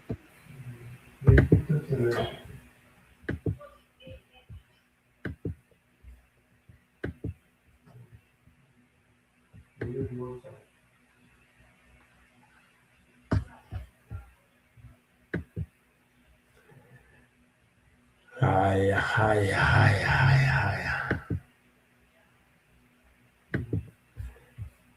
Hapo tumekusikia nani anasema Sara, tumerudi nyuma sana compared to 15 years ago. That is true. The Kenyan regression is real. It is palpable. Say what you want to say about Gachagua. He is the only one who has the fortitude to take on Kasongo. Alexis, independent candidates are another disaster. The current parliament independent candidates, where are they? Yeah. You instead of voting for Nini, that's why Kenyans should start voting for characters. They should scrutinize who they are voting. I think it will be better to vote in. Okay. The Kenyan voting system, of course, it's a total mess. It's a total disaster. In the near future, Kenya is gone. The signs are there, if you know what I mean. Yeah, I think there are problems. And I want us to listen to Martha's interview today. It was really very elaborate. Alexis anasema yenyewe, I never heard of high school. Oh, that was about the schools. Huyu Njiru alienda akiendaga, sasa I cannot play this clip. I don't know whether nikicheza mtasikiza sound. Mtaniambia, ngoja nicheze ikiwa ni sound mniambia ama mnaisikia. I don't know whether you can hear it. Just indicate for me on your... Oh, msimamo utaniambia kama unaisikia. Sawa msimamo? Msimamo upo? Msimamo hii. Anyway, let me see from comment section.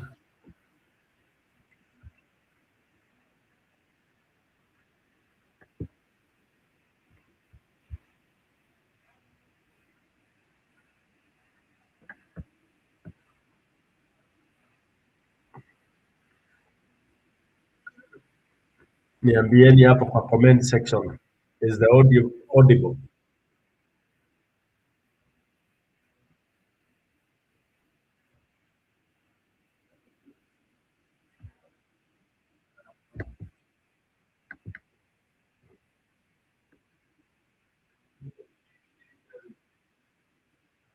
Thank you, Sarah. All right.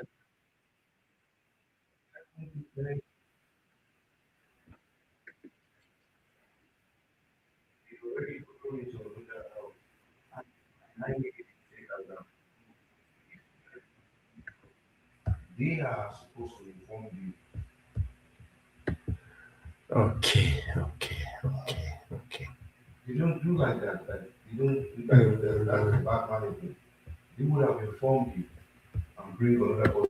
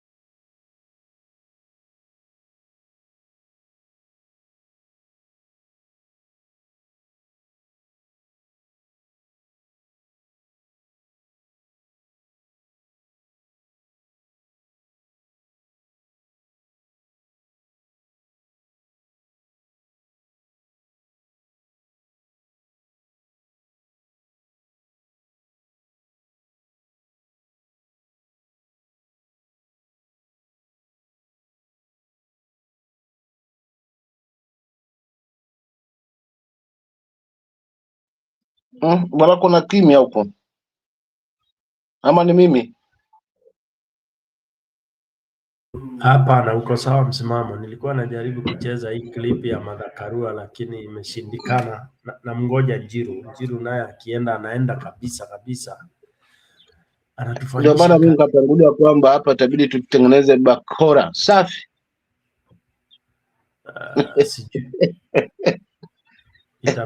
Itabidi tuwe tunafungua nani ile yetu ya Stone PK bwana. Iwe kama paka.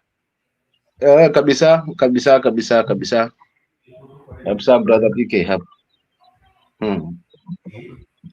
Unajua mimi kusinyamaze hivi.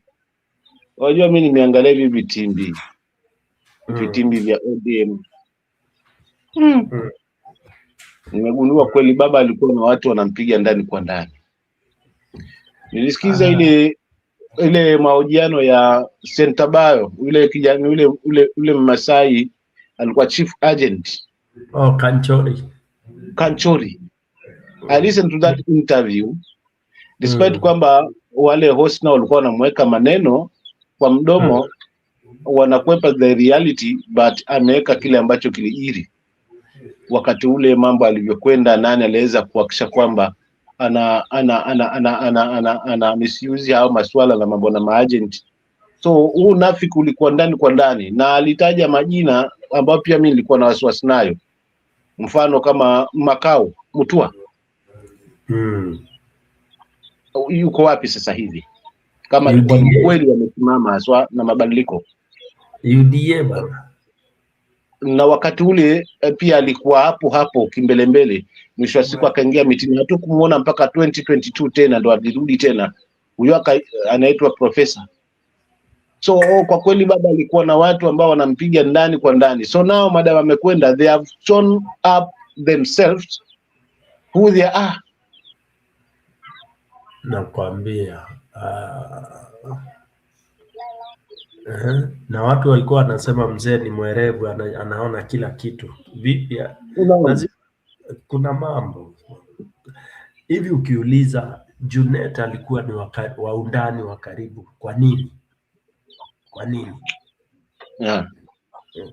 Yaani ni kipi ambacho Junet ako nacho ambacho so unique, deadly ya kuweza kuonyesha ati ndio mtaalamu wa campaign ama wa kisiasa kivipi? Na ndio maana sasa hivi mimi kila nikikaa PK nakuta kwamba hawa watu walikuja tena pamoja, walikuwa pale, lakini walikuwa wanakula pande zote mbili kwa sababu chama kina pesa.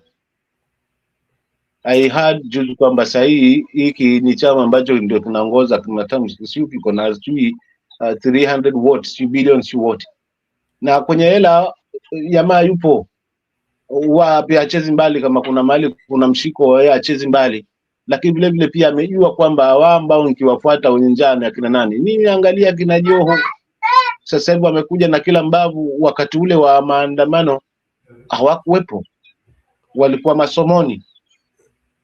Na wote unajua hawa ndio vibaraka hawa ambao walikuwa wana leo ndio wako mbele. Sisi baba usifa decades ambazo hazina msingi. Wamemuenjoy huyo mzee bana.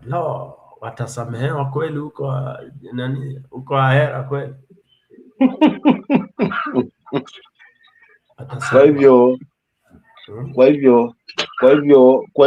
Kwa hivyo najua mimi chama hiki kimegawika, lakini kuna wale ambao bado still wanasimama na wananchi. Uzuri tu ni kwamba kuna wale ambao wana wananchi. So for real, hawa ambao wamejionyesha kwa Trukala, kwa kweli mimi naangalia tu hata wa viongozi ambao wako huku wa ODM, wako pwani wa ODM, yale maneno wanazungumza, ukisikiza ground vile inazungumza ni tofauti na mawazo ambao wanazungumza wanadhania hapo mwanzo. Mambo yamebadilika, itakuwa ngumu sasa hivi haswa kujenga tena imani kwa hiki chama kwa watu ambao wapo. So for real kwetu mimi nasema ni plus kujipanga sasa vizuri haswa kuhakikisha kwamba wale wafuasi wale wengi tumewaelekeza njia ndio hii, na mchezo tumalize vizuri tu, but ODM haitarudi as venye ilikuwa. kwa sababu hata kiongozi alioweza kuachiliwa haya madaraka hana sauti. Katika mtafaruku haiwezekani mama Ida atoke kula aje aseme jamani, inabidi turudi kwenye meza, wakati kiongozi amesema sisi yenye ameachiwa sisi tuko ndani na hatutatengeneza serikali na tutaunga mkono hii serikali kikamilifu, kwa kauli yake na ni kiongozi. Sasa kurudi kwa meza watazungumza lipi? Kama ni kurudi kwa meza, maybe ni kuweka hizo tofauti zao, kama watajaliwa kufanya hivyo na kuweka chama mbele. Lakini kama pengine ni huu ubepari na uona na wengine washameza chambo, sasa wamenaswa na ndoana, maana hiyo ndio siasa ilivyo, tulivyoiona tangia ingie madarakani. Wakienda State House wakinywa chai, akitoka kule mtu haimbi tena lugha ile ambayo amechaguliwa nayo na wananchi, lugha inabadilika kwa mpya. Ndivyo nasema. Unaona lugha ndivyo nasema, hamna haja ya watu kusubiri ati watu wataketi chini wazungumze, manake utazungumza nini? Kuna wale wamesema wako kwa broad based na wale wamekataa. Sasa unataka mazungumzo, wanasema yatazungumzwa yapi? Ya lini? Wale mazungumzo yawe ya wale wako kwa broad based government, wabaki na broad based government yao. Wale ambao wanasimama na wananchi na kwamba ODM haifai, kwanza hii ndio mafaa hii madamu mkataba, kwa sababu nashangaa nini kinawaeka hapo. Since waeke hiyo report ni mwaka mmoja na kitu, sasa inaelekea miaka miwili, hakuna jambo moja limetekelezwa katika hizo 10 agenda, kumaanisha kwamba one side haijapendezwa na hayo masuala ya ajenda, hayako tayari kuyatimiza. So mnaekwa na nini hadi mpaka 2027? Hii ndo haife mapema, alafu wale wana wafuasi wabebe ODM yao halisi, original ODM, alafu kuna ODM ya broad based government, tuone itakuwaje.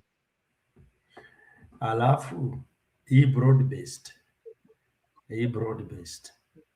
yani inakuwa broad based ndio imeunganisha Kenya, kwa sababu Wajaluo wameshikana na UDA ndio inakuwa broad based.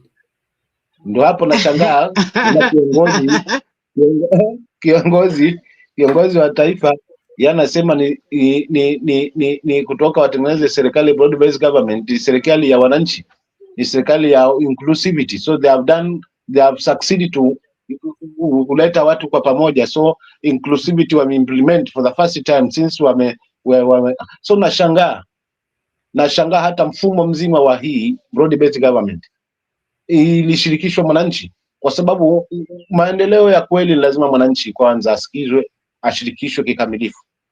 Maana huwezi kuja hapa kwa kwetu sisi tuna shida ya shule alafu tujengee barabara, still bado shida yetu itakuwa iko pale pale. But kitu ambacho nakifanya kama kiongozi, unadili na zile shida ambazo kwanza zinamuaffect mwananchi kwanza, alafu ndo baadaye kama ni. Lakini sasa kuna shida chungu nzima, unanijengea nyumba za affordable housing, mimi huku na shida ya ajira, kuna shida ya shule, kuna shida ya madawa hospitali, kuna shida, wewe unakuja na affordable housing. So ni serikali ambayo kwa kweli hii itangia ingie mamlakani haifocus zile real issues ambazo zinamaffect mwananchi wa kawaida. Wanafukuza nyani walio kwenye miti, wanaacha shambani kaka. Alafu sasa broad based ni Nyanza wakishashirikishwa kwenye serikali, basi yes. Kenya wafuate. Nani atafuata huo? Nani atafuata kwamba kwa sababu na hiyo kauli imeanza kushuka mashiko mpaka kwa walio Nyanza, kwa sababu chama hiki kimejengwa kitaifa, hakijajengwa na Wajaluo peke yake, but now kinaletwa kama ni chama cha Wajaluo peke yake, of which unakuta Orengo wanakataa, Nyong'o wanakataa, kina Wina wengine, hata huyu wakili huyu Otende sidhani kama yuko pande ule wa broad based government, bado ana wasiwasi kiguu ndani kiguu nje. So kuna kundi ambalo litabaki haswa na msimamo ile ambayo Asifuna amechukua, lakini kuna kundi ambalo litachukuliwa sasa na kiongozi wao Junet Mohamed na wengine na Mbadi na Wanga na wale wengine wako kwa broad based government, ambao wanakuta kwamba mambo ni sawa, kwa sababu wakiwa kwa power basi maendeleo ya mwananchi yapo, of which For the time being, shida ni kwamba ni mabadiliko ndio nahitajika, si power, si nani akiwa wapi. Ni serikali ni mbovu, tunataka kufanyia replacement kwa mtu ambaye atajali, atachukua na tija, atazungumza mambo ambayo jinsi imagine sasa hivi Kasongo ameshua na maneno, hakuna mahali atazungumza akose kulimi kuteleza, maana ameongea mengi kwa muda mrefu mpaka ulimi umechoka. Tukicheza clips zake, hata ile alicheza jana tayari alikosana tayari, ulimi uliteleza. Unakuta ameshua na maneno kwa sababu anapanga, anaongea, mwisho siku anampangua juu kwa juu, unaona. So for real, huu mwaka kwa kweli kakangu Pike ni mwaka ambao utataki mambo mengi, na siasa itakuwa moto kupita kiasi. Na hiyo Azimio iko tu, hebu tuambie, Azimio iko tu msimamo ama iko? Iko. Azimio ipo. Azimio imebaki, iko Jubilee, kuna vyama kadhaa hapo. Azimio, Jubilee, hata nani yupo, hata Wiper yupo, DAP. Na sasa niulize swali. Matiang'i anajua hii siwatoke, kwa hiyo nini Azimio ndio akubalikane vizuri, haiko kwa Ruto. Sauli akiwa Azimio na wote opposition wako kwa Ruto, sio Azimio iko tu. Sauli hao wabunge wasemi kitu pale. Hakuna opposition wetu wako kwa Ruto. Hapa ni viongozi walionyanza ndo wako kwa Ruto, na baadhi wale ambao wanatoka sehemu kidogo kama kwetu Pwani, Twamadi na Joho. Lakini si kwamba ati vingine viongozi wote wako kwa Ruto, viongozi wengi wako kwa ni sehemu tu ambayo ndo wako huko kwa tumbo zao. Unajua huko ukiingia huko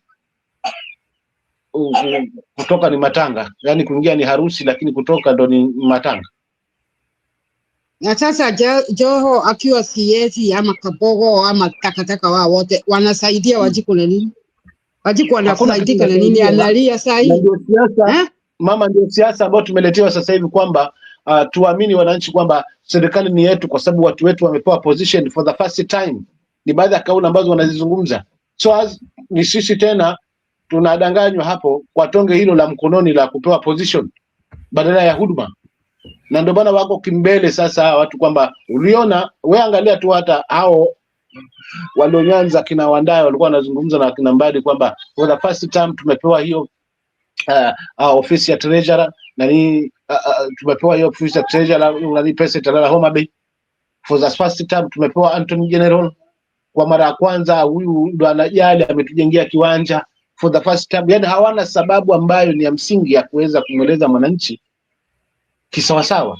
Ni waamini kwamba viongozi wao wakiwa kwa serikali maendeleo wanayo, lakini vile vile pia kubwa ni ile kwamba wanapinga wako sababu wameweka Gachagua kwamba hatuwezi tufuata mtu ambaye ni mkabila, hatuwezi fuata mtu kwani sisi hatuwezi enda huko kwa sababu kikwazo ambacho hakina tija.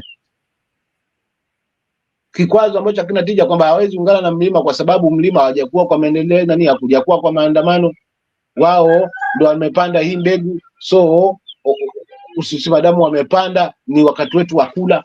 Hiyo ni baadhi ya kauli ambao wanataka walete narrative machoni kwa mwananchi kwamba Gachagua ni mkabila na kikwazo kikubwa, kwa maana ODM haiungani na opposition kwa sababu kule kuna Gachagua yuko kule.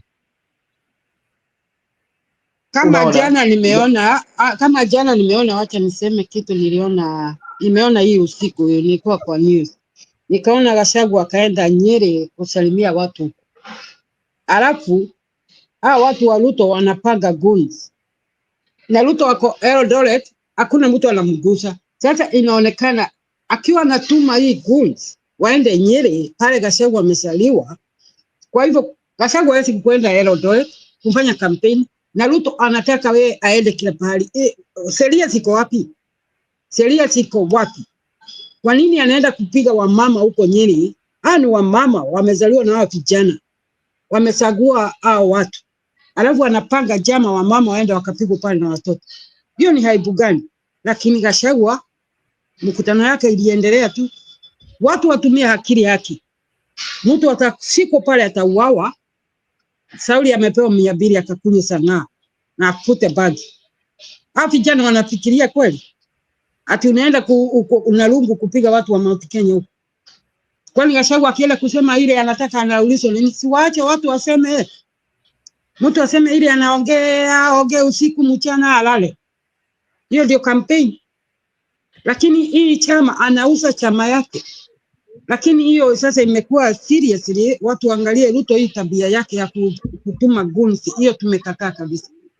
Hii ni ya baya sana hii. Alafu kibaya zaidi kinacho ni cha wasiwasi ni kwamba yani tunapelekwa mahali kwamba tukiamini tukiwa karibu na kiongozi ndio maendeleo tunayo. Hii kitu inani uma sana. Lakini kibaya zaidi ni ile kwamba blaming games. Mfano juzi tumesikia Uhuru akiingiliwa. Nilitafuta sababu ya kwa nini anaingiliwa Uhuru. Nikaona hapana, ni ile kwamba Uhuru akiingia sasa hivi tu mahali kuna wananchi wenyewe wanachemka. Ile waves. Upande wa pili lazima ibambanye, utakuta ukitazama upande wa pili kuna mabasi si 8 wala 10 ambayo ameweza kusafirisha watu kulejea pale kwa special kuja kufanya nini? Kupiga kelele.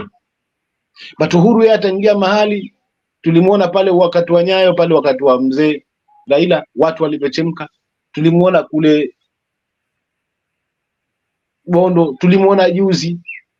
Watu bado wana ile muhimu kwa sababu kuna kitu ambacho watu wanamkumbuka nacho, lakini pia alimaintain ile heshima yake na kujali. Sasa huyu ameshindwa na kujitengeneza hapo kuitafuta hiyo sifa, kwa sababu angeingia akafanya zaidi ya yale Uhuru amefanya, hakuna mtu sasa hivi angekuwa anampinga Ruto. Kila mtu angesema muhimu ni taifa lisonge mbele, but hayapo. Sasa ni lawama imetoka kwa Gachagua sasa hivi, ndio Uhuru ndio ambaye anauza ODM. Uhuru anaingia wapi hapo? Kweli ODM wengine wako na heshima Sauli, wasa kutukana Uhuru. Sasa wanamtukana na nini? Baba ameenda, alifanya ile angefanya. Hata hebu niambieni, tutumie lile tufikirie. Hata akiwa mwingine alisema jana interview pale, sijui ni wa huko Nairobi wa ODM, akasema tulikuwa tumeamini Sauli tuko na Uhuru na tuko na government tutawini. Kwani Uhuru anatawala akili ya Wajiku? Alijaribu, he did whatever he could do, lakini Mungu akiwa amesema hapana, Raila hata ingia. Uhuru alijaribu akawapea pesa, alafu wengine hawa ODM wana blame Uhuru. Hatu kushida Sauli ya Uhuru. Uhuru ndiye alifanya. What the hell? Sawa Jerome, sijui nipike kama unataka tucheze hiyo video. Sicheza, huyo ni presidential candidate bwana. Ama ulikuwa unatakaje? No, ni kuuliza, unajua unaweza kuwa umeiweka hapo ya kutisha. Kutisha. Endelea. Wacha msikie presidential candidate, muache kusema hamuna president in waiting bwana. Martha Karua is on who's talking there. She is our guest for the next hour, the party leader of PLP. Good morning and Happy New Year. Morning and Happy New Year to you and to the listeners. It's good to see you. Karibu sana. We're going to have some conversation around various issues. And we've said in our topic today, it's Martha Karua's journey to 2027. Sawa. We know what you said last year, that you are in this for 2027. You are in the running for the presidency in 2027. Indeed. We want to question that and see, so does it make sense today? Well, what was making sense to you last year? But first, you know the drill. You've been here before. Janet is going to give you the day's quote. Okay. Absolutely. This one is by Tandika Mkandawire, Malawian economist and public intellectual, who was the chair of African Development and professor at the London School of Economics. And he said, good governance is not about good intentions. It is about accountable structures. Absolutely. Yeah. Yeah. Because if we were to rely on intentions, that's shaky ground. It depends on who and when. But if we rely on structures, then we are assured of the process and how things go. Yeah. Scribe is how you stop explaining the same thing over and over at work. Watch this. It'll change your life. Raise your hand. Absolutely. I think that was a conversation even as you were coming up with this new constitution. Let's create structures and strengthen structures such that it will not be individual, it will be structures that are in place. Not the person in the office, but the office. But that, we'll talk about whether that has actually, we have lived with that ideal. Yeah. Very far away. Why do you think so? I think the answer will be found in our failings as a people. We may blame, and a lot of blame will go to the government of the day. But imagine all those institutions are manned or womaned by you and me. What are we doing about our countries as people holding significant positions? Those who are in the judiciary, those who are in the police, those who are in prisons, in the entire justice system. And as citizens, how are we responding? Institutions are not made by the Constitution only. That prescribes how you do it, how you set them up. But institutions are as good as the people who occupy those offices. So a court may misinterpret or misapply the Constitution or the law. But people who are thinking of the nation and strengthening their nation, there'll be some consistency in their actions. That is what we are missing in all fronts. Yeah. But I want to start the conversation with what's been happening lately in the news. Yeah.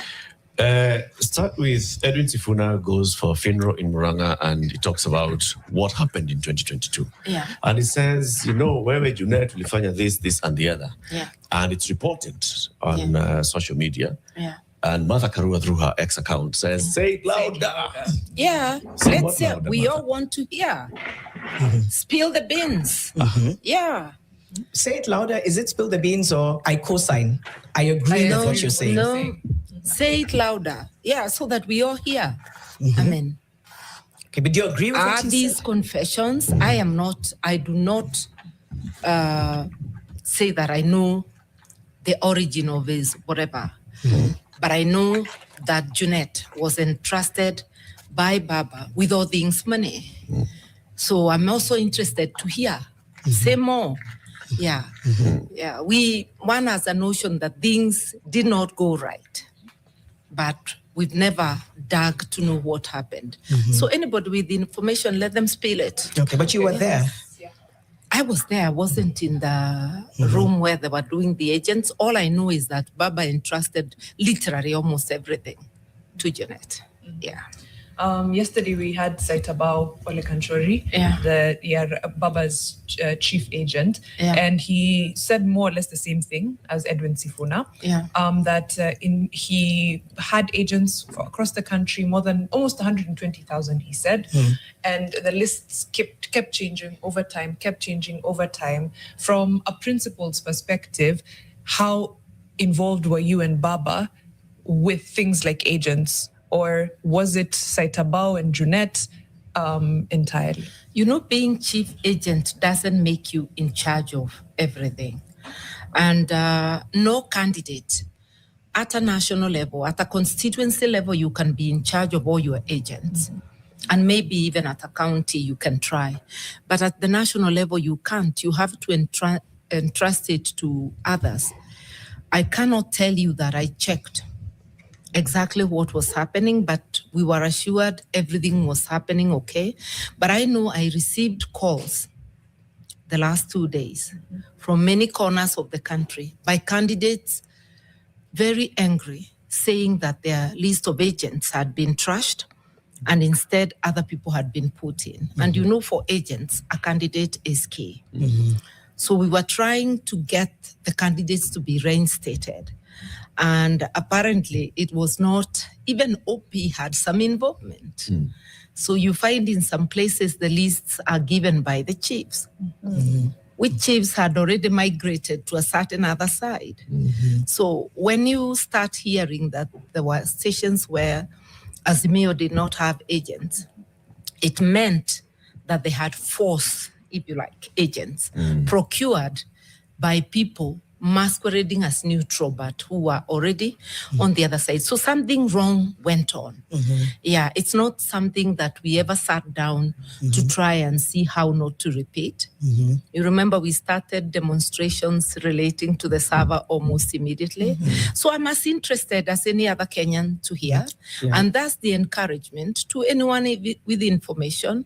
Say it louder, we would like to hear. Were there any internal failures that you started to realize, either early on or towards the end, and then maybe perhaps in hindsight didn't sound the alarm, soon enough? So what internal failures began to show? I cannot tell you what, because I came in 2.5 months to the elections.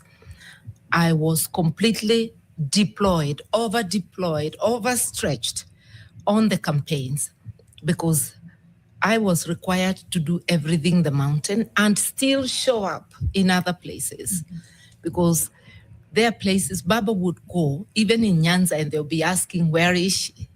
So you find I'm flying to a place in Mount Kenya and flying the same day somewhere else to do the campaign. It wasn't possible to sit and do the planning. But you raise questions, have we taken care of this? And the box will be ticked. So in hindsight, we know that there are things that didn't go well. Yeah. And this time, I'm in early to ensure that whatever lapses were there do not occur. Yeah. I'm in early for myself, because first you go for yourself. And this is the year that we must show up as candidate to make the menu for potential candidates enriched, so that later there can be a selection of the candidates. Overdeployed or not, I don't know. There's nothing that, I hear you. Yeah. You came in, it was sort of not an ambush. But to hear things being revealed now, almost as if they're a surprise, internally there must have been certain things that you began to realize, either around the tone of the campaign or appropriation or misappropriation of whatever it was of funds, IEBC's failures, or were they doing something that made you sort of think, no, here something is wrong? Was there something over those 2 months, despite the fact that you were very busy, that you began to sit and say, this could cost us, or this isn't going as it's supposed to go? There were organizational issues, yeah? And you mentioned the IEBC. There were deliberate failures set up to facilitate bungling of the elections, like we have seen even now with the IEBC. In fact, I was trying to think about Bere. You don't have to have gone there, and I didn't, to know that a day before the elections, armored tankers went to Bere, as though it's a war zone. Police were over-deployed. Some polling stations were totally inaccessible to the opposition agents. And you ask, isn't that a deliberate collusion by the IEBC with the KK administration to bungle elections? And are we being told this is what to expect?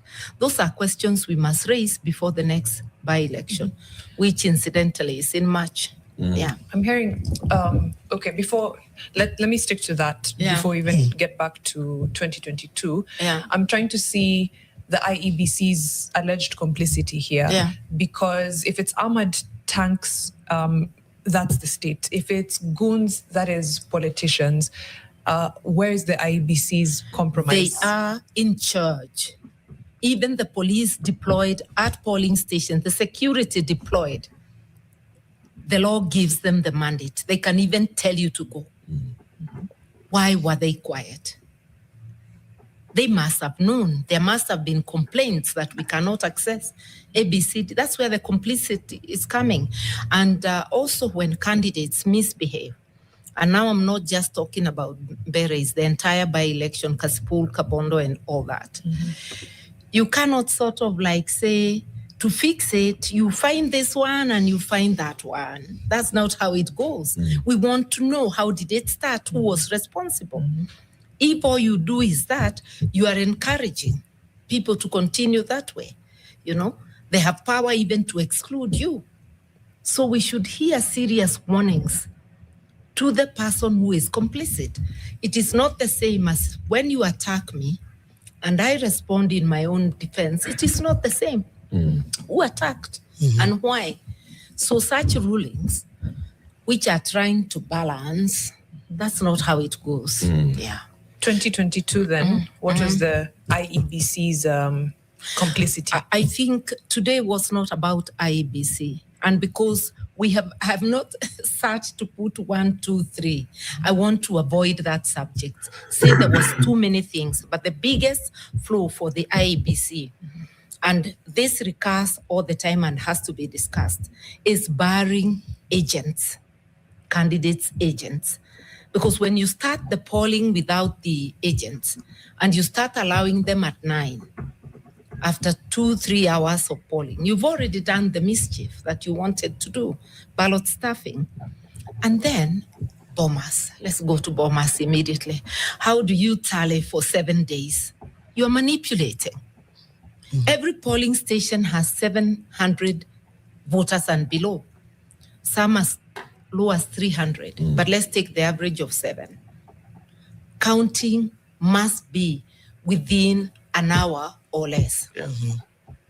Tallying for that particular polling station, even if you give the whole process 2 hours, polling stations close at 6. By 9, counting should be done everywhere in the country. By 10, 11, we should be in the constituencies, which is the last place because there is no tallying at the county. When you relate to the national, by midnight or slightly before, we should know who is president.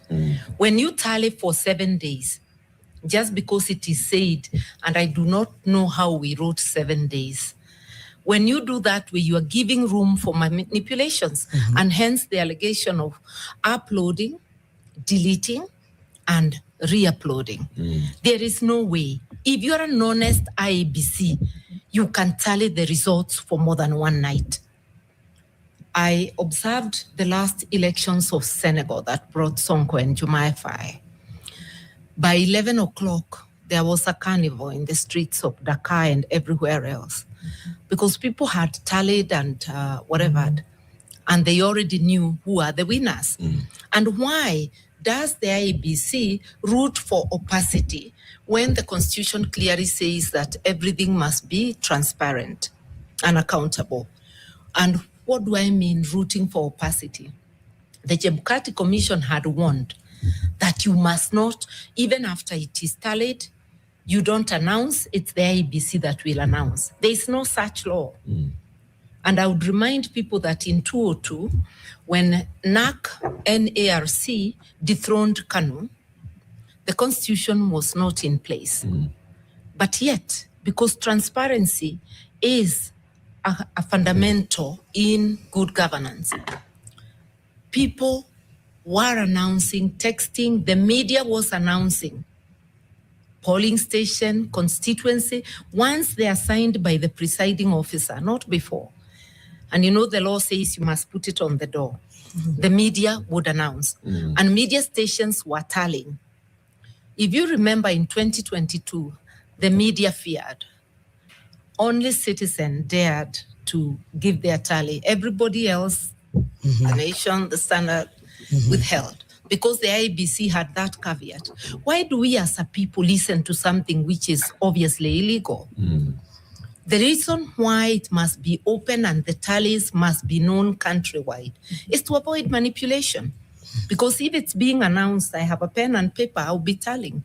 And we can declare for ourselves And that is what happens. It's transparency. So to stop these incidences, my call to us as Kenyans, we must shout the tally wherever it occurs. We must shout the results.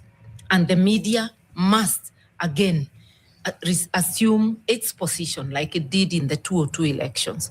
Collectively, we can stop manipulation of elections and also highlighting irregularities.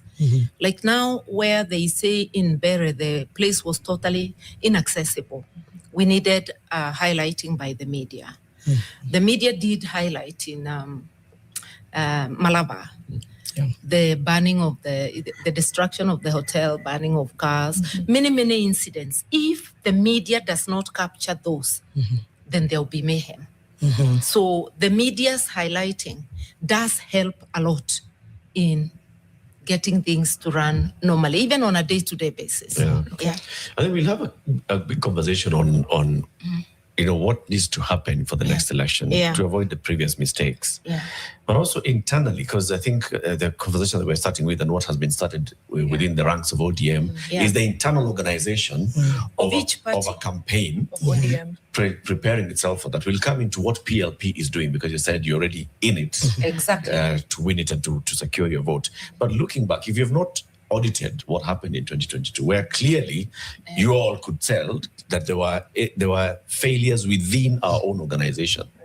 And you've not looked back into those failures within the organization. That conversations are now emerging 2 years later of what those failures could have looked like, and we don't even know what those failures are. We are likely to repeat. You have been a chief agent. You were the chief agent for the presidential candidate in 2007, right? After my results, yes. There, having been an agent, you know what that job entails. You have been a presidential candidate. Here you are again on the presidential ballot as a running mate. Right? Looking back, and you see we didn't have agents. You were being called 2 days to an election. We don't have agents. Our agents have been changed. And then on the day of the election, some agents are turning up at polling stations. They are not accredited. Others have turned up, but they had been already co-opted into other campaigns. That's a lot to talk about. But let me tell you. I have a problem accepting that all the principals were actually all sitting back. You, Raila, Kalonzo, Uhuru, all of you who have experience in presidential campaigns, all sitting back as this rot was happening and you were unaware. Let me tell you that when you go into a coalition 2.5 months to the campaign, you already have a house that is already built. Basically, the secretariat was run by ODM. Okay? The joint secretariat. I had no problem with it. I deployed 1 or 2 people to go in there and support where Ms. Meso, who was the overall was. But let me tell you that the organization left a lot to be desired. As a coalition, we never fully discussed, analyzed. And the coalition, I left the coalition before we did that. Whether they ever got to do it, I don't know. But we analyzed right from the beginning, as NARC Kenya then, what went wrong, how our participation should have been, and what we shall not do if we ever enter a coalition again. As we take the break, Martha, I just want to ask you a direct one. The checklist. Do you think ODM let down the coalition? Let me say this. I don't want to blame any one party. I want to say we let ourselves down, because even though I was so busy campaigning, I too should have said, I want to deploy in this and this place. In the committee dealing with the agents, in the whatever, I just also got comfortable with the campaign and with leaving the matters as they were. To that extent, I cannot just sit and blame one coalition partner. I think we left too much on the table. Yeah, we took too much for granted. Okay. So hindsight. Hindsight is always 2020. We'll still come back and just go, what they... Imagine being able to build an app with your name on it, just by thinking about it. Meet Base 44. Are doing to push for reforms at the IEBC.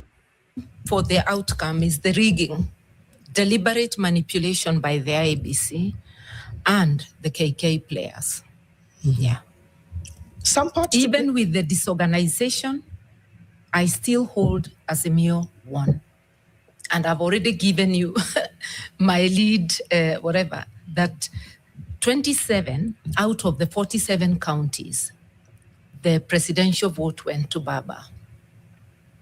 Among those counties were big counties like Nairobi, Kakamega, Mombasa, Kisumu. Only 20 went for KK. And the big county going to KK was Meru, Kiambu. So you can see that with their 20, if 2 of the big counties went to the Azimio side and 2 to them, there's no way their vote basket could have overcome this one, even just on Atali. And then Azimio had more parliamentarians than them. And I said that right at the beginning. You remember that KICC press conference? Yeah. It has taken the court to declare Azimio the majority party.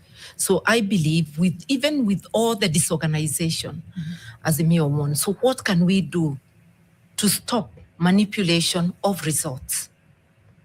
How can we make the elections more transparent? That's a question we will have to discuss and answer as Kenyans, because everybody has a role to play. Do you know exactly how they manipulated this result? Just announcing figures that came to their head.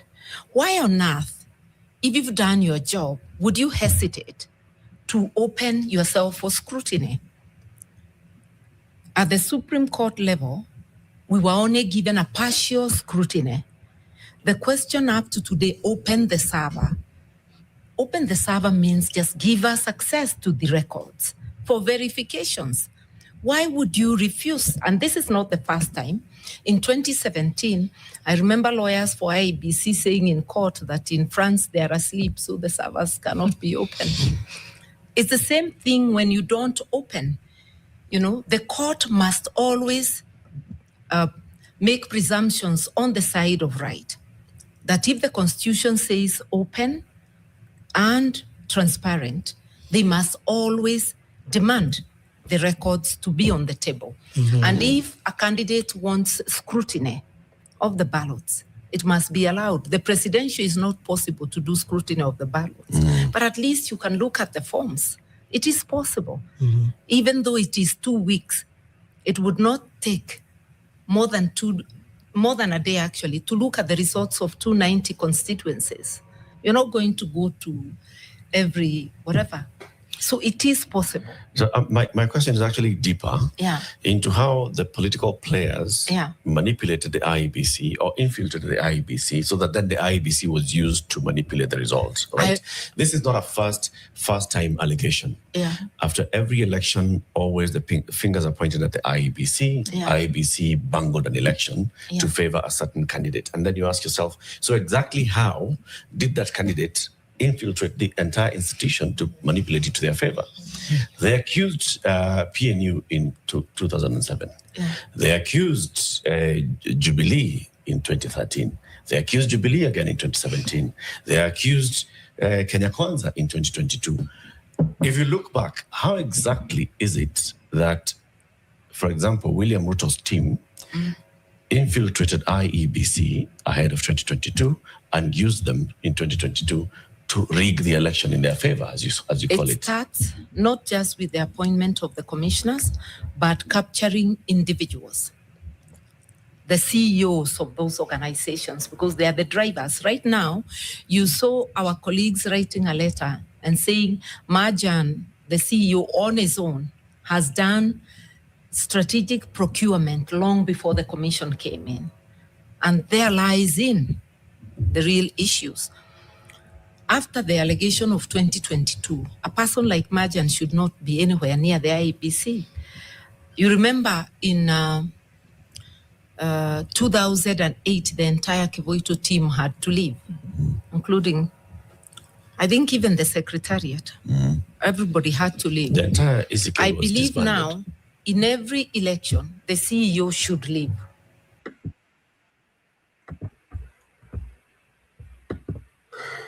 Yes, Tony PK, very passionate. Yeah, I wanted that. I don't see any other presidential candidate who has been able to settle on that, including the popular ones.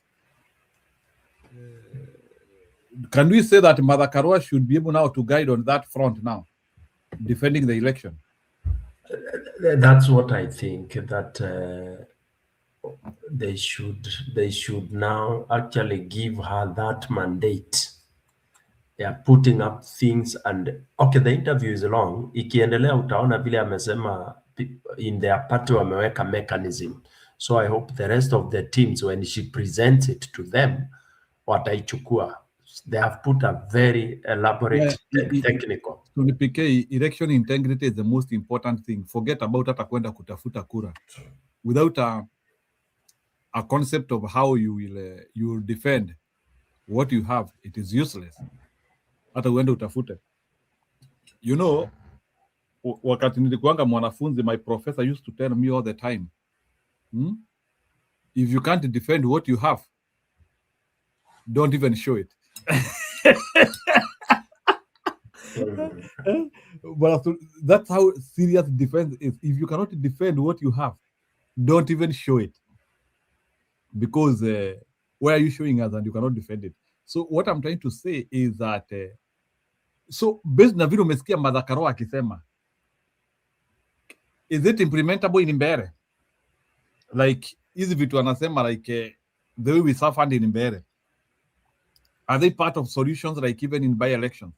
Ama those are the solutions he is giving are like solutions for a bigger election? No. Large scale election. It's from top, from the IBC all the way down. It's from IBC all the way down. If you listen to her, she's even talked about dismantling the IBC that you have, including having people like Marijan chased home. Amekwambia nani ya Kivuitu team ilienda yote. Yeah. So the moment watu wame express doubt in your leadership, like what we have already done, that IBC should be dismantled. And then what after system of putting credible people. IPPG did quite well. It was called what? IPPG, Inter-Party something. What was it? Ilikuwa inaitwaje ile ilitoa very Inter-Party something. So as you think about Inter-Party, IPPG, the most important thing nimepata from Martha Karua, which I don't know how we will implement, and I don't know why she couldn't advise Raila Odinga that way. It is when we follow illegal instructions, where she has said that at the IBC always tells us they are the only people who are supposed to announce the election, and no one is, and we like follow that thing like cows. So, based on what she is saying, is she trying to tell us that we should be very proactive? Tukipata kura zetu sisi tunatangaza. Exactly. Is it like a gap which we have been having? Yes, you should be defiant. Zikibandikwa pale kwa mlango mna announce.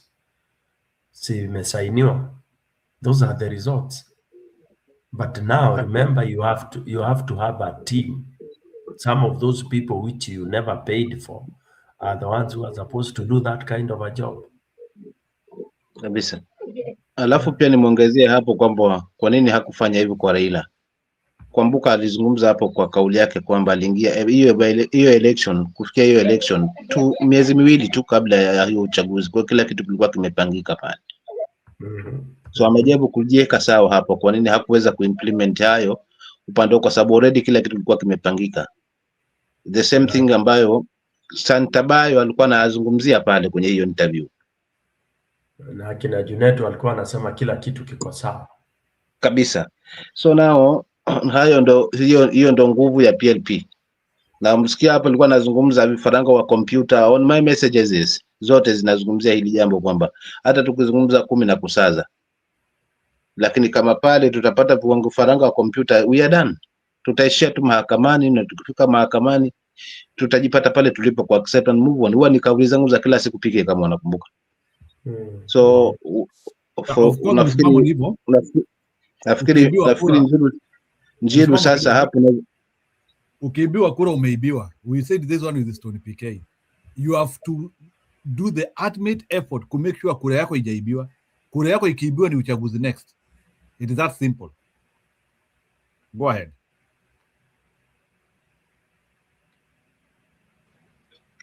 Nashukuru kwa hivyo kuniweka sawa. Unajua hapa pia na najivunia, najifunza. Ni kweli hapo amezungumza ndipo.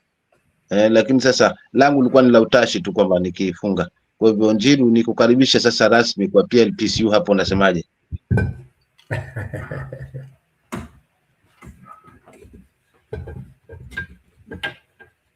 Mimi chama yote ambayo itaonekana iko na mwelekeo nitaingia. Na mimi ile chama nitaingia ile chama ambayo hawatakubali Ruto.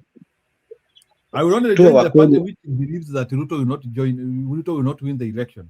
Na kuna formula. Lakini unajua siku zote chelewa utamkuta mwana si wako.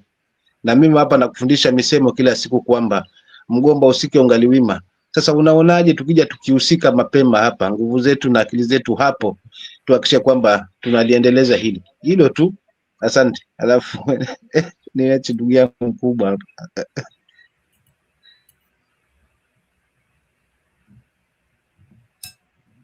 Nitakwambia, lakini niko sawa. I appreciate them. Mother Karua ameleta formula mzuri sana, and I like people with a formula. I think Stone PK has taken a lot of keen interest kusikiliza huyo mama. I wish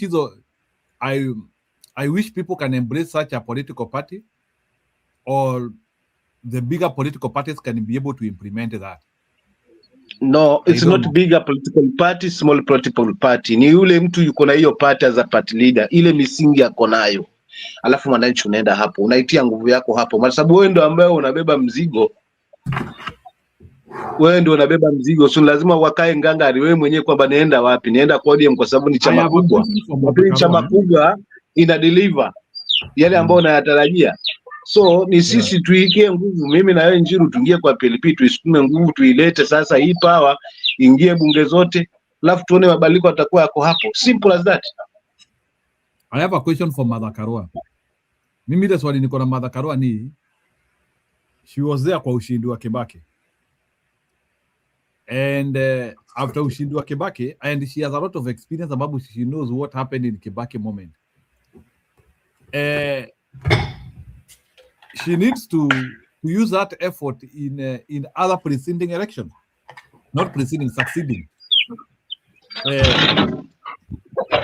Kuna vile ni nini msimamo? Ninafurahikia hiyo swali yako ya wakati wa Kibaki, unashangaa si mtoto wako akinyelea paja unakata huo mguu. Karua is among the persons who produced Kibaki presidency. I want to hear Mother Karua telling me that she has capacity to produce another president. Na aweke hiyo nguvu aliweka kama hiyo wakati wa Kibaki.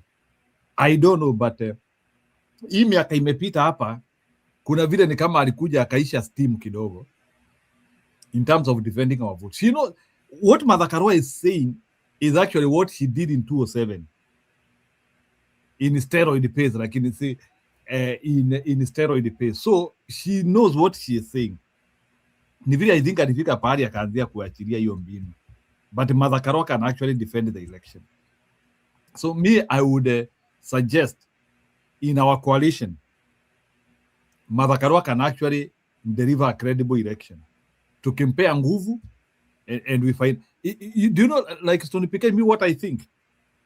Mimi naona hiyo uchaguzi like mtu kama Mother Karua, because of her integrity value vile tunasemanga, me I would say, unaona vile ati Junet Mohamed ndio alikuwa amepewa hiyo ati ndio alikuwa kama election coordinator ama nini na kanini Kega.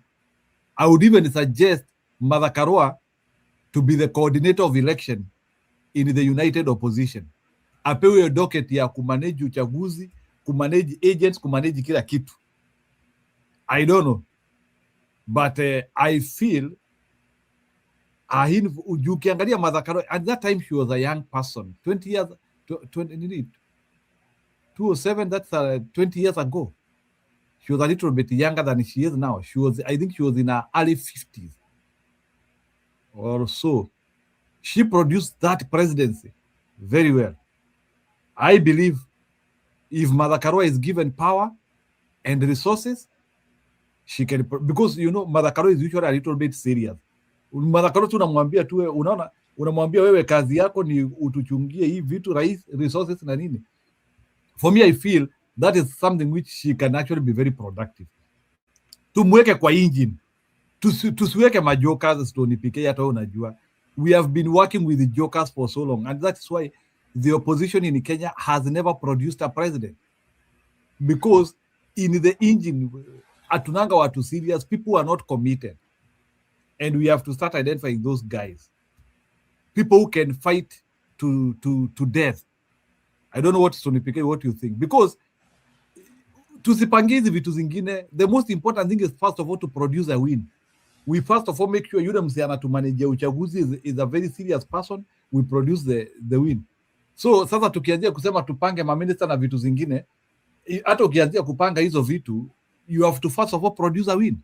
That is the problem. And that is a mistake which even hata Raila Odinga himself did. Raila Odinga alianzia kupanga cabinet, but he was not keen on the election, without knowing that the election is the one which will make you to activate the cabinet. So hata ukisema huyu ni minister wa trade, huyu ni minister wa nini, it has no value if the election will not turn.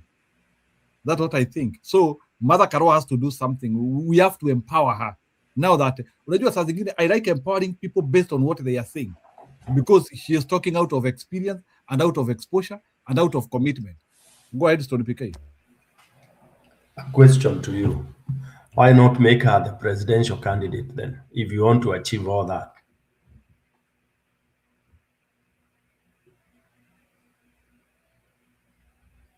She can, if the colleagues makes her. Look at the question which I have. Look at the doubt you have. Candidate, can she be able to manage that? Why not? Why not? It's her election. Jiru, it's your election. She will not be dumped like Raila. It's her election to win, not to lose. Kakangu mkubwa PK. Yes. Mimi na ndugu yangu hapa nje nilikuwa nasema hivi. Tungeweka haswa hapa mjadala haswa wa kuweza kuwachambua hawa wote wa viongozi ambao tunaona kwamba wanaweza simama 2027.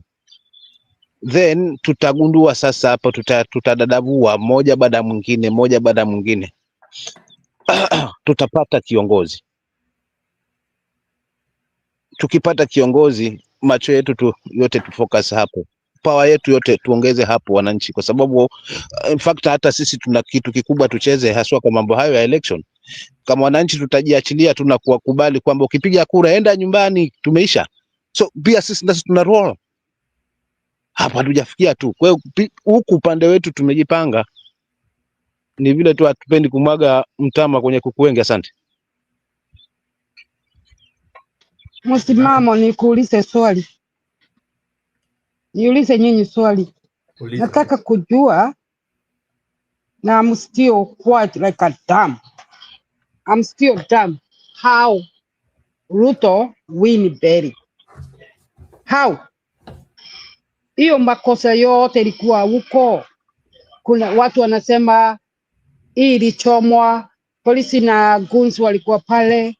Kwa nini IBC wajasema kitu? Tukaona MP huko Nyanza, nyumba yake yote kafujwa, gari kachomwa, nini. Malala alimpe DCP akatoka ndio ule aingie, lakini hakuwini. What going on? Munagoja tu 207 ikuje na munajua tu Ruto atafanya vile vile. Sasa tunagojea nini? Akiwa amefanya vile vile, munakubali atafanya tena hii uchaguzi nakuja. Haya, baba alisema hivi, hata si kuwa na support Raila, lakini aliuliza kwa nini tusikue wiki moja kwanza tuchague member of parliament wote, president yako wa mwisho. Mnanyamaza tu, hakuna mtu anaongelea hiyo. Ile pesa ya uchaguzi inaweza kugawa mara mbili. uchaguzi hii ifanyike kama Western wanafanya. Wafanye ati yote, kila mtu wa president na MP, member of parliament wanagawa. Kwanza MP wasaguliwe, alafu huyu president akuwe wa mwisho. Inawezekana? Hiyo ni swali tu mimi nauliza.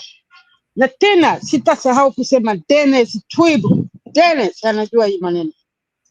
Mtajua, mtakuja kukumbuka. Dennis ndio anafanya hivi.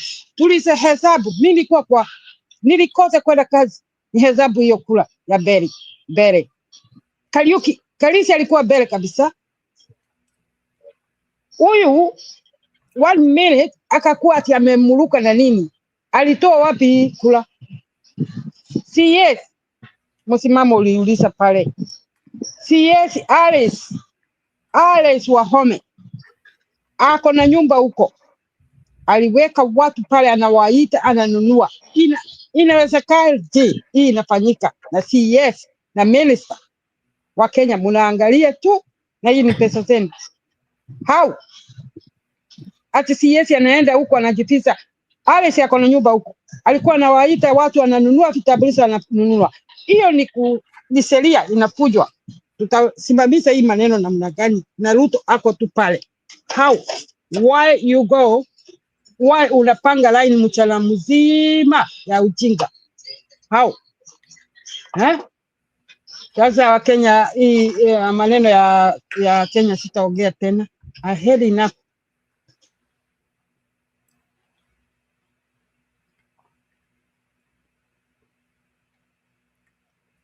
Okay, Mama Jeromora, I hear you. When it comes to hiyo swali unauliza, first of all, ati kufanya uchaguzi mbili. Sasa wewe umesema tuibiwe kabisa. We run a corrupt nation. Every uchaguzi itakuwa 60 billion. There's nothing like ati kusema tugawe pesa mara mbili. These people will always make sure that we are losing our resources. So it is better we lose our resources in one election, hiyo story ishe. Hiyo concept ya kufanya mauchaguzi kama vile America wanafanya after 2 years midterm, is where you have some prudence. You will see like a midterm, it will not be very charged. Other than small rallies watafanya hapo na pale, it will not be very charged. So Jeromora, watch at least to save pesa ya raia bwana. At least wacha waibe tu safari moja, story ishe. But history, in fact, that is something which Ruto and his cronies would love.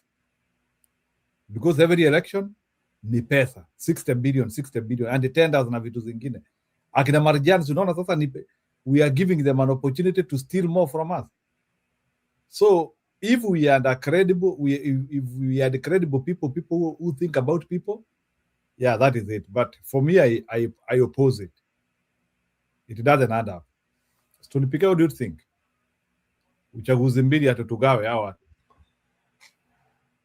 Yeah, hiyo itakuwa ni opening the floods of corruption, gates of corruption, because hii nchi yetu, unajua hii nchi yetu hata uchaguzi haitakiwi kufanya uchaguzi. Our country is so corrupt, imeharibika, hata uchaguzi itakiwi ifanye, because anywhere mahali ya kutumia pesa is just a mess. Ndio hata nangoja Martha Karua aseme ile system hiyo anasema itawekwa, ndio tuone itakuwa ni system gani, ndio Ruto aweze kutolewa. It is so frustrating. Yani ni shida tu kubwa. So Jeromora, ukiweka elections mara mbili hawa wakora tena, ni wizi tu itaendelea. Wizi tupu. Sasa kwanza tungepigana sana tujue tutafanyaje, vile mwananchi atapiga kura na kura ihesabiwe, na hakuna kupigwa kwa polling station, hakuna usiku watu kuweka ballot kwa box, na hakuna kukuja kufukuza wananchi kutoka kwa polling station. Unaona ile hata hiyo ya Mbere kuchoma polling station, nobody reported, hata media hawakuweka. Media imepigwa kabisa. Media does not report. Hii ni social media tu ndio walikuwa wana nini. Hata ukiangalia kwa Citizen ama nani, they didn't report mbele incidences, which is funny. It's very bad. Kuonyesha media imekuwa captured kabisa. Na hii interview ya Martha tungeweza kuongea zaidi, ungeona mahali amekuja mpaka akasema media sasa iliogopa haifanyi nini. Haya 2022 nakumbuka nani Citizen TV walikuwa wameset mahali watatali, ilifungwa by midnight, wakadismantle, walikuwa mbeleni wametuonyesha Tallying Center, hiyo ilitokomea. So na ndio unaona hizo rules zingine zimewekwa na Ruto, kuna laws zimepitishwa, sijui cyber, sijui social media, sijui nini. All that is just to give way to rigging of elections. It is a serious... Another question, Musimamo, another question. Gen Z, tuko na Gen Z, very high education. Hakuna wengine wanaweza kuingia kwa parliament. Sauli tuna opposition, waseme ndio majority. Hakuna. Mtu mmoja tu atokea aseme majority pale. Sauli huyu Janet ako kwa Ruto. Na mnawaita opposition. Nani anapigania Wanjiku saa hii? Hiyo miaka yote mwaka jana wote waliingia pale wakasikana na serikali. Nani anaitwaje minority sijui majority na haiko kwa opposition? Hiyo ni swali lingine nataka kujua. What is he? Kina Martha Karua wako na Kalonzo wako na degree wako lawyer, ni lawyers. Waoni koti likataa. Si wananchi waingilia sasa. Huyu Weta atakani akuwe speaker. Ikiwa ni wao walikuwa wengi, atakani akuwe speaker. Na mnaangalia tu. Hiyo nirudishie hiyo swali.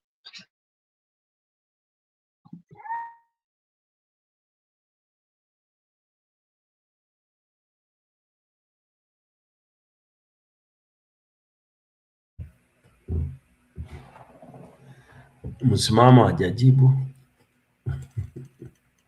Na poleni, nilikuwa nimemute. Namjibu hivi dada yangu mkubwa. Kuna vitu viwili hapa lazima tutofautishe. Yaani mabadiliko na power. Power tutategemea wanasiasa ama viongozi watuletee. Mabadiliko sisi wenyewe wananchi tutayaendea. Na tulipofikia si kwa power tena, ni kwa mabadiliko, kwa sababu uongozi uliopo tunaona hizo loopholes zote ambazo zipo na zote zimemlenga mwananchi. So kama ni mwananchi ni tuyaendee mabadiliko. So mabadiliko tunayaendeaje sasa? Mfano ukiniuliza kama hilo swali, kutokana na power tumeone kwamba inakuja na nini na wanasiasa kwetu, kwamba tunategemea wao ndio watatufanyia kila kitu, watatupigania sisi akina Wanjiku, lakini mwisho wa siku wanajipigania wao, sisi tunakuwa ukuta. Kwa hiyo tuondokane kuwa ukuta ama kuwa kanga wenye chongo. Wanatumia sana huo msemo, kufukulia wenye macho this time around. Acha tuendee mabadiliko. Tunaendeaje mabadiliko? Ni kwa kuangalia haswa hawa ambao ndio party leaders wa hivi vyama, stands zao wanasimama wapi. Hivi nikimpa MCA hapa kijijini kwangu kwenye wadi yangu, MC wangu atakwenda zungumza sauti yangu pale bungeni bila kuyumba, kwa sababu ana mtu ambaye hayumbi, ana mtu ambaye kiongozi ambaye wa chama chenye nimemchagua nacho hashawishiki, hanunuliki. Hapo nimemtetea MCA wangu kwa sababu najua mwenye nimemkabidhi naye lazima atamchunga tu, lazima atanzungumzia. Hayo ndio mabadiliko tunayoendea kama wananchi. Lakini vivyo katika swala hili la uchaguzi ambao tunalizungumzia hapa, ni vivyo hivyo, lazima tumwangalie pia kiongozi anazungumza nini, amejipanga namna gani. Wengi hawa viongozi wamezungumza yote, lakini swala lazima linalotumiza sisi si kura pale. Mwananchi siku zote baba anashinda, tunaamini hivyo. na kama anashinda kwamba wananchi wao wanafanya the right thing, hawababaishwi na hii pesa inayokuja, lakini wao wanaangalia mtu kutokana kwamba nani atakupumzisha hii burden, kwa sababu kiongozi upimwa na track record yake. So nani tunampa nguvu kama wananchi haswa, kwamba huyu tukimsimama yuko kutokana na track record na misimamo yake na ujasiri wake atatufungia corruption, na atahakikisha kwamba katiba hii ambayo ipo imefuatwa vilivyo, haijachezewa haswa kama inavyochezewa sasa hivi. Lakini vile vile pia ni nchi ya sheria hii. Si mbaya kiongozi kuwajibika kwa makosa yake, kama atakuwa ameloot, amegrab, kuregesha mali ya umma ili iweze kumwendeleza ule mtu, kwa sababu tukifunga huo mwanya, hiyo ndio Singapore tutakuwa tuko nayo, kwa sababu pesa itakuwa hapa kwa masuala ya elimu, itakuwa si mambo ya kupigizana kelele, wala masuala ya daktari na matibabu yatakuwa si mambo ya kuzungushana hapa.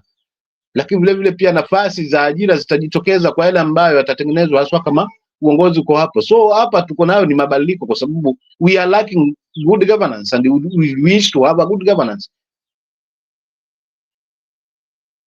So kupata good governance ni lazima tuangalie kiongozi pale juu. So hao ni wengi wanazungumza, sawa, tunasema Tiang, tunasema Ruto, tunasema nani wote, lakini je, tumekuja wananchi tumeangalia sasa ni nani ambaye hakika ni jasiri? Na mambo ni matatu tu ambayo yanatusumbua. Katiba iheshimiwe, sheria, na tuhakikishe kwamba tumefunga corruption. Kila mtu amewajibika kwa msalaba wake. Umeiba bwana, regesha mali ya watu, nani atakuregeshia hiyo pesa yetu haswa, ili tuendeleze sisi kama taifa. Asante.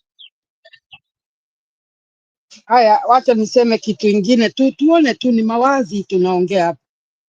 Mnakumbuka wakati tulikuwa na COVID hapa, tukafungiwa miaka miwili, huwezi kuenda state kwa state. Na mkumbuke watu wengine wana kama wa China, wa nini, wa Greece nini, wanajirisha na business na kusomesha watoto wao. Sasa walikuwa wamefunga state kwa state, huwezi kuenda state hii, huwezi kuenda hapa. Biashara zote zikafungwa. Unaona, miaka miwili sasa watu wanakula ile walikuwa wameweka ni faida zao zikaisha. Najua vile walifanya kama agency, wakaambia kila state, sisi tutaamuka leo protest ahoro hii state, nyinyi kesho state ingine, na ile ingine tuko 8 tulitokea. Walifungua November 2022, walikuwa wamefungua state zote. Sasa hata ukienda kwa choo huwezi kwenda duka, walifungua. Na hii ndio huyu Ruto anataka. Kila sasa alikuwa hii state itatokea, kesho ni hii, na hakuna kuharibu mali ya mtu. Na watu wakome kazi, hakuna watu walienda kazi hapa. Hata wale walikuwa naambia unaenda state yako, au kila mtu alisema hapana. Sasa hiyo mapolisi wakakuja na palasi sawa, wakapewa ice cream, wakapigwa wote na hiyo wananchi, mpaka wakafungua borders. Sauli hii inaonekana Ruto anafikiria ndiye anatawala, atikuwa hawa watoto. Watoto walituonyesha, agency walionyesha watu vile unaweza kufanya. Wakisema ni Kisumu, wote walitokea, hiyo nchi yote ilikuwa protest. Na ndio Ruto anatakana atuambie hii parliament opposition yako wapi? Wanaweza kukuaje 1 in 2? Wanaweza kuaje? Ati James anakaa hapa anatukana kila mtu na anasema ni opposition nako kwa serikali. Kimani Wasungwa same thing. Court order ina support. Ilitoa order ikasema wewe utakani ukuwe speaker. Unaona? Na sisi tunanyamaza tu. Sauli Ruto amesema watu wapigwe risasi. Sasa itakuwa serious. Sauli, hata hiyo uchaguzi inakuja, Wakenya niwaambie huyu mtu atarudi tu miaka ingine tano. Vile nimeona hiyo uchaguzi kidogo na ABC wajasema kitu. Watu walikufa huko Kisumu, watu waliuawa, mali iliharibiwa. ABC ijasema kitu. Hiyo ni breach the law. Breach. Wajasema kitu na tunanyamaza, tunangoja hii kubwa ikuje tena.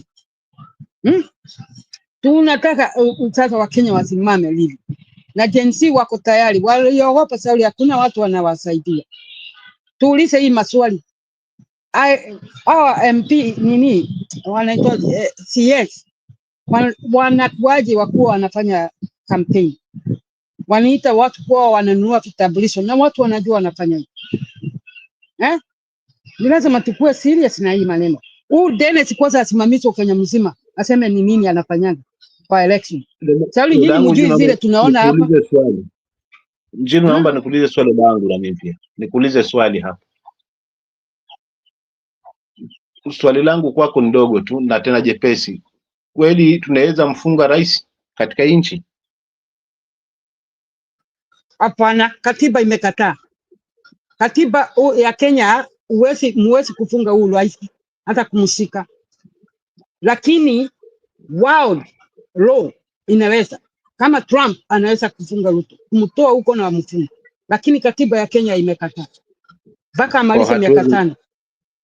Lakini wacha nirudishe miaka 5.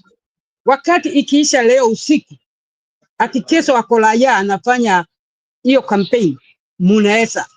Sauli yako kwa kiti, amerudisha ile power kwa majeshi, ile kishu. Hiyo tu wakati ya uchaguzi munaweza kusika mtu. Sauli ako kwa madaraka, anafanya campaign, amerudisha ile power kwa majeshi. Only that time you unaweza do. Ni raia kama wewe. Kama hii ya kuwa majenzi. Ni wakati huo sasa ametoka, lakini tuchukulie mfano sasa hivi yuko kwenye madaraka. Ni kwamba hatuwezi mgusa kwa chochote. Alright? Uwezi angalia kwa katiba inasema clear. Clear sasa, maana kukuuliza hili swali ni hivi. Kwa huo muda ambao amepewa hii nguvu,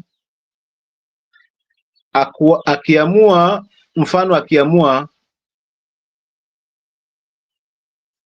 kutenda yasiokuwa na tija kwa mwananchi, kunaye wa kumuuliza? Kama world law kama Trump world law kwenye hili taifa letu tu, tuache tu nje ya mipaka ya taifa letu, hapa tu. Mwezi katiba inakataa. Kwa hivyo akiamua kwamba ngoja nipange fulani atakuwa hapo kwa IBC na fulani atakuwa hapa na huyu atapanga hivi na vile nitapanga vile, nani haswa katika hili taifa anaweza kinzana na hali? Nimekuambia katiba usome, sijui ni 160 something inasema hivyo. Hiyo katiba nilikuwa naisoma siku hiyo ingine, kwa hiyo swali iko naye nikaona imekataa, hawezi kufanya kitu na ndio maana mambo mengi unakuta yanachelewa kufanyika kwa sababu kuna hiki kizungumkuti kama hiki. Unaona kama IBC iko sasa, ile IBC iko ni yeye amesagua, ameenda kukaa chini na wale opposition wako kwenda au ni rafiki zake. Hiyo ndio kitu inatakana Wakenya wajue, kukoseria zingine. Kwa hiyo katiba sio mzuri, zingine zote ni mzuri, zingine sio mzuri. Ile power president amefanya, lakini anafuja sheria. Sauli atakani kuongea na ABC na kusagua ni nani? Hapana, sheria zingine anafanya tu kwa kifua. Kwa hiyo aliopo kwanza aliivunja mara ya kwanza kabisa hii sheria ambayo ni katiba, kwa kuweza kuweka ofisi ya Mudavadi yuko pale anakula mshahara mpaka leo. Uongo kweli? 100% amefuja hiyo katiba kabisa. Hata kukaa saa hizi anakaa na opposition, amefuja sheria zile. Nakuambia hiyo parliament isafujo kitabu, wakati Uhuru aliambiwa afuja hiyo nini parliament. Hiyo sio parliament. Junet kutuambia mimi ni minority leader. At the same time sisi tuko ndani ya broad based government. Ni kuizulumu katiba. Ni kuizulumu katiba, ukweli ama uongo? 100%. Hiyo katiba imefujwa kabisa. Huko hakuna parliament. Mnafikiria mko na parliament? Kiongozi ambaye ana hayo tu, kwa hayo mawili ambayo na mengi tu niliweka mfano, na yuko katika hiyo rank kwamba uwezi mbusa, uwezi mfanya lolote, lazima akizungumza tusikie. Tumeregeshwa katiba hii ya 2010 ama ni ile nyingine ya zamani? Unaona vile vile anafanya. Hiyo ni katiba, amefuja kabisa. Huu Ruto ana madaraka, hata ana nguvu. Imagine na Uhuru angefanya na vile Ruto anafanya opposite. Kwa nini Uhuru kutoa yeye? Kwa nini yeye ajiuliza? Suluhu ni nini sasa hapa? Tutategemea viongozi watuondolee hii shida ama ni sisi wananchi ndio tuondoe hii shida?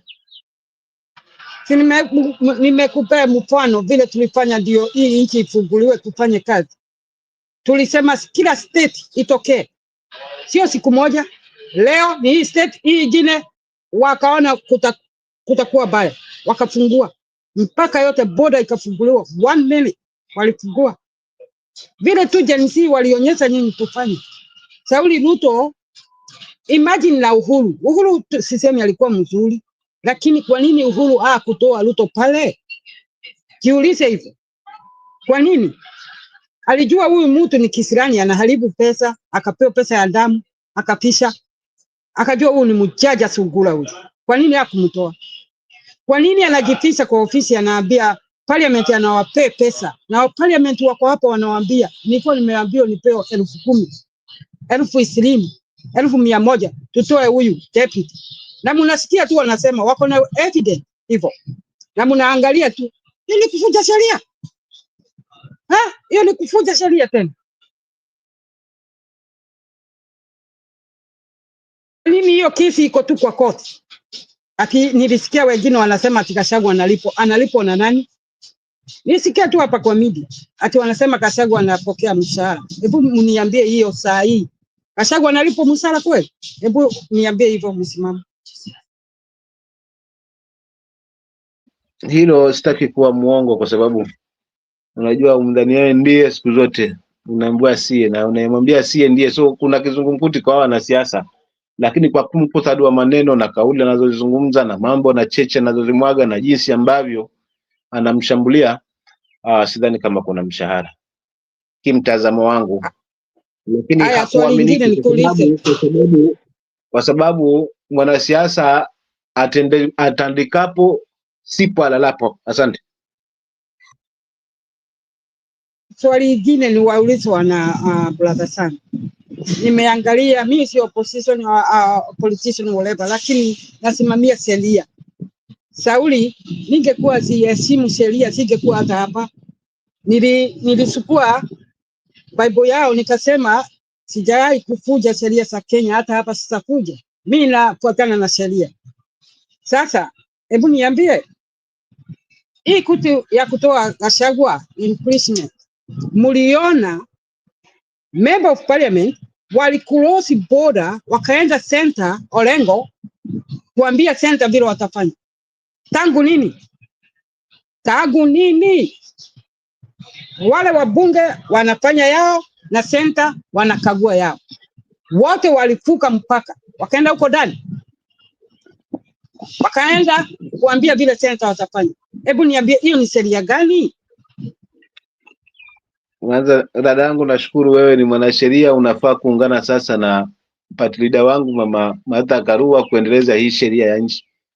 So nikukaribishe tu kwa chama kwanza. Pana, unajua ukisema sheria unajua sheria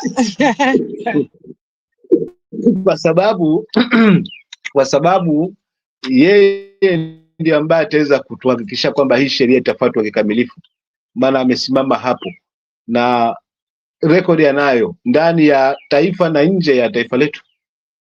Kwa hivyo kiukweli, kwa wewe mwanasheria na mwanasheria, tutapata njia hapo ya mwafaka haswa kuhakikisha kwamba sheria inaheshimika katika hili taifa.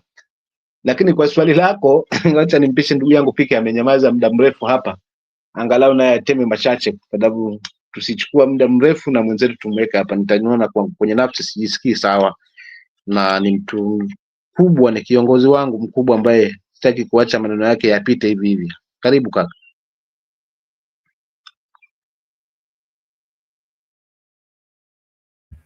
Asante msimamo na Njiru, naona bado tunaendelea, lakini sasa inabidi tuanze kuendelea ukingoni. Mambo yetu ni mengi, mambo yetu Kenya ni mengi na ni machafu. Ni machafu tu mno sana na ni frustrating. Ili kwamba watu inatakiwa sasa tuanze kufikiria ni akina nani ambao wanaweza kusaidia kubadilisha, because sasa hapa ni lazima kufanywe mambo ya ajabu. Kama ni hiyo ya elections. Njiru, nataka ucheze hii clip kwanza hii. Lazima tujue weka niweke. Tujue vile, tusikie vile mambo yanaenda.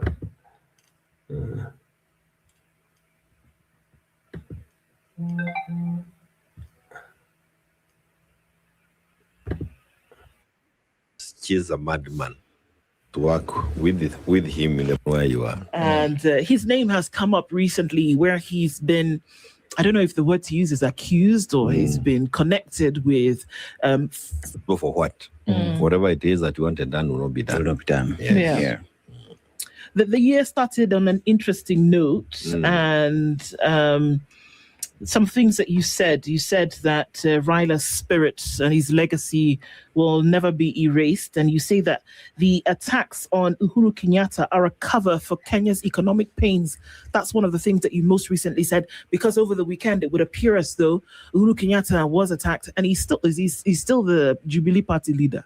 He is the Jubilee Party leader, yes. And he will remain a party leader for a while. For a while. You say the attacks on him whereby comfort or discomfort of others, depending on where you are. And his name has come up recently where he's been, I don't know if the word to use is accused or he's been connected with funding a major part of a campaign in 2022. And you've said that it's not really about anybody doling out money, but that there's an economic problem in Kenya that needed to be sorted out. And you say that that's what the attacks are a cover for, and that his name shouldn't actually be brought up. Actually, he should not be dragged in any of the difficulties that we're having. The problems that those manning the regime now are having is his track record. And what they should be working on is their track record. Instead of attacking him because of what he did, his track record, they should be working on their own track records. I remember, I think Mheshimiwa Mruto was saying sometimes in December that when the day comes, we will put our track records on the table. And there could not have been a better statement coming from him than that. And what I again want to encourage him is to work on his track record and leave Uhuru's name out of it. And of course, this time now you can see his name being dragged through some other individuals who chose to work with him in the broad-based government. But you see, I see your headline here again is betrayed in death. And quite a bit of oranges. There are 3 slices of oranges. Slices, yes. And I think the thing is that the spirit of Raila is haunting those who betrayed him, and is haunting them until they are spilling the beans and letting us know some of the things perhaps we did not know, or speaking out loudly of the things we knew. But he also reminded me, yesterday I was thinking about the whole thing, and I remembered one of the kitendawili. Alikuwa anasema kitendawili, umeenda kuogelea kwa mto. Mwenda wazimu amekuja amebeba nguo zako. Umetoka kwa mto na unaanza kufukuza mwenda wazimu. Yeye ndiye amebeba nguo zako, wewe uko uchi. Dunia watasema nani mwenda wazimu? Ni wewe mwenye uko hauna nguo. That's exactly where we are. Now we are being made to chase a madman, and we are the one looking like we are mad. This whole thing is just a decoy. A terrible decoy, but one that has failed flat. For what gain? For the gain that we are not able to say, for example, like this morning, I wake up and the first call I receive is from a parent of a child with a disability. And this child has very good marks, but has been placed in a special school because of disability. So they have completely forgotten all the gains we had in our 2010 constitution, where it was never a question of your disability, but the issue of merit. And they have taken us back to things we were doing in the 70s and 60s. But because of these things we are being treated to here by Akina Junet and others, we are not able to address that kind of an issue. The life of that child will be lost on that account alone. We are here today and we are not able to say where I was helping another young man, the parents is there, but babake ni bangi tu, na kijana ni wembe. The boy did very well, but he's been placed in a school some 200 kilometers away, which is okay, but it's a day school. So it's not okay. So it cannot be okay, because how are we going to be able to take care of that child on a day school that far? So those are the issues that are happening and hurting Kenyans today. But we are now being treated to things that are not quite useful. Parents woke up to pay 9,000 shillings. There was capitation some short while ago. Today is not there. But we cannot do anything else other than dealing with the decoy. Yeah. And they are looking at the person who they thought who could best help them with the decoy is Uhuru, the former president of this republic, our party leader. And I think we need to refocus, and especially those of us in the opposition. We have to quickly refocus and make sure that the people's issues are back to the table. Yeah, because if you look at it, SG, even if we choose to discuss what former President Uhuru Kenyatta said is work for the people, deliver for the people. Yes, this is not time for politics, it's time to deliver. So is it a question of that those who are now attacking former President Uhuru Kenyatta, it's because they have been checked on what their responsibilities are, and that now we're looking for a boogeyman that we can blame for our own failures. A boogeyman whom we can blame for the failures of this regime, number one, but also looking at that person who seems to, who seems to put, or whose Kenyans seem to say, Akia Mungu hata kama ulienda usituachilie. Because that's what I see when he appears in riders, when he appears in Jirongos. It's like Wakenyans are saying, ulienda, lakini tuko kwa shida usituachilie. The fear of him is what is driving them to now drag him into things that are not useful. Of course, I want to say here as I start that he has a responsibility. Not that we are giving him here, but Kenyans themselves are telling him, you led us, we saw how you did it. You may not have been perfect, but we seem to have had some direction. Baba has gone. And this spirit of Baba, let me tell you, will determine the outcome of who becomes a leader in the areas that he was strong in. I don't want to go away from what you have asked me, but yesterday's happening reminded me of a similar thing that happened at Kireresho when I was having our Jubilee office at Dik. It got to a point where I picked the phone and called the former head of state, Uhuru, told him, where we are today, if you do not show up in person, it is the head of this party, and this country will never be the same again. I do not know why I say the country will never be the same again. Now I understand why those words came to my lips. If Mama Ida had not intervened yesterday, and I've not talked to anybody, but this is my experience. If she had not intervened yesterday and stopped the shenanigans within ODM, this country would be very different today. Why?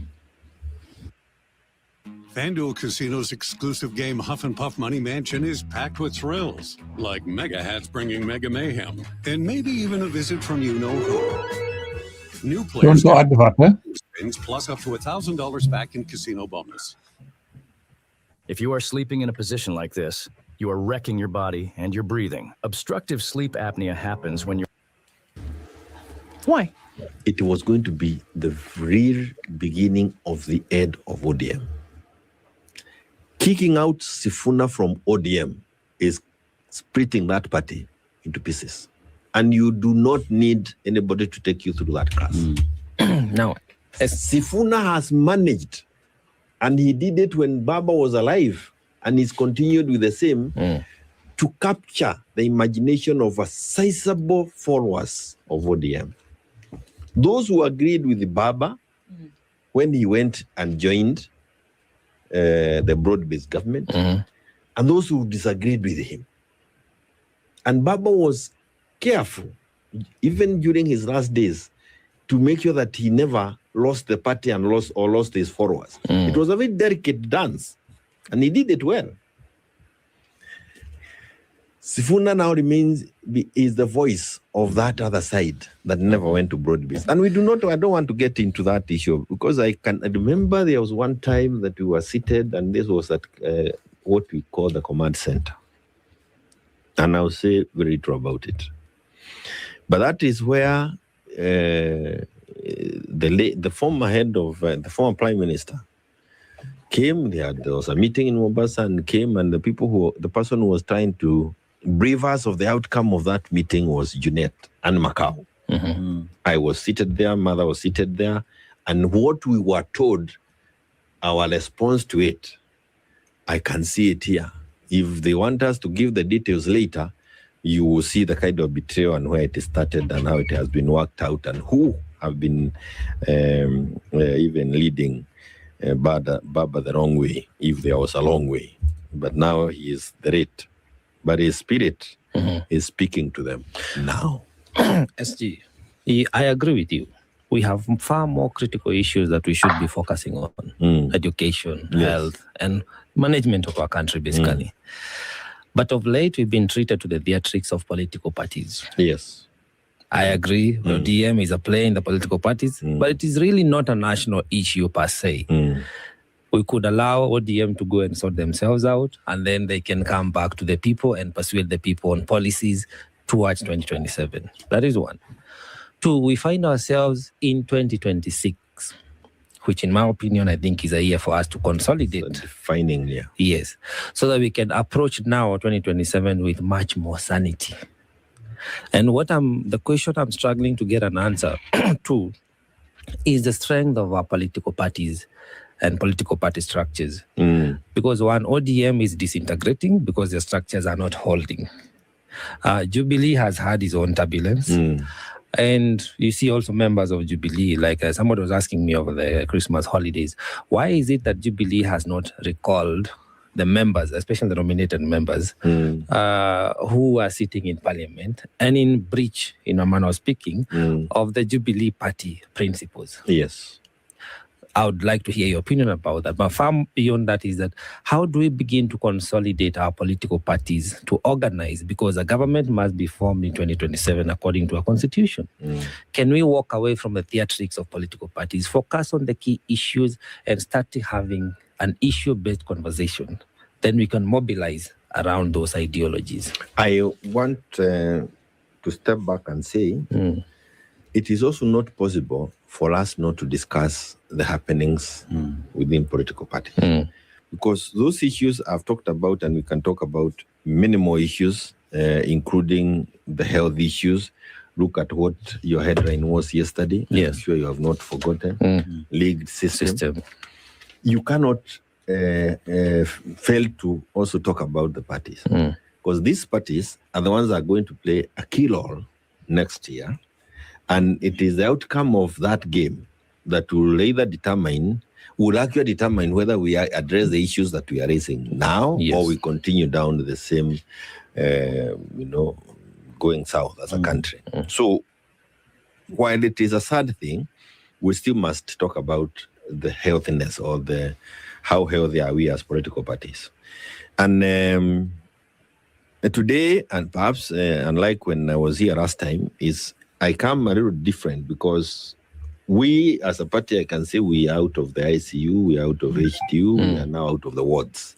We are able to move around and sell our party.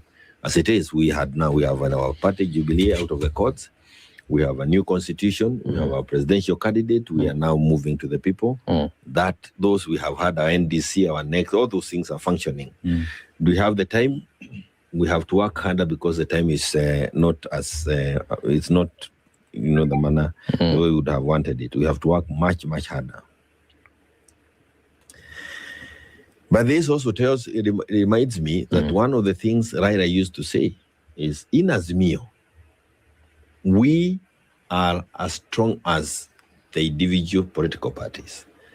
Touching Jubilee is weakening Azimio. Yes. And it is for that reason I also cannot fail to talk about ODM and actually start with Sifuna, because dismantling ODM dismantled the opposition. Yeah. And I know we have the group we are calling the United Opposition, which unfortunately, and I hope those who are the luminaries in it don't fail to see this, KK has now managed to blood them as tribalists. And they have succeeded. And this hit me very hard yesterday. Mnataka kukaa na sisi ama mnataka kwenda kwa hao wa kabila. So, and now it will be the team of Karonzo and others to try and explain to Kenyans that they are not tribalists. And I always say, when you are explaining it too much in politics, you've lost it. You've lost it, yeah. So we have lost that united platform. They must redefine themselves very quickly by either calling themselves another name or something else. But we are here, and during our NDC, our party leader said, we are still in Azimio. And there must be a structured way of dealing with either continued being in Azimio or exit of it. The issue before us must also be addressed by Azimio. We, even in Azimio, were betrayed by Junet. How? In many ways. And I don't want to talk about, but I'll mention it. Oh, come on, SJ, you can't say something like that and then just I leave will it say hanging. it. He betrayed us in this way. One is that even when we were doing the Azimio demonstrations, he was never part of it. Never part of it. Number two, when we were fighting for the position of majority in parliament, he was never part of it.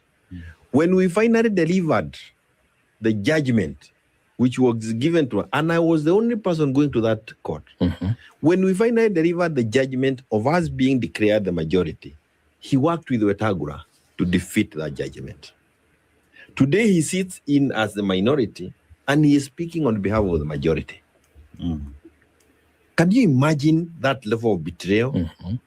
I mean, you may not know it, but as a person practicing politics outside parliament, your voice is that person who is on the floor. And instead of him carrying your voice on a daily basis, he carries the voice of your opponent on a daily basis. There can never be any other worse level of political betrayal than that. Correct. And it is terrible. So he has betrayed us on the floor of the House.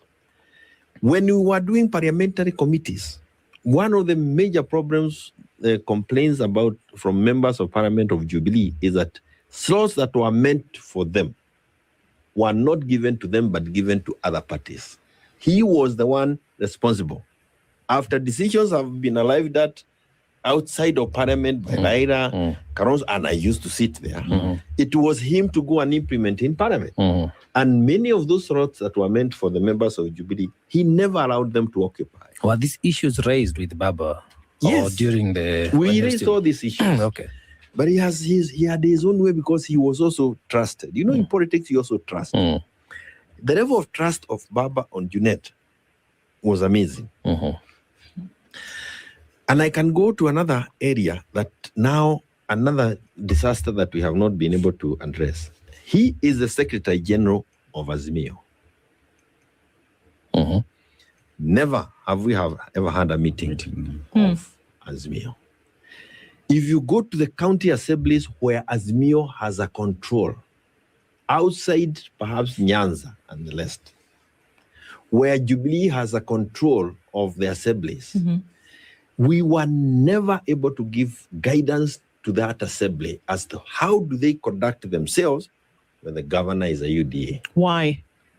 We never functioned as a unit, and it was not in the interest of the person who was supposed to make it happen, because he had already compromised himself in parliament. So those assemblies are also compromised as a reflection of the betrayal of this one man. Do you know what you're saying, Jeremiah, essentially? A lot. Is that even today, the governance that represents the people then is compromised and it's not delivering because from the very beginning, it was poised to fail. Yeah. And so these things that Joe brings up about education and health and infrastructure and development across board will never see the light of day, because from the very beginning, the people to whom Kenyans delivered or lent their sovereignty or lent this position to lead and guide were compromised. This is a very serious thing. And it is that serious, and that's why I'm saying it is, even the people themselves must also be willing to get out of the mess they're in. Vision problems like blurred vision, glaucoma, retinal detachment, cataracts. All these games are now being played so that Kenyans can again produce the same kind of leadership. If they do not see it from that platform, we will be back to where we are. And unfortunately, why I'm saying unfortunately is because hii ugonjwa imetufikia mpaka opposition. We really cannot, I don't understand, how have we allowed a platform that was created to give hope to Kenyans? How did we allow that platform to be now labeled tribalists? A tag we can't run. Yeah. And every day we are speaking, we are affirming that position. Yeah. So could it be that it's not being branded, it's just being pronounced on their conduct? Yes, and because every day, and I hope today they don't do the same. They did that yesterday.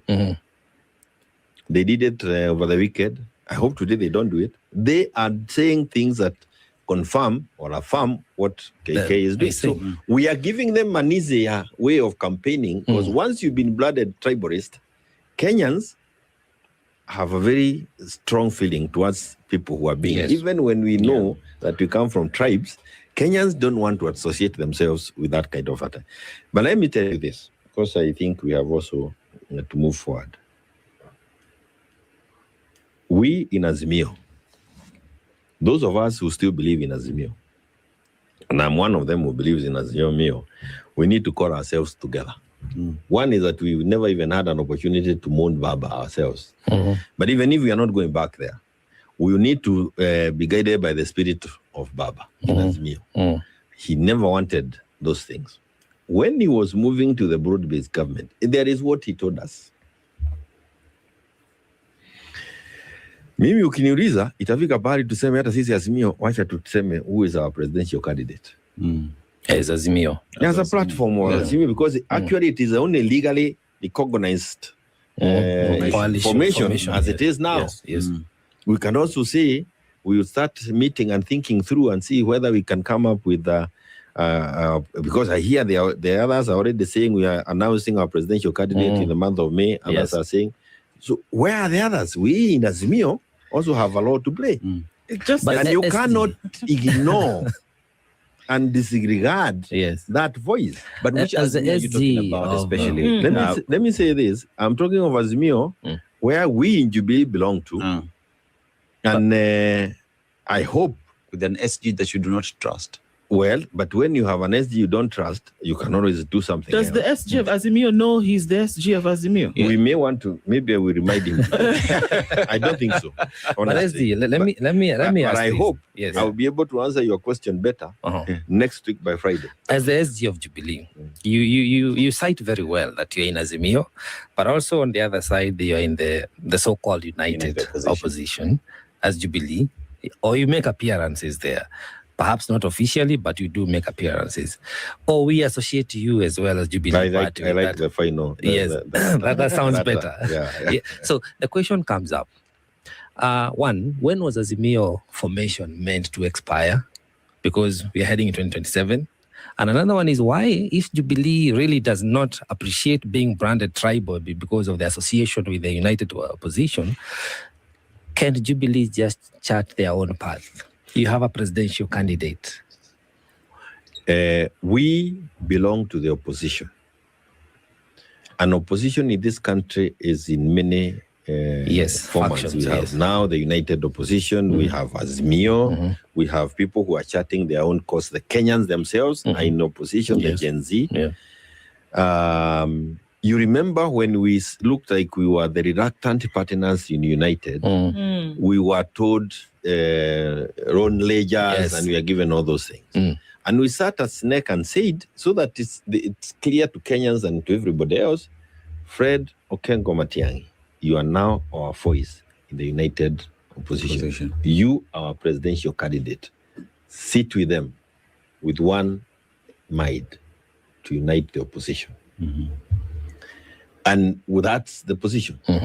But that, since it is not a legal body, our position is that Azimio, we are still members of Azimio because you cannot belong legally to two coalitions at the same time. So we belong to Azimio.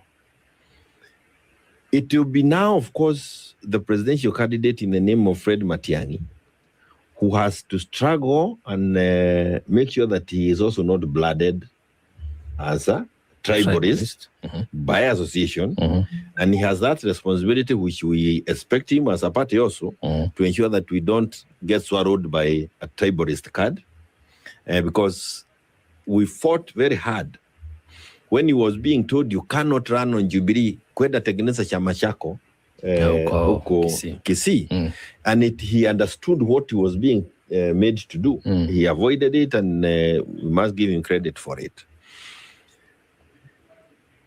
And it is also at times good to allow things to play out for Kenyans to understand why was there reluctancy? Why was it that we are looking at this as Jubilee? You notice that since we had our neck and declared Matiang'i our presidential candidate, meetings with United have always been there.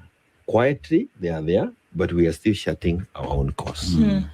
And I want to say, and I don't want to go specific issues. I listened to some of the readers yesterday who were at a barrio huko pande Guinea. Na sio vizuri ati watu wanagojea tu watu wakufe ndio uende ukaongea. You know, you look like you are playing for people to die so that you have an opportunity. Politicians must get to a point where you will create your own platforms. And I heard somebody saying, hapa dunia hii itakuwa chama moja. That's a very progressive statement. Very. Even if you want to achieve it, it is not a statement you make because it's really against the provisions of our constitution. And if you say it when I'm there, even if I'm in Ukabani and Kalonzo says it there, I will contradict him on the spot because I start for something. But you cannot keep swallowing me in this until all of you are given a tag that you don't believe in. I mean, we fought for this constitution, and it is because of these multi-parties that we are able to even challenge the current regime. You are referring to Gachagwa's speech in I don't know whether he is the one, but I remember I had it on it's the okay YouTube. to mention because Kenyans had him. If he's on the one record. who said it, then again, I am sure he's also the one who talked about schools and many other things. And people sometimes think that I have a problem with some of these individuals. I don't have, but I don't agree with some of those statements. And let me now say here, because I am going to run 2027. Okay. You are not going to sacrifice my political career on statements you continue making. We are not going to be on the same platform with you. What position Kwa are you sababu sindatafuta kuwa kiongozi. Si lazima niongee. Lazima. So lazima nitakwambia dugu, hii safari tembea peke yako. Wacha tukutane kwa uwanja. I am not retiring. I was not fighting for Jubilee for 3 years because I did not have something in my mind on where we should go as a country. And again, you cannot keep belittling Jubilee and thinking that we are also mute to feelings. Hapana. Sasa ni kama vile tu party leader alisema uniweke kidole utakumbuka yangu ni kubwa kuliko yako.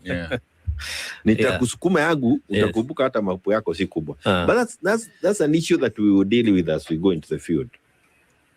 The issue is this for ODM. because it is the issue that is on the table. Yes. Like I saw it in Jubilee, ODM is on sale. Sorry, Jubilee was on sale.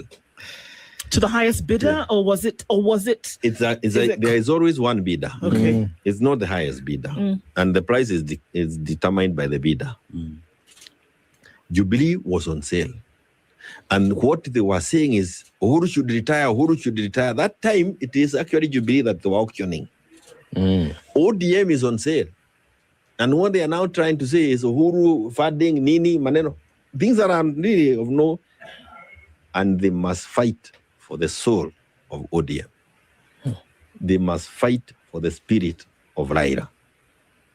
And that is what Mama Ida did yesterday. And there are people who must do this more clear. I have had a very, very short discussion with one lady now whom I really respect. And if Gen Zs were looking for people who can show them where to go, Winnie.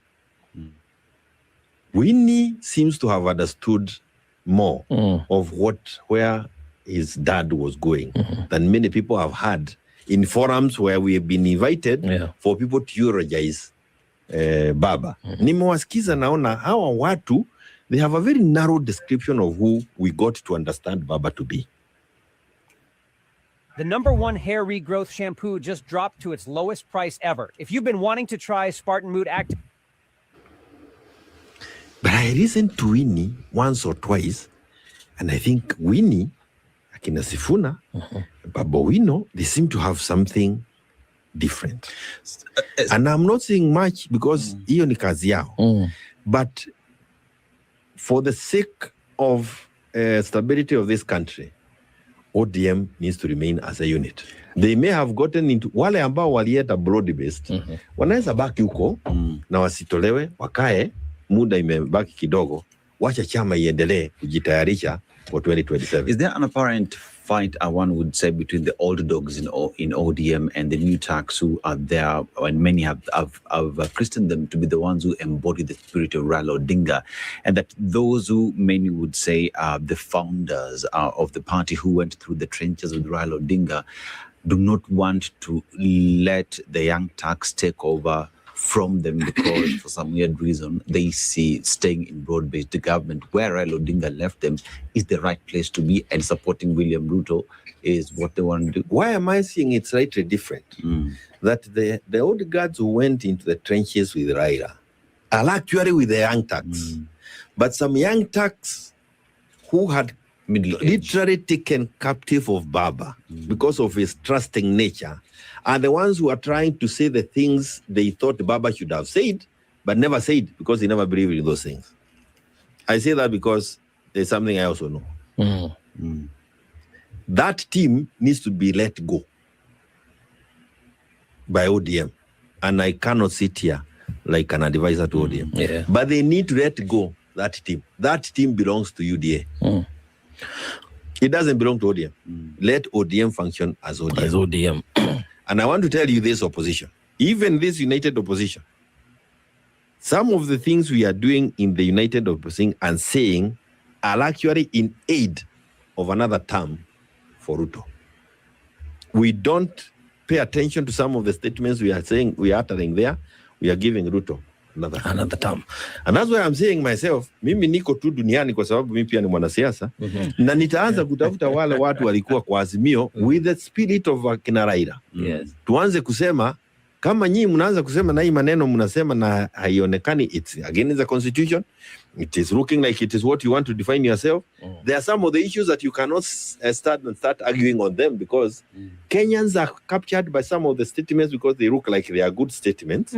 But the depth of huko nyuma ni sumu. So is there a need to have a united opposition? Because there is need to have united. We've been going about saying united opposition. It sounds great. United opposition as a place is a very good thing. Yes, but in terms of practice, even from your words, Jeremiah, it would appear as though that's not necessarily the case. United opposition, not the united opposition which is shrinking, because you see, this group was bigger but it has now shrunk. Jubilee is not there anymore. No, I haven't said that. For all intent, optics, as you know, is not committed. As you know, so let me answer your first question before you come back. Optics, as you answer that, optics in politics is very, very important. And that the words that you speak, because you've said the united opposition, and then you said they. Let me now. And then you said we. Let me even say what. So, okay, here we go. Go ahead. There is nothing as important as having a unity within the opposition. Because when we are together, then it is that unit against this unit, the regime. You have higher chances of unseating the current. When we are not united here, it makes it easier for this team to play us. So is the opposition united? The opposition is united in the minds of Kenyans. We are also united in the thinking of how that we should remove Ruto. It is the how that people are speaking. Now, SG, there is a third force. Yes. The proper opposition is the people. The people themselves. Who are saying this regime, by whatever means necessary, this term must go. We terminate on 10th of August, 2027. And on the same breath, the people do not subscribe to the tribalist nature of the united opposition. So, am I right to think that the people have to coalesce and come up with a presidential candidate in whatever formula or manner, without necessarily being dragged into a united opposition that clearly does not even speak to the needs of the people yet?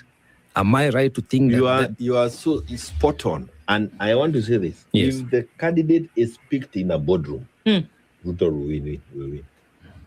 If this candidate is picked in a boardroom, we are giving Ruto an expressway. This candidate must be people's candidate. Because the people are in opposition more than the people seeking for this seat. So you are the one, you must be their candidate.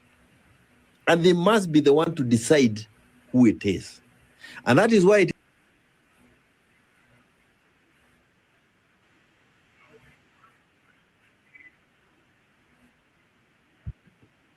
Thank you, CK. Nimejua kitu sijajua. Kwa hivyo Jubilee iko tu Azimio pale. Yes. Na wako kwa parliament na today Kenya Savali, Masule na wananyamaza pale. Wako wapi? Wanasimamia nini? Thank you, big mouth Kioni.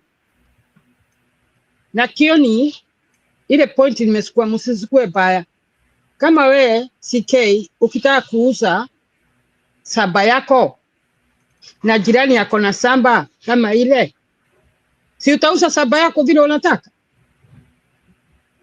Jubilee hajatokea kuuza samba. Wanagoja nini? Wanagoja nini? Kioni akawacha hii, kuko kitu wanakulia pale. Kwa hiyo Azimio hiyo Azimio inatakana ikuwe imefujo kabisa. Raila ameenda na yeye alikuwa pale. Sasa hiyo signature ya Raila itasainiwa na nani?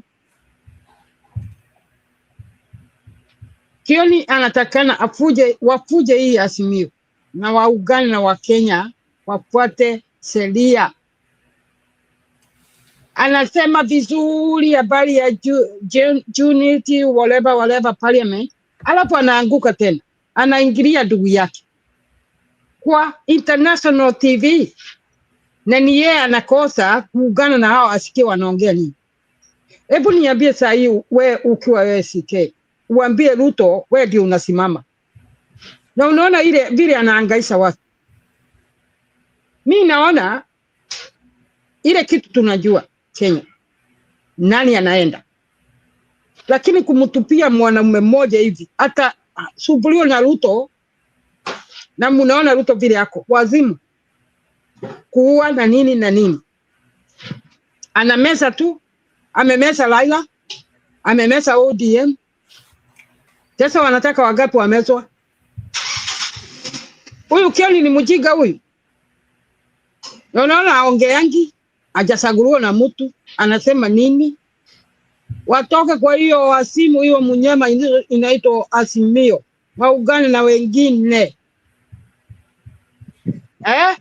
Tumejua sasa. Nimejua. Asante sana kwa kuweka hiyo kitu.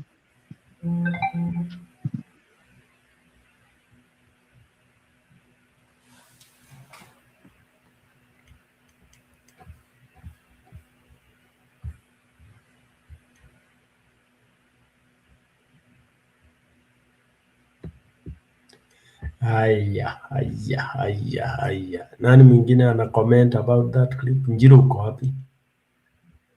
Msimamo. PK nasema umesoma nini? Nasema Umeelewa nini hapa? Nasema kwani ukimwambia ndugu yako una makosa haya na haya ni vibaya? Si vibaya.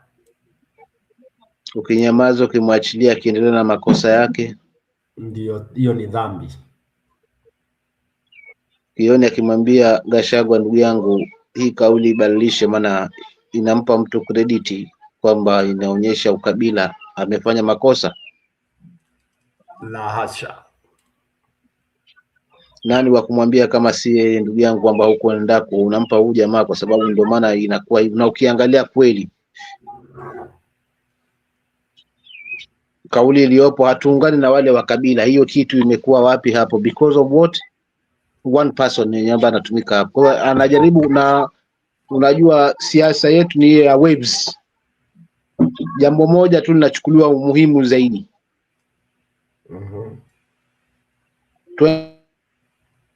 Na hasela. Sisi ni mahasela. Kitu ambacho hakina tija kabisa. Lakini watu serikali ya mahasela. Sasa hili tunaungana na hao, na wewe ukisimama kwenye podium bado una kauli zile za kuonyesha kwamba sisi watu kuna haja ya kuambiwa. Kwa hiyo mimi sioni kwamba Kioni hapa, nitakanganjana na dadangu mkubwa hapa Jeru kwamba Kioni amefanya makosa hapo. Maana wa kumweleza ni Kioni na wengine kwamba punguza hapa, enda hapa, ni mzuri.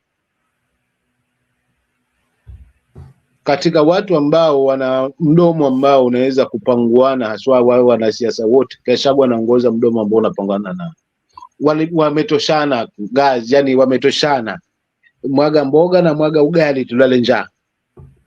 Hapo anapaweza kabisa kupangua kabisa. Mimi niliangalia yale mazishi ya juzi, kama uliyafuatilia jinsi ilivyokuwa yamepangika vizuri, kutoka kwa MCA mpaka, yani kila mtu anazungumza lake ambalo linamgusa mwananchi kwa wakati wake. Yale ndo mapigo ya kiutuzima. Lakini hapo pamoja tu akiachana napo, kwa kweli haswa kwa sisi watu hii ndio kitu ambayo inampa mbavu huyu mwingine, na Kioni ameweka vizuri hapo. Kwa hivyo na mengi tu ambayo ameweza kuyazungumzia, haswa yale ya chama, lakini pia vile vile yale alijiri wakati ule. So hayuko mbali na yale ambayo amezungumza Martha Karua, na yale ambayo tunayafikiria kwamba shida hapa kubwa ni mabadiliko, na shida ni kumuondoa mtu mmoja ambaye tunataraji aondoke, na tupange nchi vizuri kwa mtu mwingine ambaye ataweza kujaribu kuileta tena haswa nchi mahali ilipokuwa, ama ambapo inatakiwa iende, si kule ambako ilitoka. Asante Msimamo. Ukiangalia hizo clips nimecheza nikiwa ninazifatanisha, kuna maudhui moja ambayo ni muhimu tufuate. Ukiangalia upande wa ODM, tukacheza Martha Karua, tumemcheza Kioni. Kuna maudhui moja pale kwamba siasa tunapoelekea 2026-27, Wakenya wameumia na wameangamia na wana kidonda kinachoitwa ukabila. Hicho kidonda na Ruto anakifahamu, ndicho anakitona. Inaitwa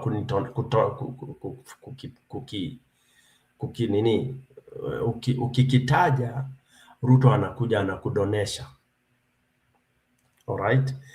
Na sasa kuna mmoja huyu Gachagua ni mgonjwa, ana huo ugonjwa wa ukabila, hawezi ukamtoka, na ndiye ataharibu akiendelea hivyo hivyo. Manake yeye si ndiye anatakiwa anambisha nani Ruto. Kupigana na Ruto lazima aende arudi afunzwe lugha, manake amekosea kabisa, anaropokwa kwa kifupi. Manake kila akitamka anatamka mambo ya ukabila, sisi watu, yani anasema ni kama kuna watu fulani ambao ndio wanaangamizwa, wale wengine si wa Kenya. It is a weakness, na anatakiwa akubali, atoke kwamba ajue yeye ni Mkenya, atoke kwenye mlima kabisa. Kila mtu anajua, ndio, kila mtu anajua kabila lake, kila mtu anajua ni wa mlima, mwingine ni wa wapi. Au tuhitaji kukumbushwa lile. Sihitaji kuambia watu mimi natoka mlima, lakini nahitaji kuambia watu kuna mtu anatuangamiza kama Wakenya, ndio tunatakiwa tumtoe. Sasa naye Gachagua ni nani? Haambiliki, hasemeki. Hata akinyamaza, ananyamaza, akizungumza anaanza pale pale. Hata hii mambo ya mashule, ungezungumza mambo ya mashule bila kusema kwamba shule zetu huku sijui ndio zinafanya nini wale. Sema tu kila shule, kule watu wako watoto wachukuliwe katika shule zilizo karibu na kwao. You don't need to start bringing in as if, you know, the tribal card is wrong, and that's why I was playing these clips kwa sababu sahi vile Kenya watu wanazungumza, hawataki kusikia mtu ambaye anazungumza ukabila, na ndio umemuona haswa mtu kama Matiang'i anajaribu kukaa pale, kukaa mbali kidogo, ajaribu kuzungumza na Wakenya bila kuegemea kwa nani, okay? Kwa sababu sasa ukiwa kwa hawa wanazungumza, alafu ukienda unapozungumza tena unazidi kuzungumza na lugha ya mama kila wakati. Sasa ukienda Nyeri ni town ya Wakenya wote, kuna Waluya, kuna Wakamba, watu wamekuja kwa mkutano yako. We unaanza kufikiria kuna Wagiriama, kuna kaka mkubwa, mimi na mashaka na Gachagua kwa kitu kimoja. Kumbuka alianzisha vita na yeye na Uhuru Kenyatta vya nani ni kingpin wa mlima. First lot ilifail. Now akapata hiyo opportunity ambayo ni it's a golden chance, never come again. Hii Ruto aliipata na Uhuru wakaipitumia vizuri na wakapata uongozi ya sympathy. So watu walitaka kujua yale ambayo anazungumza, na alikuwa kule kwa serikali, Wakenya wote wapate kuyaelewa. So he could use that chance kuweza kuingia kila mahali kuzungumza kwa niaba ya Wakenya wote. He could, on my thinking capacity or whatever I'm creating my mental picture, angekuwa na nafasi nzuri ya kuweza kumaliza mazima. Lakini sasa since alipotolewa huko na yale ambayo aliyazungumza, kwanza akaanza kugeni, kwanza Wakenya anapata sikio la Wakenya, akaanza kuona kwamba anasikizwa. Nao lengo amelileta pale pale kwa kutaka kuwa kingpin wa mlima, kuhakikisha kwamba mlima wote ameweza kucontrol as the kingpin. Kwa ajenda yake atakuwa ametimiza. So yuko na ajenda tofauti na ile ambayo sasa hivi Mkenya anataka kusikia. Mkenya anataka kusikia ni jinsi gani atakavyoondolewa huyu nduli.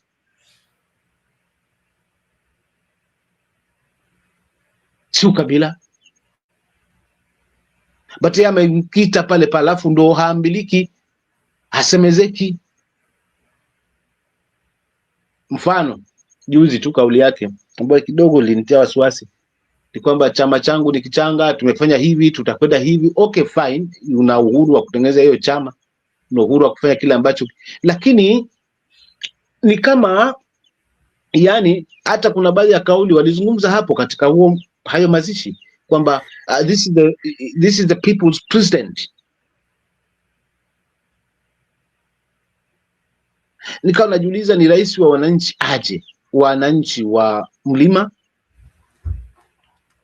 ama, but to me, kimawazo yangu kama msimamo, angetumia hiyo chance ya sympathy, basi angonye sasa hivi ungekuwa kwanza huko mlima Kenya, zit east au huko pande ya mbele, na watu wangekuwa wote wako chini yake, angepewa huu kingpin taratibu, tena angepewa kingpin wa Wakenya wote, kwa sababu kila mtu ataka kujua huyu umana ndio alikuwa analala mgonjwa, ndio alikuwa anamjua miono yake, huenda na maneno mengine mazuri, lakini up to date hajatuambia nini kilijiri. Ndio tunapata hizi sasa out vyenye ambavyo wanapigana sasa, spirit ya baba vimezungumza kioni, inaanza kutuletea yale alijiri wakati huo, jinsi gani, nani alikula hiki, namba ilikuwaje, ndio tunaanza kuelewa sasa nini kilijiri.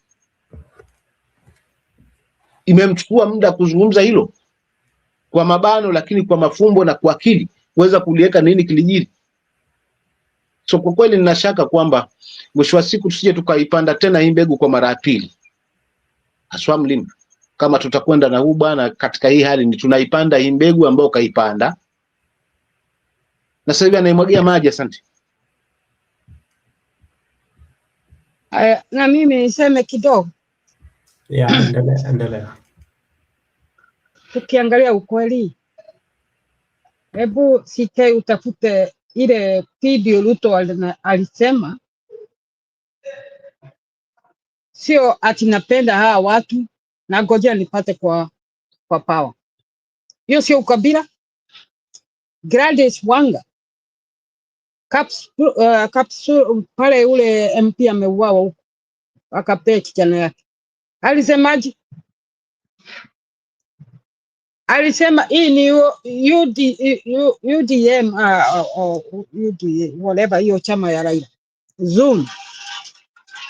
Kwa hivyo huko Nyanza hakuna chama ingine inaweza kusimama pale. Hiyo sio ukabila. Vile Gachagua anafanya, anauza chama. Wakenya ni lazima mjue hata hapa kunafanyika. Paulina Hazani anafanya hivyo kila siku, akiuza chama yake. Hiyo doesn't anatoka hapa Brisbane, Queensland yote anajiuzia yeye chama yake, na hiyo asemi apeli msungu hapa ya West asemi, lakini ni lazima loko yake awabie nyinyi ndio watu wetu. Huyu mtu ameshika Waislamu wote, ni nani mzuri? Anaongeanga kama huyu Gachagua na anasaguliwa, lakini kila kitu mumeshika hapa. Na nawaambia Wakenya, mtanikumbuka nyinyi. Kumbuka jirani yako ni nani? Nairobi. Mnapigana, mumekubali kitu, mliusio hasura, mkaitwa hasura at bottom up, mukashika. Sasa mumeleteo kitu inaitwa ukabila. Ruto ni sungura mujaja. Na hiyo jina wa Kenya murudie nyuma hivi kidogo. Hata wakati ya Kenyatta, sauli hii generation wa kukuta Kenyatta, wengine hata Moi, walikuwa wanasema hakuna ukabila. Hakuna ukabila. Na hiyo jina muwache kabisa, mutoe kwa akili zenu ati mtu akisema kitu ni ukabila. Sasa hebu niambie CK, huyu mtu hawezi kwenda hata Kitale. Mount Kenya ndio amekazio hivi na Ruto. Hata huko anakutwa anapigwa. Ni wapi tena ataenda kuuza chama yake? Kwa hivyo Uhuru ama Jubilee ndio alipeleka Kalonzo, walikuwa huko Nigeria. Huko na maneno wako naye. Sauli wako tu Azimio. We are not stupid. Na hii Azimio nataka kujua iko ni opposition. Why Kenyan suffering? Waache kuangalia vile Gachagua anasema. Wakiwa Azimio ni opposition, kwa nini Wakenya wanateseka na wako kwa parliament? That's my question. I don't care what politician talk. I worry about Kenyan. Don't listen to Gachagua saying. Gachagua selling his DCP. What is the point? And my point is Kenya today. My sister sleeping in the bed huko Kitale. Na mguu hawezi kutengenezwa, ako na uchungu. Na nyinyi muangalie ile shida mko naye, mnaangalia vile anasema. Kenyan amesema vizuri sana habari ya shule. Yes, what action? Na ako na member of parliament huko Azimio. That is the point. Gachagua hajachaguliwa na mtu. Gachagua ametolewa. Kwa nini wanafuata mtu mmoja tu amesema nini? Fara ni watu wacha nimalize. Ni watu wengi wamesimama huko Western. Mimi niko na hizo mapidio hapa. Wanaongea wanasema tutege hii Mount Kenya. Hakuna mtu anarudia kesho. Hakuna. Wanaongea vile wanataka. Hakuna mtu anarudia kesho. Lakini Gachagua akisema kitu na mimi simsupport, amwangalie, mimi naangalia tabu ya Wajiku. I don't care what the politicians talking about. They always lie. I'm looking Wajiko being conned.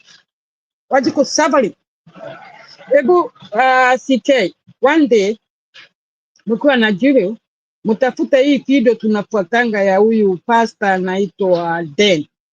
Anasurura Kenya mzima Western kila pahali kuonya sana watoto wale wasomi. Na tabu wako nazo. Na wako na member of parliament, 4 of them, every area where they come from.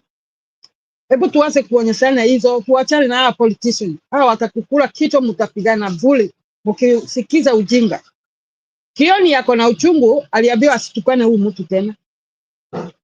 Kioni hajachaguliwa na mtu na hata chaguliwa huko kwao. I tell you true, Kioni never leave parliament again. Atafute maybe minister, atapewa wakiwin. Lakini hebu mniambie, tangu Gachagua atolewe na akuje na aseme anafungua chama yake, alafu akaongea na kazini zake Kalonzo na akina Matebea. Huyu Jubilee alikuwa wapi? Matiang'i akaitwa na watu, akaenda kaingia pale. Walikuwa wapi? Wasemi kitu. Kenya wachani kukon. Hii ni business. Wako huko kwa parliament wote Azimio wanakula. Na mnapebereto Gachagua amesema nini? Hii ni ukabila papa. Bushi. Mimi nataka kuona Kenyatta iko na madawa na mashule wache kupadilishwa ujinga. Hebu kumbukeni. Musa niwaambie nyinyi wawili hapa. Wakati tulikuwa tunasoma huko, tulikuwa na minister sijui ya education. Sijui ni watu space walikuwa pale wanatembelea mashule. Sauli mimi nakumbuka walinipe zawadi. Sauli nilikuwa very very high drawing. Walikuwa wanatembea mashule kabla walimu hata wajui. Hakuna mtu wa area anajua. Minister wanakuja wanaangalia shule iko aje. Walienda wapi? Maneno ya Gachagua amesema hiyo muache kupiganisha wa Kenya. Tuko na MP hapa wanaongea hata baya kuliko Gachagua. Wako hapa. Akiuza chama yake. Hii ni chama yake anauza. Anatafuta. Wacheni akose, wacheni nini? To focus what Ruto doing to Kenya government, Kenya na Wajiku. Amekuja na hii hala ati ukabila. Alikuja na hazo bottom up. Kumbuka, Mudavadi alimuuliza kabla hajamjoin. Tunachukua chupa ya maji hivi. Unakumbuka Mudavadi akisemea huko kwao. Hii chupa ya maji saa hizo Mudavadi walikuwa na ODM whatever. Ati chupa ya maji ana inua juu hivi. Bottom up. Mudavadi na wako pamoja saa hii. Mwache kusikiza point ya politician. Hadio tulisema jensi na wasikiza sana. Tutafute mtu hajakuwa politician. Na nimeona mtu mmoja hapa kwa online anauliza, he's very educated, PhD, he never be politician. Huo ndio mnataka muingize. Na analia saa hii Sauli vile Wajiku wanateseka. Mwachana hawa politician hawa. Wanapiganisha nyinyi. Kioni amekataa mikutano ya hiyo opposition, alisema wako pamoja. Matiang'i ndio anaenda. Kioni anakataa. Hajai kukutana na Gachagua. Ako na ile uchungu, ako na kitu huko ndani. Ubaya ya Kikuyu, number 1, jealousy. Now I'm not there. I'm never jealous in my life. Even my grandma told me, I will never jealous to you. Lakini Kikuyu wengi, 95% they jealous each other. Kioni anajua tunapiga mtu moja. Anaenda kwa TV kuongea hivi. Siaende hiyo mkutano yao waitane, Gachagua, calm down. Usiseme hivi ati tunauza, atauza wapi wa chama yake? Amefugiwa kila pahali akienda anatumia goons. Wa Kenya fungueni macho. Anaambia watu wake msihague. Unajua unakosa na point ndogo tu mama yangu hapa ambayo nashindwa kukuelewa. Kiona ametoa mfano hapa kwamba wewe umevua nguo mtoni unaoga. Alafu mwende wazimu aje achukue zile nguo uanze kumfukuza. Wewe ambao uko uchi na yule ambao unamfukuza, nani atambua ni wazimu? Nafula ametoa huo mfano na nataka nielezee vizuri haswa ulikuwa unamaanisha nini. Then urudi hapo ujue kwamba siku zote nyani haoni kundule. Kwani hatujui kwamba yeye ameaponti kila mahali watu wake Ruto? Hatuoni kwamba yeye ndo anaopalilia, lakini unamsikia akizungumza katika matamshi. Kinachokomboa mama yangu mimi ninavyoamini kwamba ni mdomo ndo unaofunga ndo unaokomboa. Unaona? So hatuna shaka na chama chake kukua na mashiko. Hatuna shaka kwamba tukiwa na support tuko tayari kukiuza hata sisi kina msimamo. Hatuna shaka nalo. Lakini kitu ni kwamba tu kauli yake imestick sehemu moja, na ndio ambao ndio loophole ataitumia opponent wake kuweza kumpiga nayo.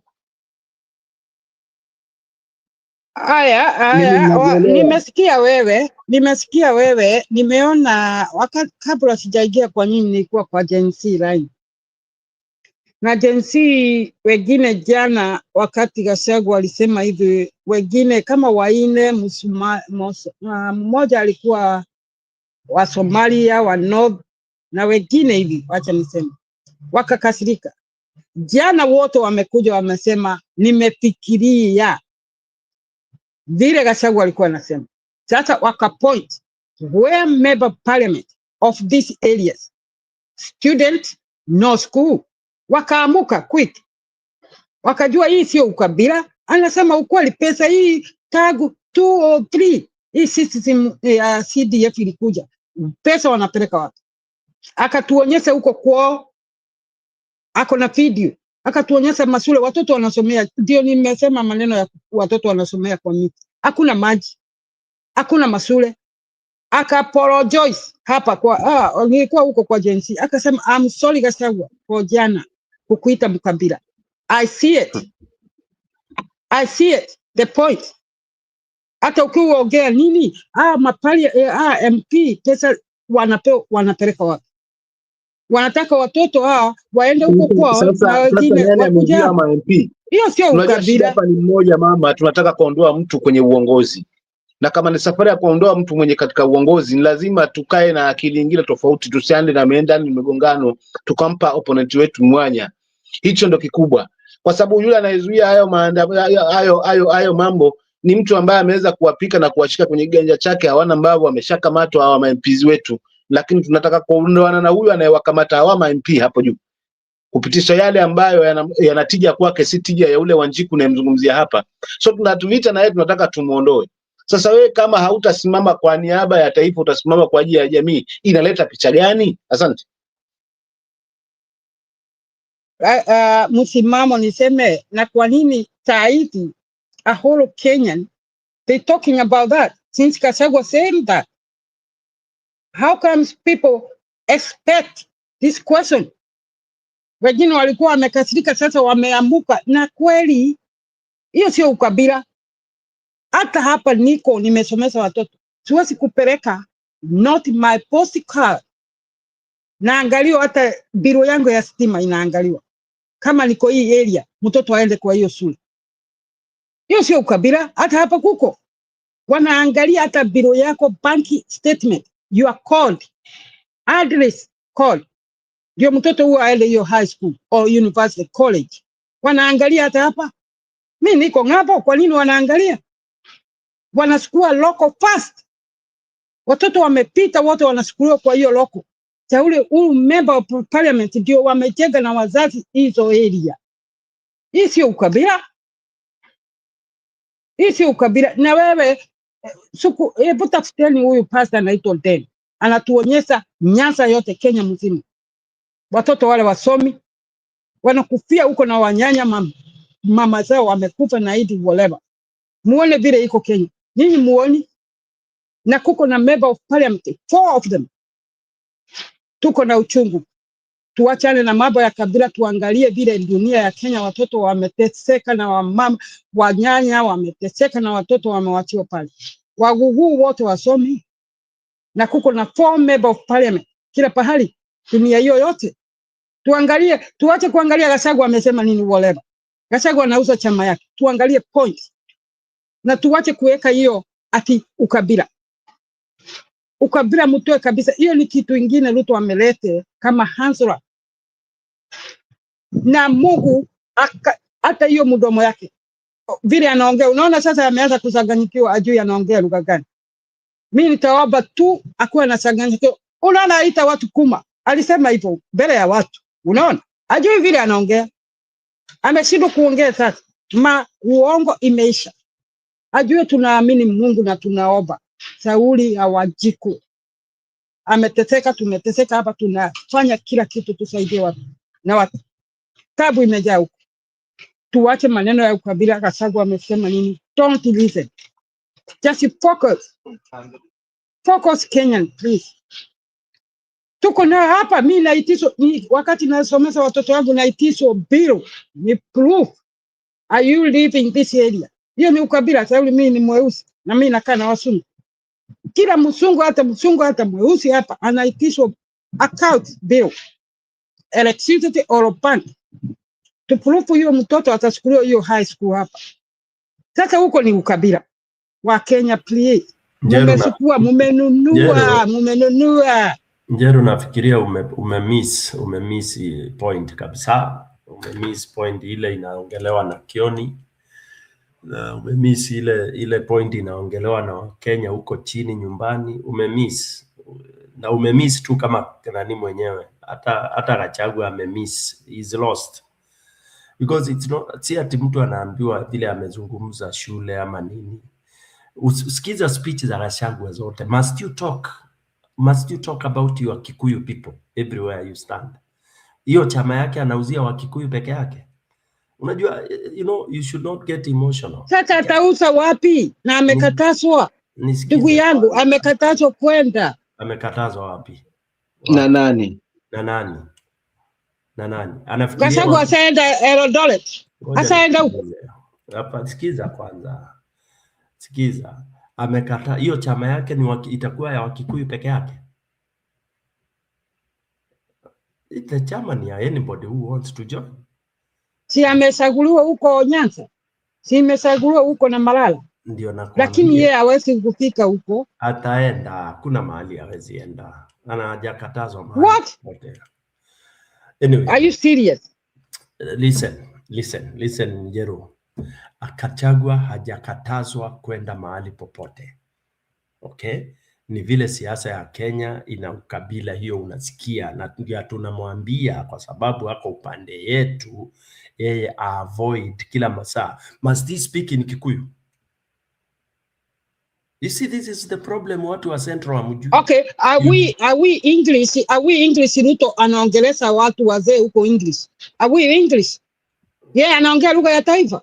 Nyinyi. Hallelujah. Kenya hii shida ya Kenya hii. Sasa wewe Njiru, mwenzako akivua nguo na unavua nguo. Mimi nasema sipoti Gachagua ama nini. Mimi napigania Wanjiku. Mimi napigania Wanjiku. Wanjiku hana shida. Gachagua ndiye anaharibu Wanjiku. Are you serious? Yes. Mimi napigania Wanjiku vile anadanganywa. Anapewa shilingi 200, anarudisha wajinga kwa bunge. Gachagua tena alisema anataka watu wamesoma, akaingiliwa akisema kitu, mumekopi hii ukabila. Jirani yako ni nani Nairobi? jirani yako ni nani? Sikiza Njero, unajua shida hii ile iko Kenya hii ililetwa na Gachagua. Unajua hivyo? Do you know that? We are where we are because How? of Gachagua. Gachagua is the one who brought Ruto. How? Ruto. It is Gachagua who brought Ruto to us. If Yes. okay, I agree that, lakini tuko tunajua huyu mtu alikuwa anabeba Biblia anasema yeye ni Christianity. Kenya mzima Wakikuyu ndio hawakujua Ruto. Kenya mzima tulikuwa tunafikiria uhuru ni jealous. Tuliprove dunia mzima, hata hapa hiyo Mount Kenya muna point wako thick. Sasa walikuwa wanataka tujue uhuru tuabini nini, wacha tujione. Kubalini tu wale watu walichomewa bahati kwa kanisa Wakikuyu ni wamkujua Ruto ndiye alichoma. You can forgive people, lakini this is second 3 times. He done it. You are the only people. He done it by my brother. You can't forgive anybody. So you are very good at forgiving. That's why you forgive Shaitani anaingia kwa nyumba basi. Lakini sasa Shaitani tumemshika. Hamjamshika. Shaitani wallahi. Umemshika na wapi? Bado. Mbona unaita wajomba kama unamshika? Hawa wajomba unawaitia nini? Bado. Hakuna mahali Gachagua anaweza peleka Ruto akiachiwa Ruto. Aache hiyo nini. He needs everybody else. Na tungekuwa unajua vile anafanya huu Gachagua huyu na Kalonzo na Tembea na whatever. Hakuna pesa wanapewa. Lakini huyu mtu anatumia pesa yenu nyinyi. Ndio hakuna madawa, hakuna mashule, walimu wajalipo, anatumia pesa, hao watumii pesa, na angekuwa Gachagua anatumia pesa. Lakini sio mzuri kutoa pesa ununulie watu alafu hiyo pesa unaanza kurudisha kwa mfuko ukiingia ndani. Hiyo ni baya sana. Hapa tutoi pesa na tunasagua mtu. Wewe unaenda kusagua na tabia yako. Nikiwa saa hizi mimi nalipa taxi hapa na msitu inaenda juu, huyu mtu atarudi. Na mimi sijaambia jirani. Sisi wote tunaenda kusaguana na tabia zetu. Na unaona tuna win. Hatuwaambiani msungu asemagi kura yake, mnajua hivyo. Hata bwana yangu ajui mimi nasagua nani. You not allowed to say. Tuwaambiani. Na unaona ule mtu ulikuwa unakemea unaomba Mungu ndiye anaingia. Sauli umeenda huko na tabu yako huko. Hapa tusemagi nani uko kwa chama gani ati unasagua nani? Sauli unaweza kuwa Labour na unaenda kusagua Liberal. Hapa ndivyo wako. Wakati Kenya watajua hakuna kusema utasagua, unaweza kuwa Jubilee na unasagua Ruto. Unaona? Unaweza kuwa kwa huo Ruto na unasagua opposition. Hivyo ndivyo iko hapa. Hakuna mtu anasemaga hiyo siku ni nani amesagua. Hata bwana yangu ajui. Na yeye hajawahi kuniambia na sitamuuliza. Sauli, you breach the law. Hiyo ni kuuana na ndio Kenya mnauana. Hebu tukae na roho ya kusamehe na kuangalia wewe Ruto. I will never forgive Ruto for killing Gen Z. Mupende msipende. Hata akiongea mafuta, hata akisema Gachagua ni mkabila. Sasa una roho ya kusamehe, mbona usimsamehe? Mbona ulimsamehe alipochoma watoto? Sitamsamehe kwa kuua innocent. Innocent. Nisi kila. Na wale wa kanisa. Hata hiyo kanisa siendagi. Siku hizi siendagi kanisa, mimi naomba peke yangu. Niruhusu niage kidogo hapa. Kwa sababu naona ni mida yetu, naona mida imeenda. Unajua sisi wengine huku mtaji wa maskini ni nguvuze mwenyewe. Sasa at least nikajitendee haki pengine. Nitaka kwa kusema hivi. Nitaka kwa kusema hivi. Kwanza wananchi lazima tuwe na chujio. Ushabiki tukiuendekeza utatupeleka kusiko. Tuwe na chujio ya kuweza kuwapima viongozi haswa kwa kina, kwa matamshi, matendo na yale ambayo wameweza kutufanyia haswa kama wananchi. Tukiwa hivyo tutaondokana, huyu ni wangu, huyu ni wa kwetu, huyu hata kama ni lakini huyu hata kama ni lakini huyu ni wa nyumbani. Hiyo itatuondokea kabisa. Tutachagua yule kiongozi ambaye atakuwa na tija zaidi, kwa sababu hatima ya hili taifa liko mikononi mwetu, na kikubwa tunachokiendea si mamlaka tena, kwa sababu tumeona mtu akiwa kwa mamlaka hapa anatufanyia. Kile tunahitaji sasa ni mageuzi haswa ya uongozi. Ikiwezekana mimi ningerai hata system nzima ibadilishwe yote kabisa, tuanze upya haswa kama taifa. Lakini tutafikaje hapo? Na tayari kuna wale ambao wapo. Kwa hivyo lengo hapa ni mageuzi, na mageuzi yatafanywa na sisi wenyewe wananchi ambao tumebebeshwa huu mzigo ndani ya mabega yetu, tunao kila siku. Nitaachia hapo kaka, niende nikutafuta kande na mimi wanangu. Asante. Haya, subiri kidogo. Tutafuga saa ngapi? Saa hii. CK. Wewe sema lako la mwisho tufunge Njeru pia. Vile nitasema ya mwisho. Nakumbuka 1996 in Australia. Mimi napeana mfano yangu sasa. Mimi niko nchi ya mzungu na wenyewe hapa walikuwa weusi. Huyu mwanamke mzungu akaamuka, alikuwa anauza hii samaki, ini chips. Akaanza kuenda na miguu kutafuta kura, akuwe MP. Bailia hiyo yetu hii. Anaitwa Paulina Hassan. Akaenda kwa mlango. Wakati saa hii sasa uniambie ni miaka ngapi? Australian wenyewe hao weupe wamemwamini saa hii. Miaka ngapi? Aliwekwa hata kwa jela. Ati Sauli anakuja na chama yake ya chips na sausage na chips. Na alikuwa anapigania. Mimi sawa hapa anaenda analana na Muslimu. Alafu akamwambia wewe ujui ni nani anakuambia ukweli. Watu wakasema yeye ni mkabila lili, akaingiliwa. Saa hizi wote hata wa Muslim wako kwa saa hii wameona kile alikuwa anasema. Wakati watu juzi muliona hapa watu wameuawa kwa nini? Kwa beach. Muliona kwa news. Saa hizi wote sasa wako kwa. Waambia kweli tumeamini vile ulikuwa unatuambia. Sio ukabila ulikuwa naye, ulikuwa umeongea na wananchi.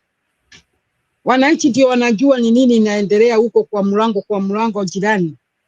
Na yeye ndio alikuwa anafanya hivi, anaenda kwa mlango anapiga, anaambia, anaongea na watu. Hiyo tu nitawaachia Wakenya, nawaambia hata hapa. Huyu mwanamke alikuwa amepigwa hata akawekwa kwa jela. Saa hizi ndio wote hata Muslimu hapa wanamfuata sasa. Naambia tafadhali tumekuheshimu. Tukwa tunajua una na hiyo roho ya kupiga, unapiga saitani yako kwa dini yetu. Unaona? Kwa hivyo tuache hii maneno ya ukabila tafadhali. Na tuache kuongea, watoto hao wako hapa wanatusikiza. Hao wametagua juzi. Wakati Kasagu alisema hivi watakasirika, alafu wakakuja na ansa. Wakasema ni pesa inachukuliwa. Hao watoto wana maji, wana shule. Hiyo ndio point. Okay? Asante sana CK, asante msimamo, asante Jiro. Tupendane na tuelefuke na tuombe Mungu atusaidie kufungua macho, tusague mtu anajali maisha yetu. Asante sana. Thank you Jero, thank you msimamo, na asante Nyamu na wale wengine wako upande ule mwingine. Ni Stone PK. Tuonane kesho. Bayusuf, Paulo Kisiangasi, wote nimewaga. Asanteni sana. Thank you very much.